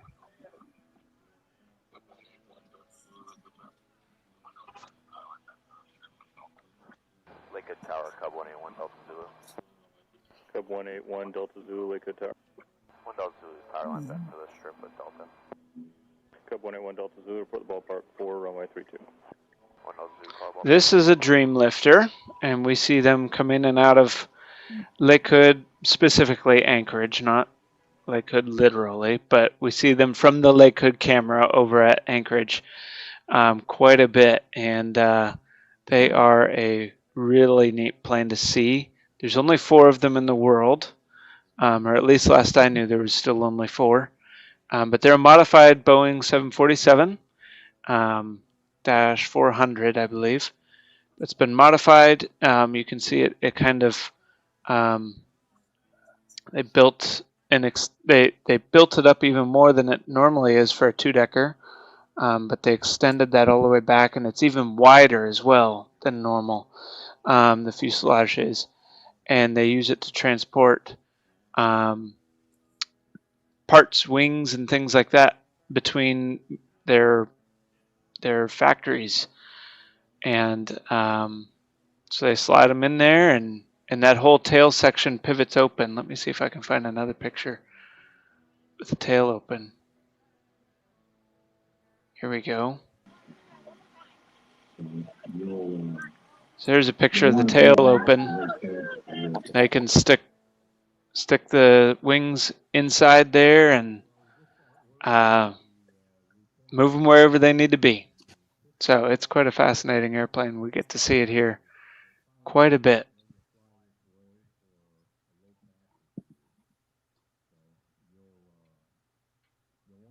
But they move parts for the Dreamliner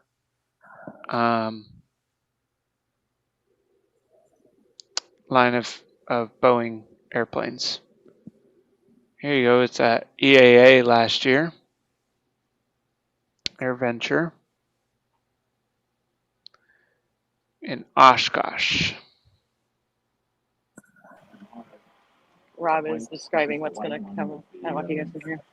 Pusher engine, and then the biplane, Christian Eagle, is an aerobatic aircraft, and it was built by Mark Barker, the pilot, and the van Long Easy was built by both Bob Lee, the pilot, and Mark Barker, who are partners in building the van Long Easy. And we got Phyllis too.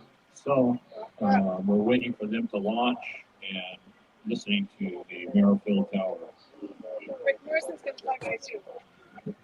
Say hi, Phyllis. Say hi to your fans. Hi. Your adoring fans, Phyllis. Oh, okay. She has to do it back to us. Time to get your picture.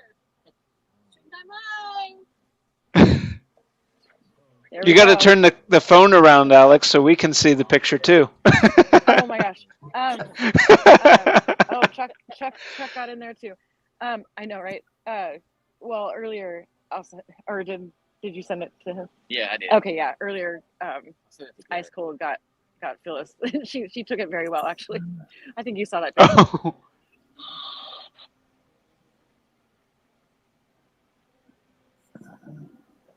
Both mine and Phyllis's hair. Oh, I see her. You sent it to me. Yeah. Yeah, both of our hair is pretty similar in length and straight usually, and our hair is pretty not soaked, but now but it's wet. Curling up. Now it's curling up. There you go. Ice Cold's like, I like it like that. Like, oh great, here we go. I'll take it.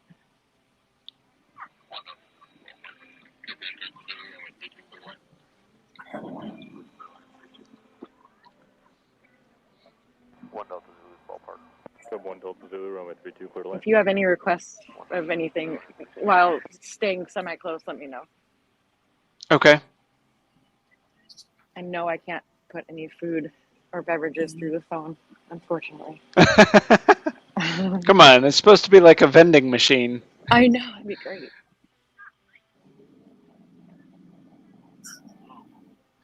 Here we go. We got one inbound. Let's see if I can find this on the radar and see what it is. Because I was not listening. Nope. This is not one of the ones that Rob was talking about. I just briefly caught a 757. I can't remember what the VC number is that the Air Force uses for that, but it was a special air mission that was just departing Elmendorf. Oh. That was in the typical, what a lot of people assume is Air Force 2 livery.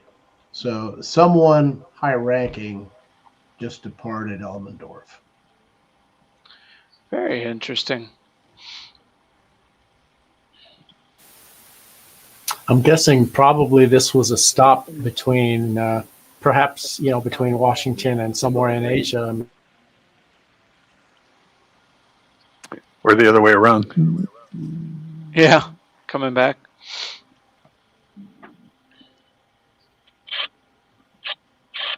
I think it was listed as SAM 88. So. Oh, I saw that on the radar earlier. SAM 188. Yep. Boeing C-32A.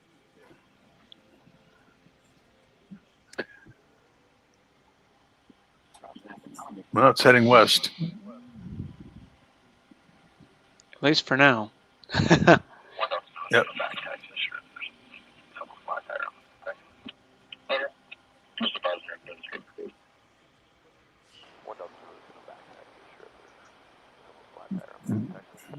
All right, let's see. The Rutan is taken off at, or it's at least powered up, I should say, over at Merrill Field. November 160 Golf Bravo. Post a link to it here in the chat.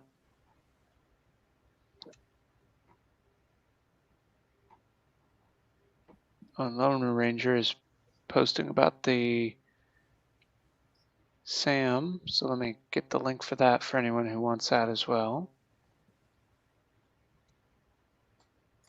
There you go. 2 new links in there. The first one is for the Rutan that's coming here for the flyby. The second is for the what is commonly seen as Air Force 2, but we don't know who's on it, or where it's going, or what it's doing. See, a Trail Ridge is powered up here on the lake again. We got a Pilatus PC-12 over, looks like over toward the north ramp. Pretty slick paint job on it. Powered up, leaving from Anchorage, going to St. Mary's, it says.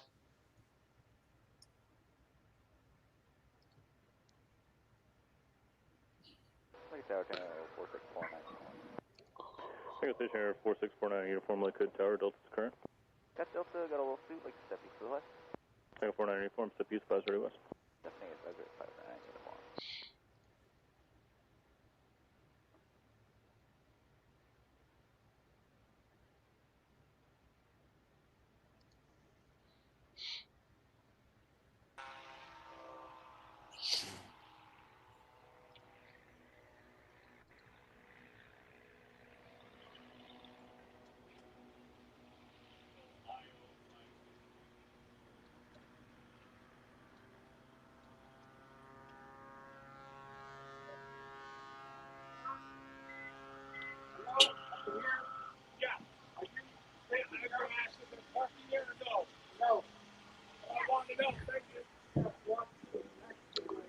All right, let's see what the Rutan is doing here. Got some movement happening, not a lot just yet. Doing some taxiing.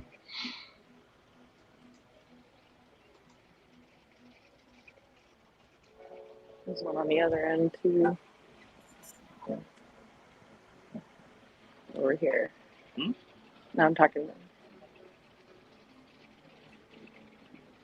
Got to work on that Zoom situation. Yeah. Oh, you're. Oh, you're.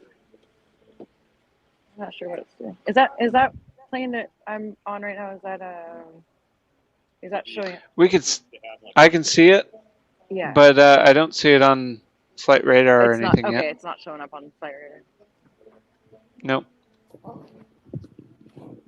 Not quite sure what it's doing.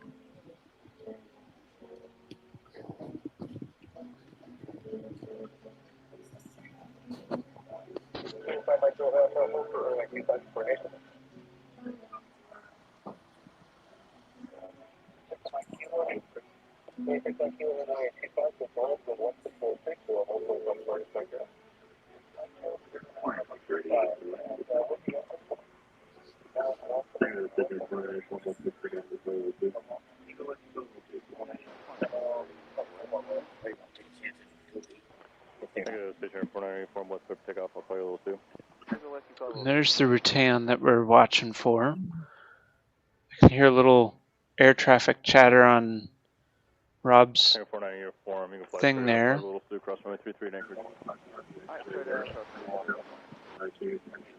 Sounds like they're getting set up, telling them they want to fly in a formation. Yeah.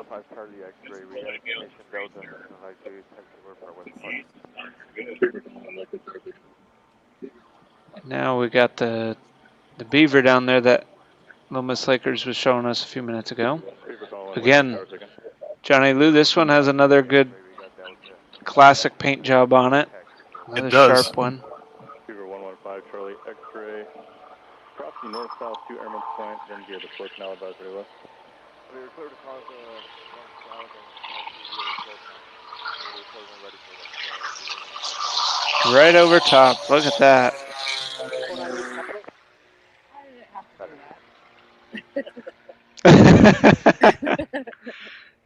I was like, I feel like it's on our camera. My neck doesn't go that high. It flew right over the top of the tower. It'll probably fly out of sight on the camera here. We're about to find out. Yeah. Yep. Neck kink.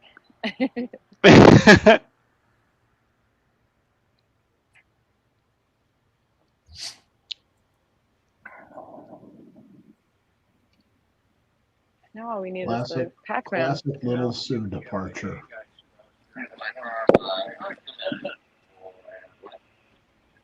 There you go. For anybody who didn't know what it was, you just saw it.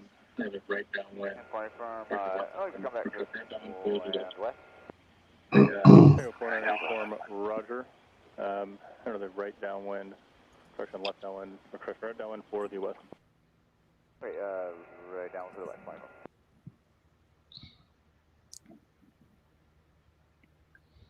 A Rutan is on the way. Right? I was just looking at that. There's a Piper PA-18 at Merrill Field as well. What? Yep. Okay, it sounds like something's going to happen. Merrill inbound for a flyby to museum. Number 285, Mike Juliet Lakewood Tower. Taking off right now. Fly direct to Campbell Airstrip for about a mile and turn it back in for tutor. Within 5 minutes, I think. Awesome.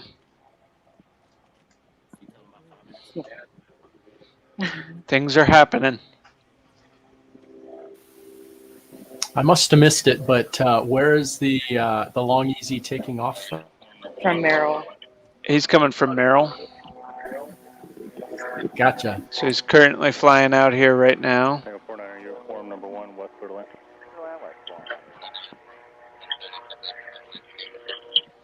So this one just got cleared to land. Trail Ridge. Tango 49, uniform. Understand you turn back in early. Do you need assistance? No, company, I need to bring one more. Number 285, Mike and Juliet. You can turn inbound now. Report to the river path. About a mile away. Okay, 5 Mike Juliet, in return. I get a video.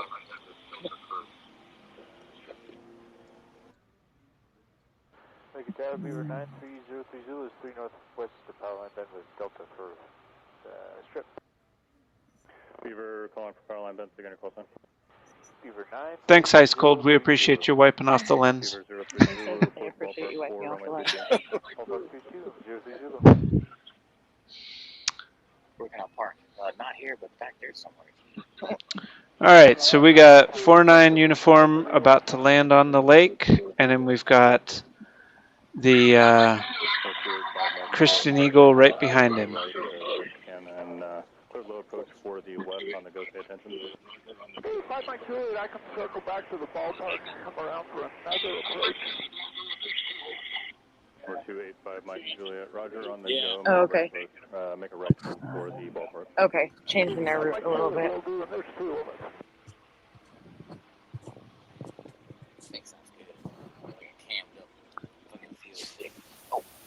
Little Miss Lakers Long does East on its way. Oh. What was that? Yep. Does Rob know if they're going to fly with smoke this year? Hey, Rob. Any smoke this year? Rob, any smoke this year? Any smoke this year that they're gonna? That's the guy that's supposed to be coming. Okay, so you think that'll happen? Okay.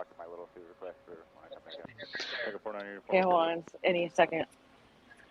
Coming over. Right there. Coming over lakefront.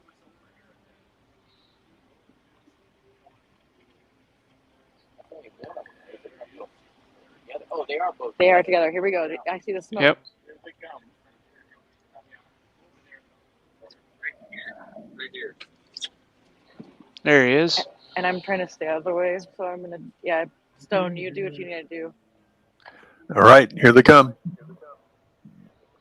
So this is a Christian Eagle biplane and a Rutan Long EZ rear engine plane. Coming in with the smoke.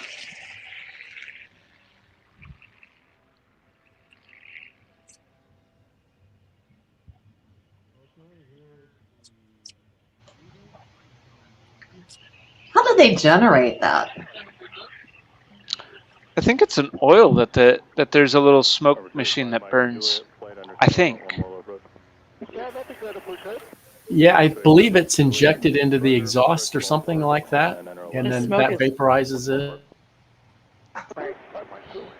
The smoke is hanging over Gull Island. It's pretty sweet. Makes it more dramatic when they come back around. Yeah.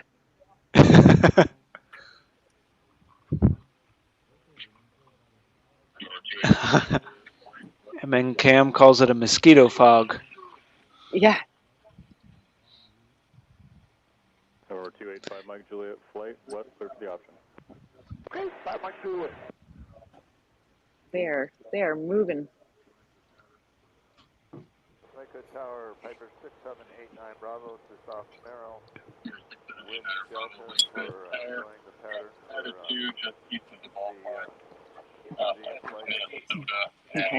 Number 6789 Bravo, Lakewood Tower. Traffic flight at 2 just east of the ballpark. Fly towards Minnesota and I'll fire a little Yeah, bit. Well, yeah, they're right Eagle and very easy, and then Terry Carty and the Super Cub they're going to bring them in after that. There you go. Got a Super Cub coming in next after this.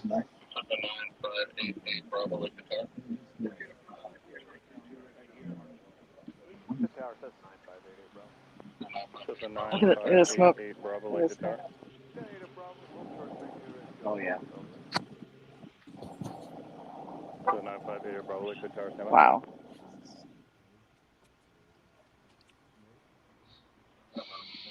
Coming back around for another pass.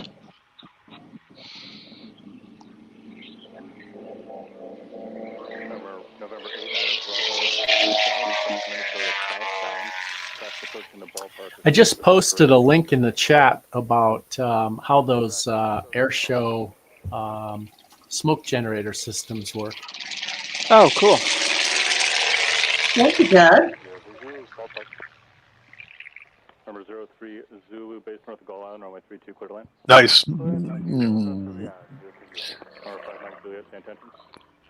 Good shot of the smoke there, Stone. Thank you, thank you. Continue northbound on the west street, I'll turn for Merrill. One more to be expected, I hear. We'll continue on the shoreline. Yeah. Number 285, Mike Julia, cross over the ballpark is southbound, turn right, fly direct Merrill. 285 Mike Julia, direct to Merrill. Number 285, Mike Julia, contact Merrill Tower. Mike Julia. Thanks for all the help. Where's my backpack? All right, looks like we got one coming in now too, maybe. Bravo. Traffic just inside the ballpark is for the No. keep note of base north of Gull Island west, clear for the option. Looks like we have a bunch of geese, huh? Yeah. No, A you whole beat me herd to of it. them. Beat me to it. Most pilots want to see.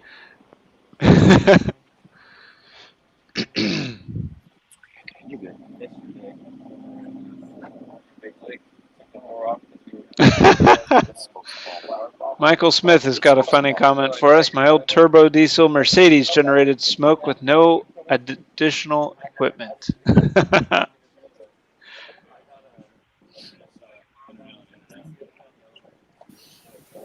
Interesting. I'm just now reading that article that I linked. It turns out that smoke that they generate is non-toxic and biodegradable. It's special special stuff they inject. That's interesting. Biodegradable smoke. And what was the other, Judd? Non-toxic. Non-toxic and biodegradable smoke that comes out of that. Can't find the geese on ADSB. Y'all are funny. The stuff that they inject, which they refer to as smoke oil, is actually based on a paraffin of some sort, apparently. Huh.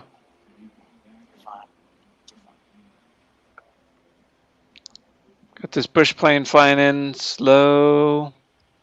He's got a super cut with a 210 horsepower engine. 210 horsepower engine, this one. It's quite an engine on that little Super Cub.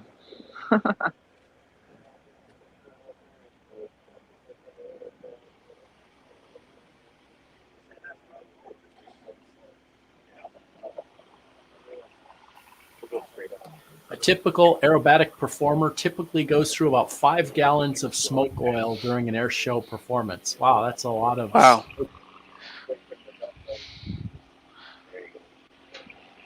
At $13 a gallon, somebody said. All right, he's crabbing into the wind and he's flying nice and slow, giving us quite a show here. November 89er Bravo, make right close traffic to the west.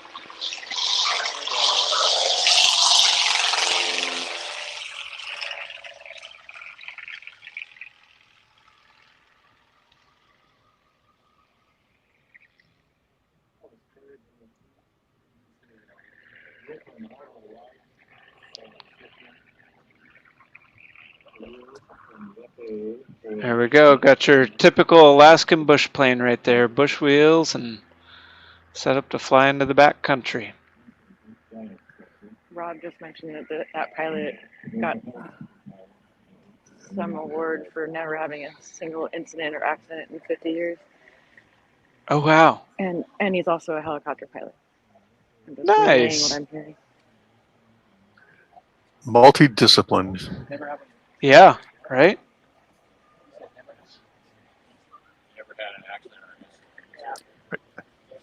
Right. I need to bail. Great job, everybody. Alrighty. Thanks for being along. We enjoyed it. You have a good rest of your day. Thanks for having me. It was great. Good views. Thanks, Stone. Alrighty. See ya. We'll see you later. Yeah. Thanks. See ya, Johnny Lou.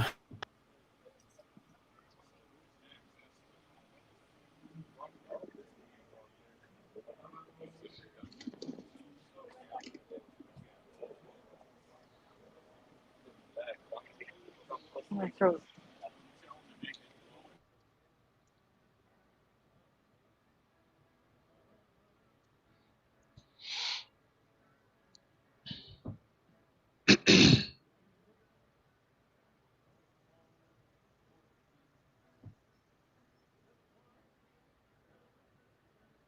Coming back around, maybe. 89 Bravo West, cleared low approach.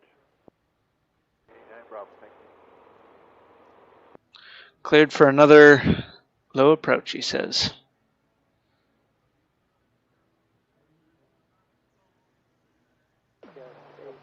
Tower, Beaver 115 Charlie X-ray. How far away is that plane? At least it wasn't windy today, really, so that's good. Base, Yeah. to get out in front of them. It was for a few minutes, but it wasn't even. Yeah. Even then, it wasn't like overly crazy windy. Yeah, not too bad. The rain is starting up again, though. Is it? Yeah, it's okay. That's okay. It hasn't been intrusively like crazy, you know. It's been just kind of intermittent. Everybody hears you, right? Good. Here we go.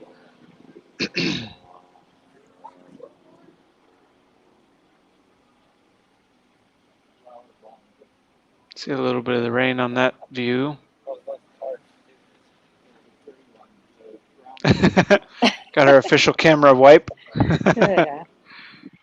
It's the STL logo on there. There you go.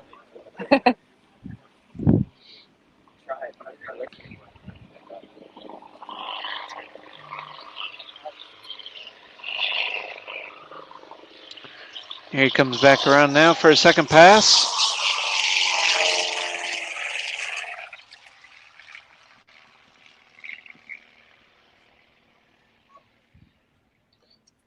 In the meantime, we've had a beaver patiently waiting for I know, right? It's that one that Johnny and I were discussing the paint job. I believe so.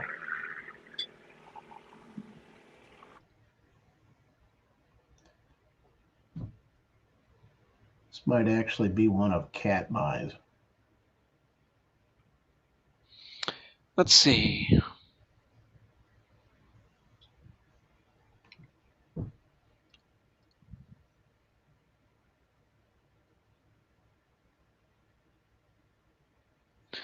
Doesn't have any markings in the photos that I can see online, but that doesn't mean much.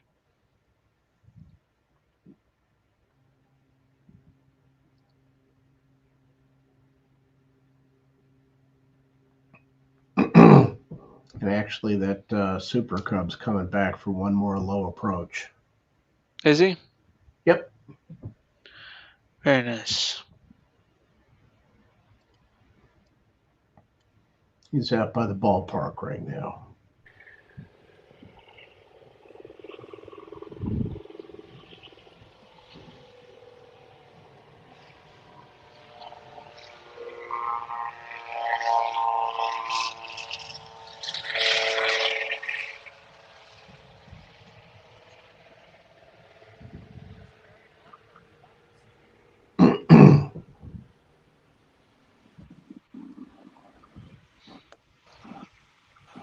Oh yeah, now it's starting to really come down. Oh no. It's an iPhone. I ain't never seen it on mine. Yeah.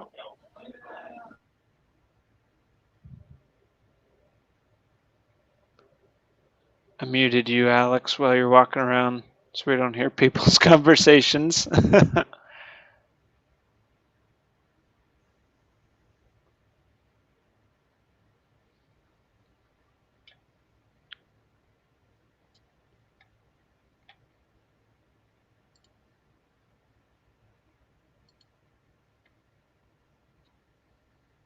Zero Whiskey Mike on like a firm. Zero Whiskey Mike.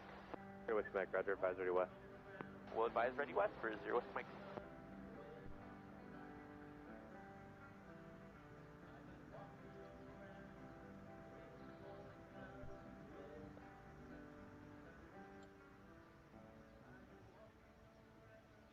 He's going to crab walk all the way down the east-west. Isn't he? It's going to be great.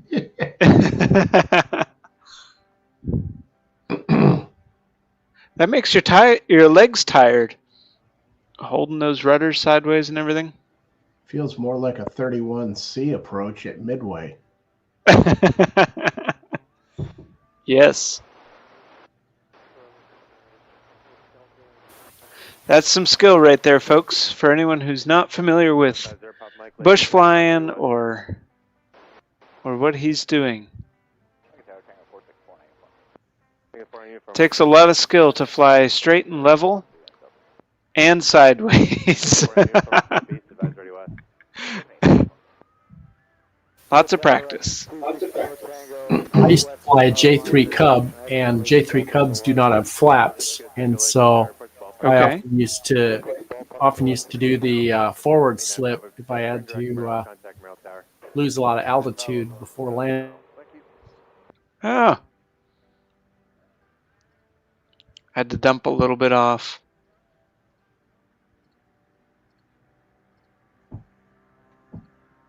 Yeah, nice crabbing there. Lemons and butter are optional. 47 1,400 descending, caution wake turbulence. Copy 5 Charlie X-ray.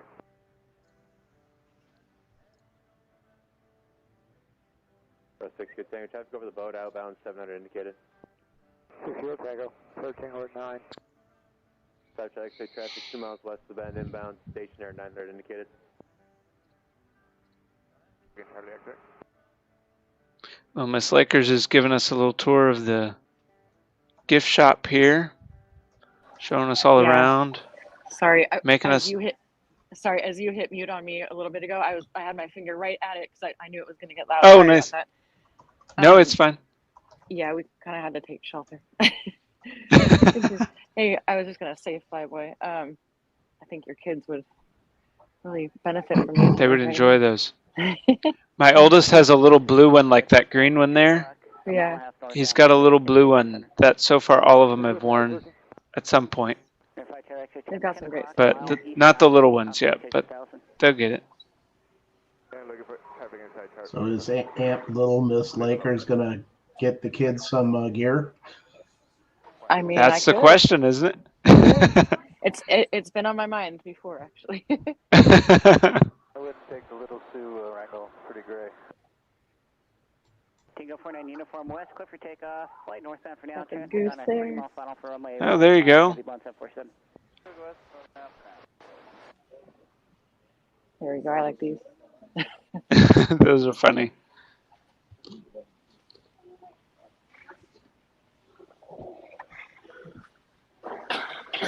I've got a blue version of that red one from you.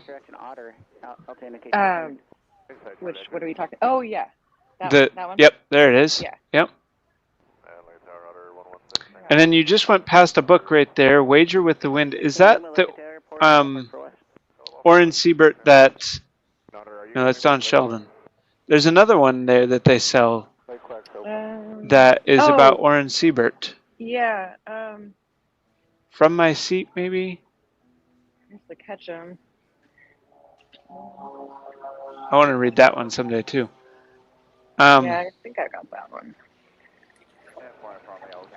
I thought they had one about Orin Siebert, but maybe I'm mixing it up. That Merrill. I'm not seeing it. We'll ask Phyllis later. She'll know. Yeah. She'll be like, "Oh yeah, here's a whole box of them." Exactly. Here you go. You're getting some comments about the bomber jackets. Yeah. Baby bomber jackets. Flight jackets are awesome. Was Kathy on when I flashed these and stuff? I don't remember. She's not on right this minute. Oh, she's not. Okay, that's great. She abandoned us again. Right.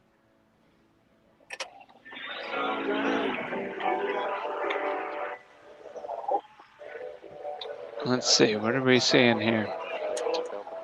We also have, it looks like about 4 inbound out there over Point McKenzie and north. Awesome. Including Otter 116 Tango Lima. Our favorite. Yes. It should be second to arrive. There we go. So we've got a little bit of traffic here. Actually, we got a lot of traffic. So we got 26 Kilo Tango, 6 Tango Lima, And that's the 7.5 stuff we can easily November. see right now on Flight Radar 24. Right. That's assuming we can see everything that's inbound.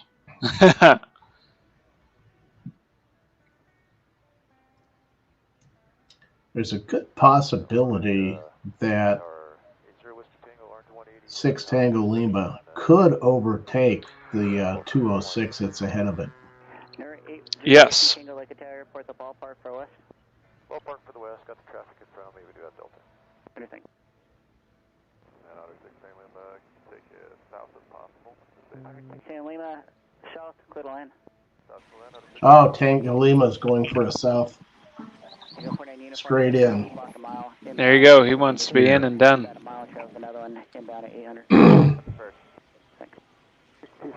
I hate to say it, Stone is doing a better job than I can ever do anyway.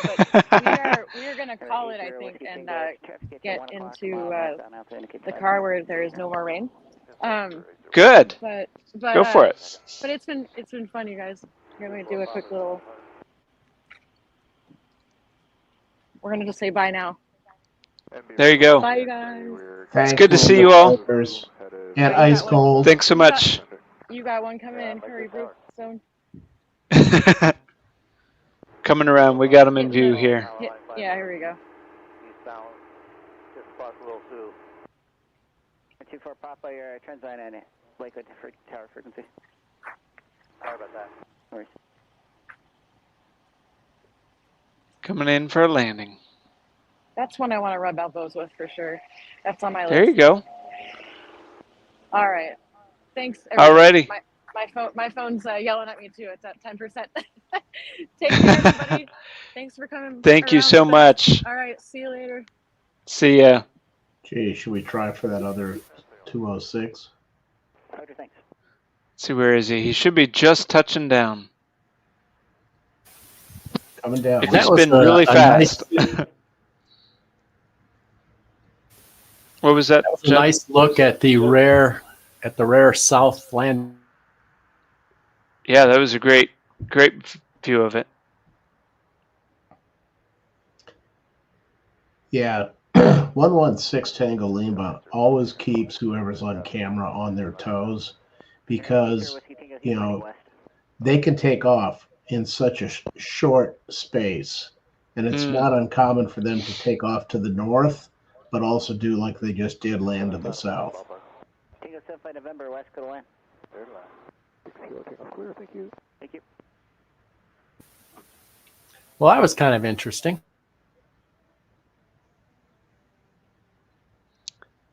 Let's see, we have 7.5 November inbound for Spinard, and then 0 Whiskey Tango is right behind him as well. Mm-hmm. November 0 Whiskey Mike, Roger. Let's see, we've got a few comments here. Yeah, and 7.5 November is Ellison Air. Okay. Which quite often they will do a really short landing on Spinard because they want to spin it around really fast and get it back to that area by the back to their corner museum parking and the swim beach area. Yeah. So he'll land like this, and then what he'll do is he'll pull a hard right turn right after he lands. Yeah. Chuck says he watches Keokuk and sometimes here. Thanks for joining us today, Chuck. Andrew, that's the name of it. That's one I was thinking of. It's going to land across it. Let's check this out. Not a landing we see a lot.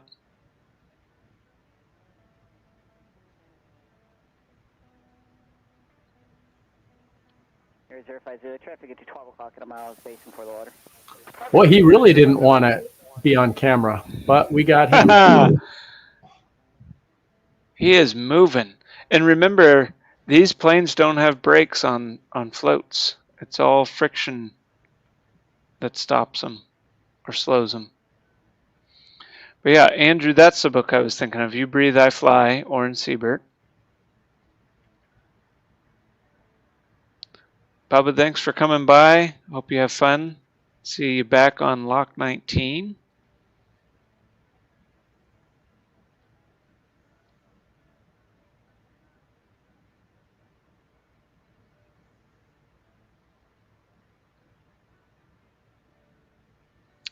And then we've got this 180 coming back in. They should come right up pretty much to the camera here.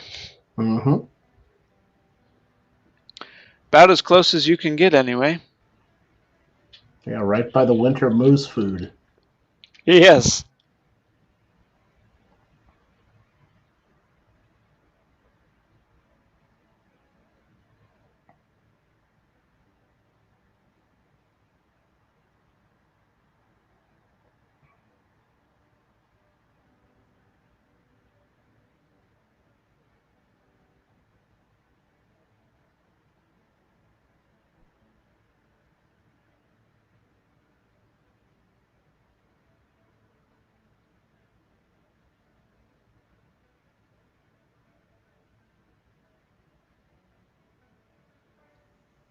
Nice landing there. Oh, off-road is raising a good point here. The turboprops, whether it's on an Otter or otherwise, the turboprop engine can reverse and actually back up with a reverse function, but they can also use it as a brake to slow down. So they have an engine brake, not so much a, like you think of a car having a brake, it slows the wheels. Planes that have wheeled landing gears would have brakes on their wheels and such, but if they're landing on the floats or skis in the winter, they don't have any brakes. It's all just friction. But yes. Whiskey Mike West, clear for takeoff, make right traffic. I think a lot of what they do on the float planes too is turn. Obviously, you can't necessarily do that at real high speeds, but as you're slowing down in speed by doing some S turns or whatever kind of turn actually works out conveniently for where you're trying to get to, that can slow you down quite a bit. Especially the steeper, the sharper the turn, the more it would. Yeah, that makes sense. This one that's been circling out here at the other end is finally got approval to go. Roger, thank you.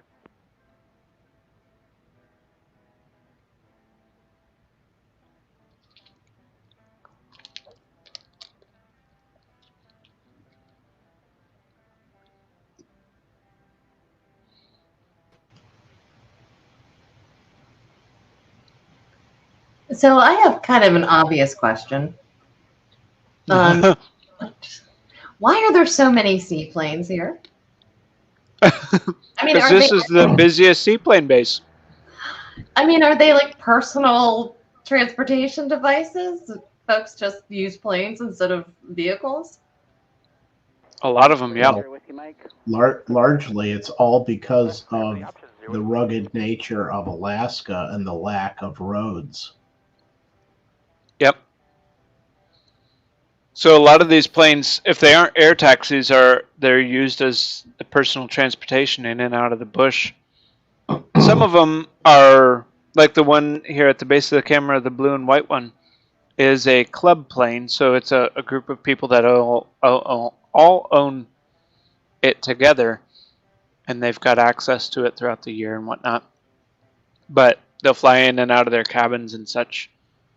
So it's, a hobby in that sense. But a lot of them, I think, we're just going home. We're just going in town for our monthly grocery run or whatever. Well, I think a lot of people might have cabins and stuff on lakes, and there may not be any, obviously you can't drive there, or not obviously maybe, but for those familiar with it, you can't drive to a lot of places. And if you have a cabin on a lake, there may not be a land airstrip either anywhere near you.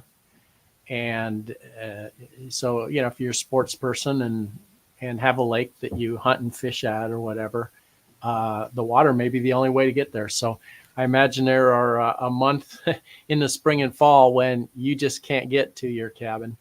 you know, when it's freezing or when it's thawing. Yeah, the other thing too that we often see on this camera is the aircraft being used for the delivery of building materials. The other day there was a plane that took off. It was one of the Trail Ridge Beavers that had, I don't know how many sheets of plywood on it. We've gotten pictures before of a beaver that's had a ATV strapped onto one of the float struts. We've seen other materials. I mean, for some of these people on those lakes, it's the only way they can get those things out there to them. That all makes sense. It's a whole different way of approaching everything when you live that remote. It's crazy. Look at a map of Alaska that clearly shows the roads. Yeah, and you'll be surprised that you know, the majority of towns you cannot get there. Heck, you know, the state capital is Juneau, right? You cannot drive to Juneau. Nope, Juneau has no roads from the outside that you can get to it. You either need to fly in or take a ferry or something. It's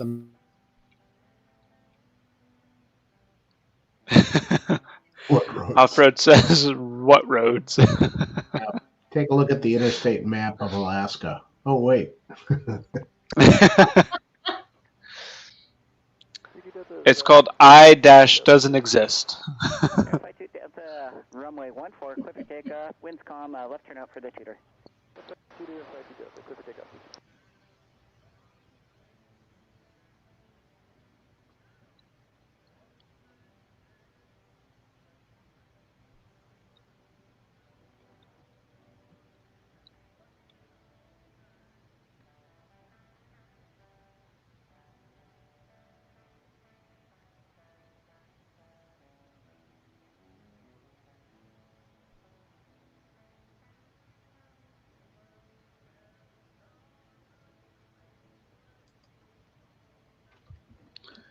Came back in. You know, and a lot of times we've had people over the years ask about this little building that he's about to pull up at, the Alaska Airmen's Association. And it is available for meetings, weddings, catered events. One of the benefits they offer their members is slip space. It's limited as to how many places they have, but for those that are flying in for a couple hours or whatever, it's a great place that they can have access. It's either here or the transient parking, because the slips, I think, what is it, a 20-year waiting list? It's something really long like that, It's something ridiculous. Wow. And so the Cessna that we saw earlier that actually had the floats with the built-in wheels solves part of the problem for those who have floats, and they may have a parking space elsewhere on the property. I think there's about 900 aircraft total that have parking spaces and slip spaces at Lake Hood. That sounds right. It's in the 900 and change range, but you know, for the person that doesn't have the ability to have direct water access, at least, hey, you can go in and out of the lake as you please. What's that animal there by the north ramp? Just a dog? Is that a dog over there?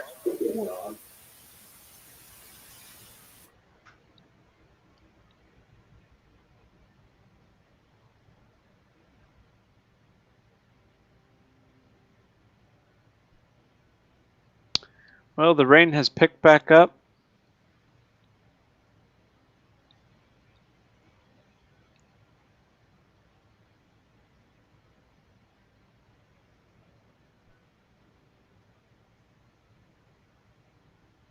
It was headed to the right, so it's probably behind the airman's building now. Okay. 48 Romeo Lake Tower, runway 32, clear for takeoff. Clear for takeoff, 32, 48 Romeo.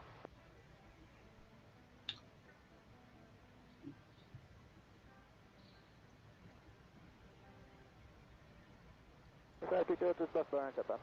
Flight 2 Delta, frequency change approval, we'll see ya. Take care.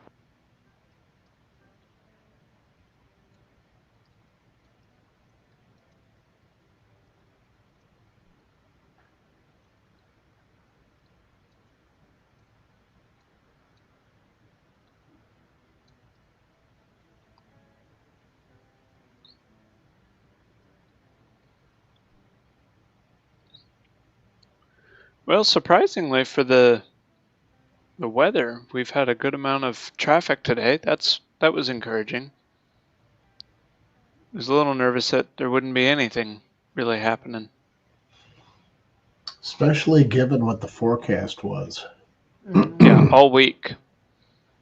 All week it looked like it was going to be a little crazy.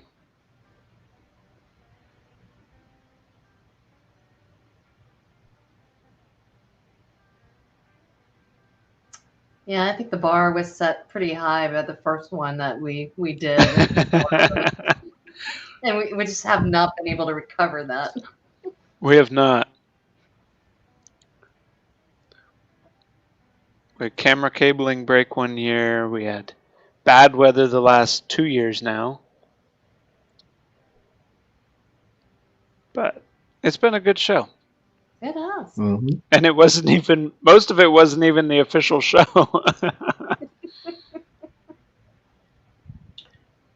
Okay, so people often ask too in chat, what are all these little sheds?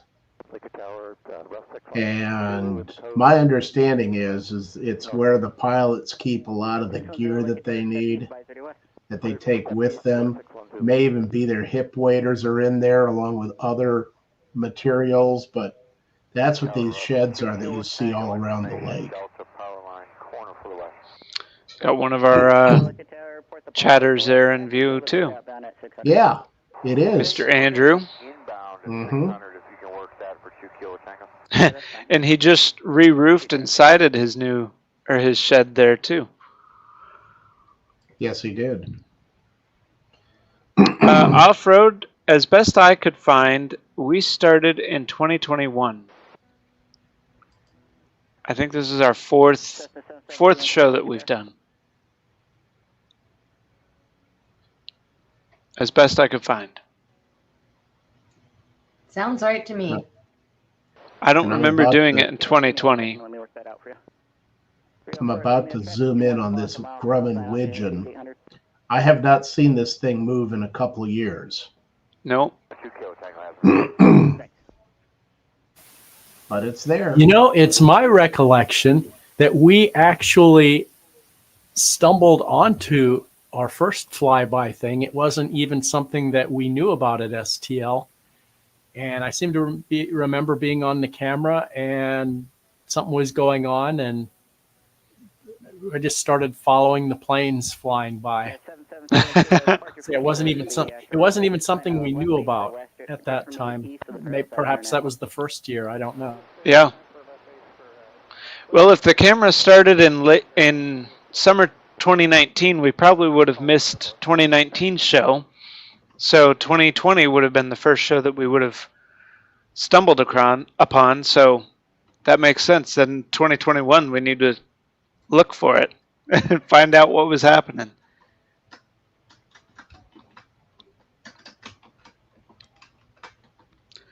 Let's see. We've got a few comments over here. First time I visited, I saw a moose. We all look forward to seeing those in the winter. Try to catch them anytime we can. I assume there is a fee for landing at the seaplane base, but I don't know what it is, Jim. Let's see. I was not familiar. I did not think that there was one, but there may not be. Landing at Anchorage, I believe. I believe there is for landing at Anchorage. Okay. Rob, thank you for that. We appreciate it. Glad you enjoyed it. Hope you have a good night. Yep. Thanks, Rob. Will the PBY ever be redone? We don't know for sure. So I can't really answer that. But we've not heard anything indicating that it will be. So that one's a bit of a question mark for an answer for you. Oh. Yeah, it certainly looked like it was in kind of rough shape. Yeah, it does. Why? Mm-hmm. I found some information regarding it. Information echoes currently good. Doesn't look like I actually still have it open though. The ghost of Dago Lake. Yeah, that if you search for that, you'll find some information on that specific airplane, but I don't have it open anymore. Out of all the things I do have open. We have one of Rust's beavers coming back in.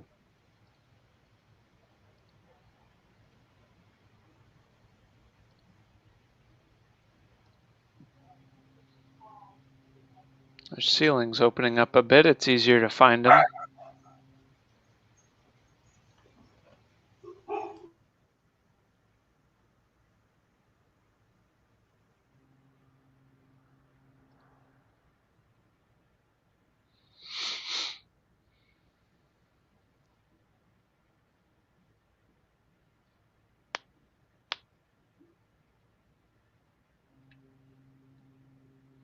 And this is, oh, where'd it go?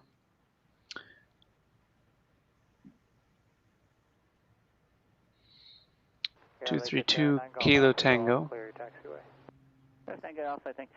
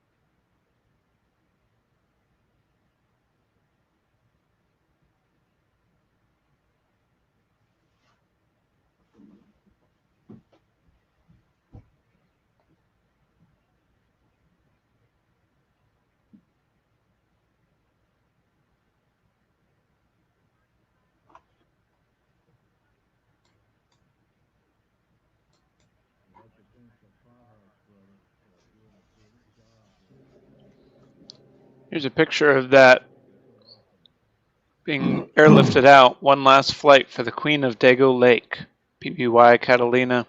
Abandoned on September 30th, 1947, moved by Alaska National Guard helicopter in 1987. You can tell it's an Alaska Guard chopper. Look at the skis. The skis?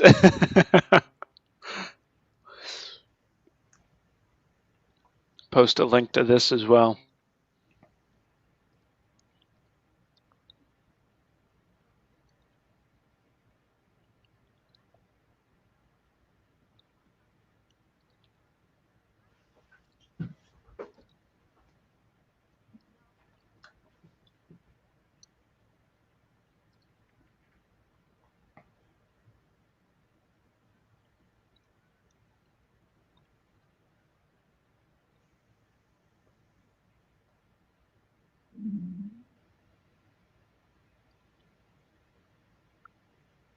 Press 610 traffic at 11 o'clock, a mile eastbound at airline at 600. 610 looking.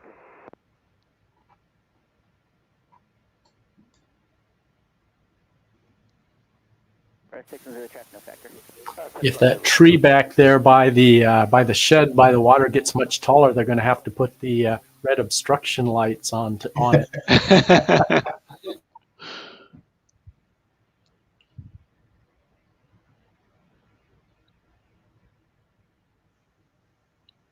I'm just amazed in the last few years how much those trees have grown. Yeah. That and filled in.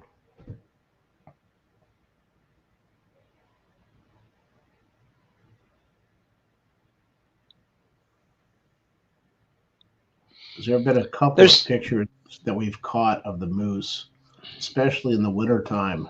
And it's these willows down here behind that this orange aircraft is kind of blocking. That they love to nibble on those leaves in the wintertime.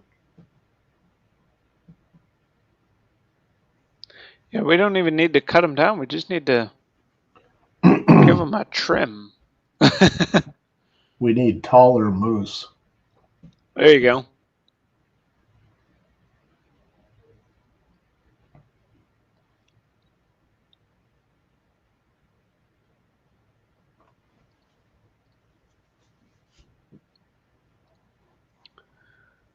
All right.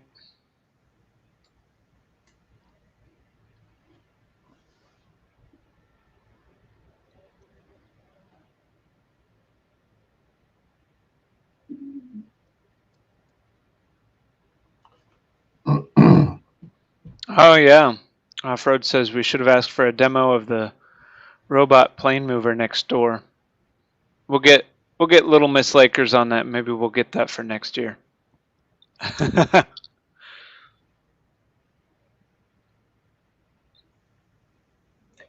This aircraft of Rust's that's coming back into the picture has been over at the strip for quite a while. It appeared to have some kind of a breakdown over there.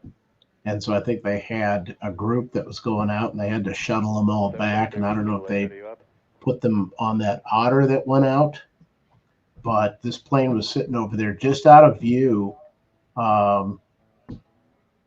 at the far end of 32. So speaking of the van, there's another one. Hopefully they weren't all sitting over there this whole time. Yeah.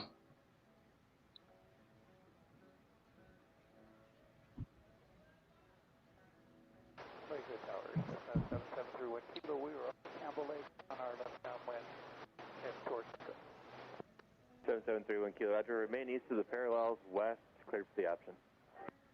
773 wind kilo. We will remain east of the parallels. And can we go to the third segment on the way over? 3 wind kilo, affirmative. And if you want, you can go just direct north about Minnesota or so for a base through Anchorage. Judd, you've got a question from Off-Road. He says, Judd, remember the skier doing laps on the frozen lake a few years back?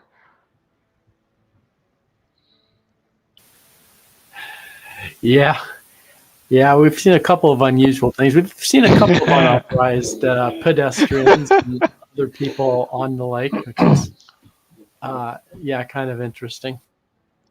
We've seen a lot of things we weren't intended to see, I think, as well too.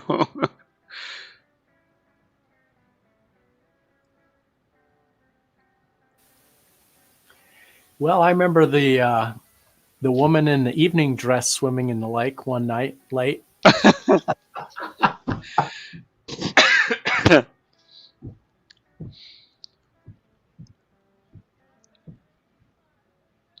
Michael remembers seeing a moose in the lake. Yeah, I remember. That might be the same one I caught. It was over there past the Alaska Airmen's Association swimming by. That's the only time I've seen a moose. Huh.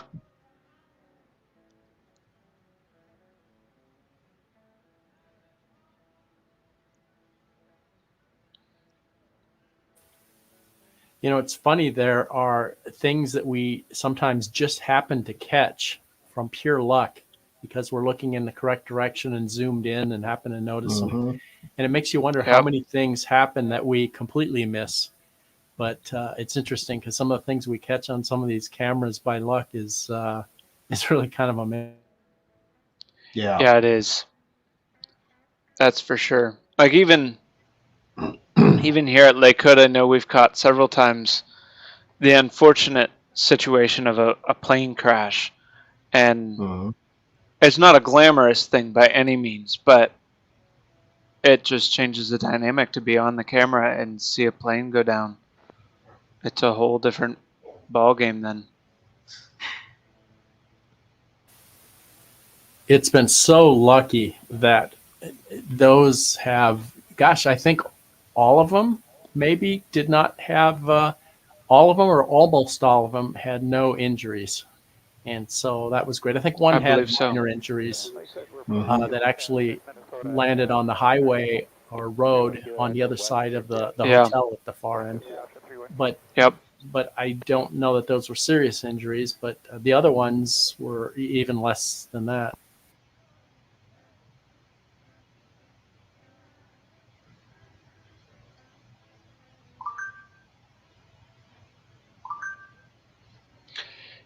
Yeah. Yeah, off-road, you're right. So hard to watch from a distance and can't do anything to help. Thankfully, in this case, we've been able to save the footage and pass it to the NTSB, and hopefully that's a help in their investigation and so on. So, but yeah, physically not being able to be there and offer a hand. Yeah, sometimes the views that we have with the camera here are a lot better than what they have from the tower. And we had an incident here a couple weeks ago where there was some floating debris on the lake surface that had been reported by a pilot who was taking off. And so they dispatched the workboat out to look for it. And the funny part was they're looking and they're looking and they're searching from one end of Gull Island to the other in the slow taxi lane, and they couldn't find it. And I happened to be moving the camera, and suddenly there it was. It was about 30 yards offshore, almost behind where that club plane is. And workboat's calling the tower, and I'm listening to all this on the tower comms. And finally, it was like, okay, I called the tower. I told them exactly where it was. And I think they really appreciated it because they had to shut down the east-west waterway while these guys were out there looking for it. That's a great story, Bruce. Thank you. We're just trying to help. Well, and it was a beautiful day. There was a lot of air taxi service up in the air.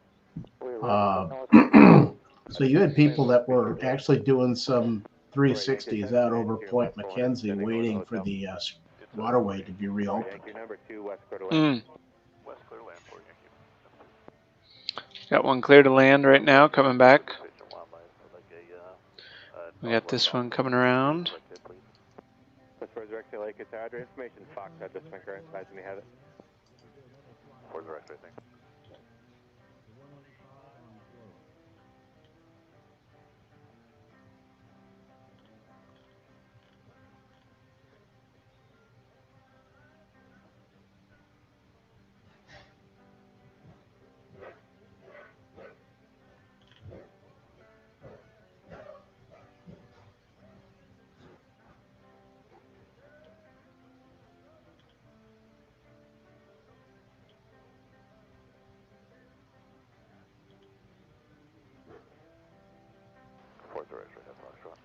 Coming back around for another pass.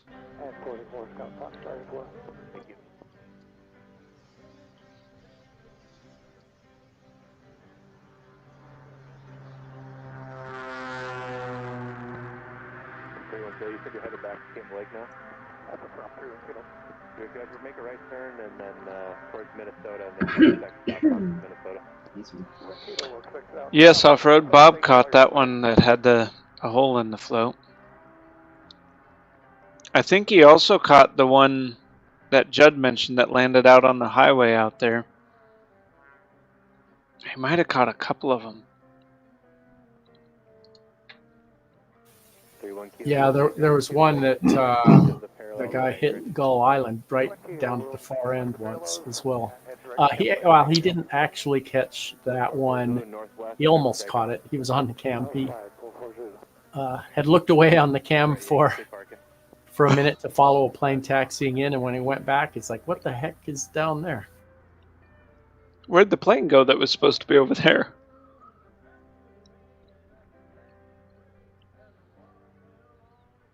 Northwest departure.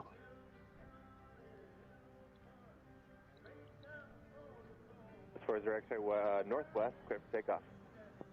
40 X-ray. I guess he didn't want to do a step taxi east. Takes too much time. I wanted to scare the ducks out. That's what it was. Yeah. Well, he's been out a couple times, so his engine's nice and warm. Mm-hmm.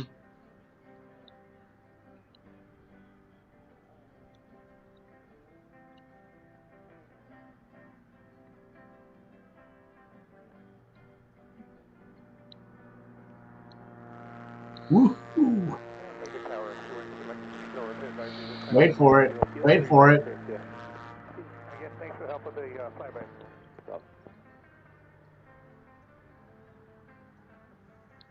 We're watching. Wait for it. Oh, nice.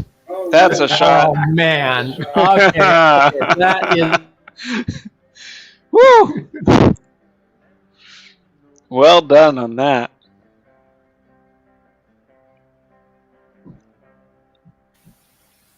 Well, that is very...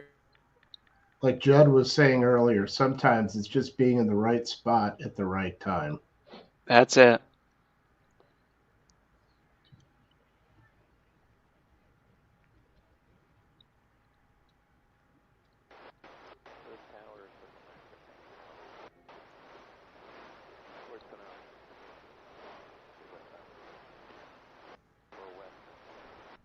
Nine 78 Bravo Lake, Tower, advise ready west. 88 Bravo. Hey Bravo west, clear for takeoff. Clear for takeoff.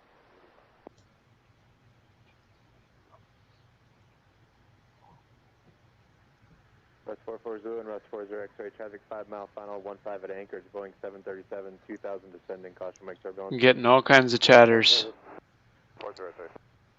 Off-road complimenting that one. Gary. Diane. Robert.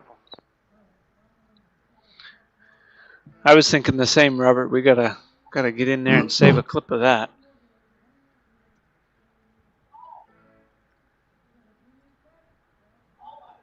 The tower, Tango 75, November, northeast corner, Bernard with Fox, ready west, northbound. 75 November, Lake Tower. Okay, November, west, clear for takeoff. 5, clear to flight.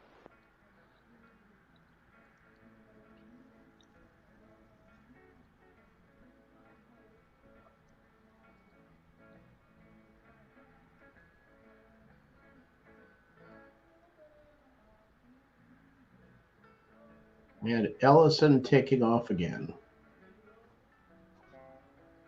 They've all been really busy. The air taxis have all been really busy today for the weathers. Like, as far as quality of weather and what you'd expect.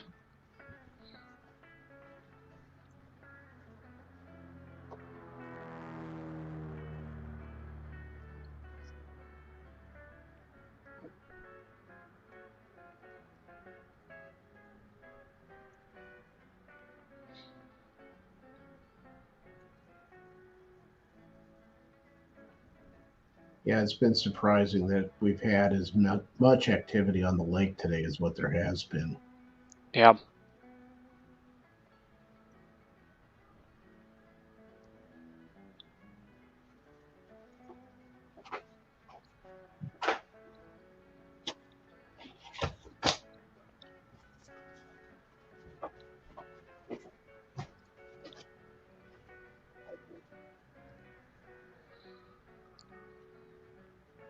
96 uniform, cross the east-west, advise ready west. Cross the east-west, will advise. Lakewood Tower 2714 Fox is waiting. 2714 Foxtrot, Lakewood Tower. Hey, you have light precipitation from your 12 o'clock to your 10 o'clock, about 10 miles. Are you familiar with Potter's Marsh? That is a negative 14 Fox. 14 Fox, Roger. Continue on your heading northbound, and I'll get you turned to Lakewood. All right, for the record's sake, I got a clip of that double takeoff.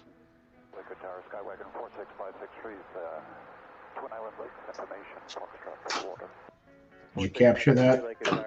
I did. 563 will hold the ballpark.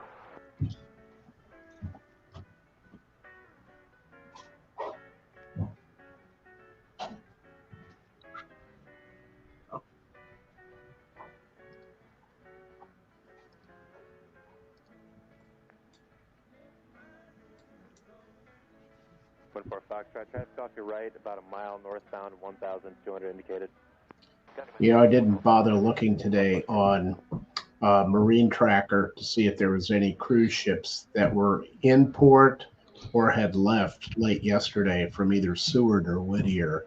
But the cruise traffic plays a huge role because Alaska can be either a starting point, or Anchorage can be a starting point, or it can be an end point. But so many people that are doing cruises do a land package as part of it, which, quite frankly, I would highly encourage people to look at. If all you can afford and take time-wise to do like an inside passage cruise, great. But if you don't see the inland part of Alaska, especially up around Denali and such, you're going to kick yourself afterwards. I can only imagine. Yeah. Every time I talk to Little Miss Lakers, she tells me, "Oh, we were out. She and Ice Cold were out doing this or that," and I'm like, "Okay, we'll put it on the list for whenever I finally make it up there. We got to go check it out now."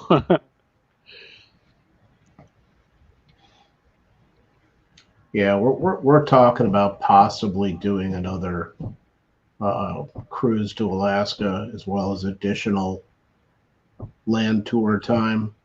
There's other parts of the state I'd like to see. I've been to Denali. Every once in a while, I've posted a puzzle link, and I've got a picture that I took of Denali back in, that was 2007. Okay. But the state is just so huge, and when you get off one of the roads that leads like from Anchorage up to Fairbanks, and suddenly there's no power lines. You know, there's nothing for as far as you can see. It is so breathtaking. Apparently, Ice Cold is still here. He's telling me to make those plans.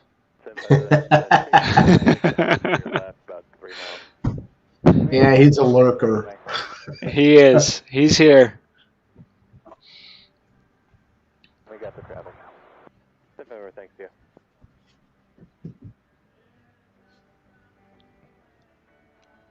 you. Somebody's got to keep us in line, though. Yeah, I welcome anybody who wants to come up here for our regular coverage. That's right. Stone is often running the camera here during the day and does an expert job, as we've seen today, running this camera. So come by our regular Lake Hood feed. If you go through our StreamTime Live profile, you can find it. And you can come visit and chat with us over there. We'd love to have you. We'd love to keep interacting for those who've just found all of this today.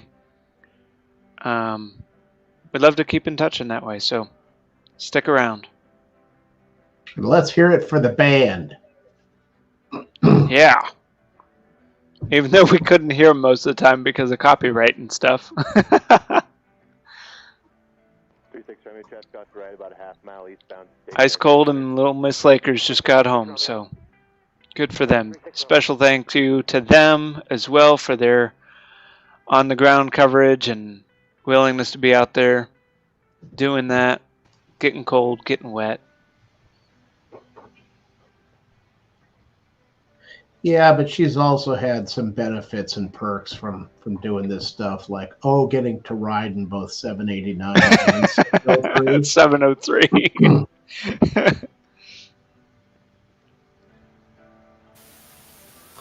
It is kind of ironic that people who that those people who live in Alaska are complaining about the cold in July.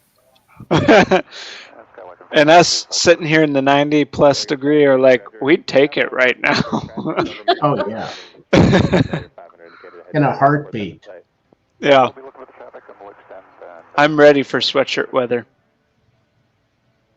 But And you can now get a Lake Hood sweatshirt at our Shopify store. See? I'm ready. Oh, man. Well, folks, I believe we're going to wrap this up for the day. Thank you so much for coming along with us. Let me get us all back on screen here. Thanks for coming along with us. It was a lot of fun to have you all along and chatting with us. I can't speak for everyone, but I had fun and enjoyed doing it. So, I just want to do a special shout out to our mods who participated today. Obviously it's just a hell of a lot more fun when folks can talk about it and ask questions about what they're seeing. Bruce, you did, as always, an amazing job on the camera, and thanks for hanging in there as long as you have. It just made it spectacular, even if we didn't get all the planes that we wanted. And also a huge shout out to Garrett, who really is the point person for this every year and make sure that we have all our ducks in order. We actually practice quite a bit before we take this live, just to make sure they're ironically, I think we practiced the least amount this year out of all the years we've done this. Well, I think our comfort level has been getting a lot higher. Yeah, for better or worse. It's good. All right. Well, and thanks You're welcome. to all of our viewers. This and just engaging with you guys for hours on end has just been a ton of fun, and we appreciate it. Yeah, thanks to Bruce for running the camera and Kathy for getting all the behind the scenes stuff for us, and Judd. I don't know if you've noticed, we all have matching backgrounds here. That's thanks to Judd. So. Thanks to him, and hopefully you noticed his handiwork before I just pointed it out. Yeah. Otherwise, you'd be looking at all kinds of nonsense behind all of us. But we enjoy being here with you all. So thanks for coming along with us. We'll be back around again sometime soon. You'll see us in chats for sure, but we'll do some sort of live show again at Christmas, if not before, but probably at Christmas. It's the next time that you can plan on. So anyway, you all take care. Have a good rest of your day. Thank you all. Thanks all. Stone, you got to take us back around to the tower so we can wave from the tower. Okay, I'll tell you what. Let me put this one on the water on the lake. And we'll go to the tower and wave. There you go. Listen, folks, we've practiced our wave from the tower. That was part of our practice in each session, was making sure we were all coordinated. Look at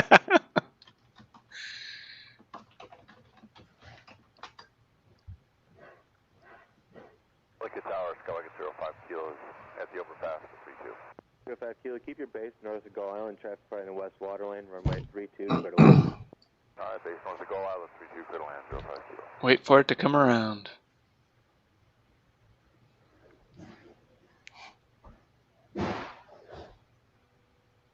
Here it comes. There it is. There's our our humble abode, if you will. And just pretend that's us up there. Look, that's right. Good. Kathy and Garrett. Oh, man. Y'all take care. Thanks so much for being with us. We'll see y'all. Thanks all. Bye-bye.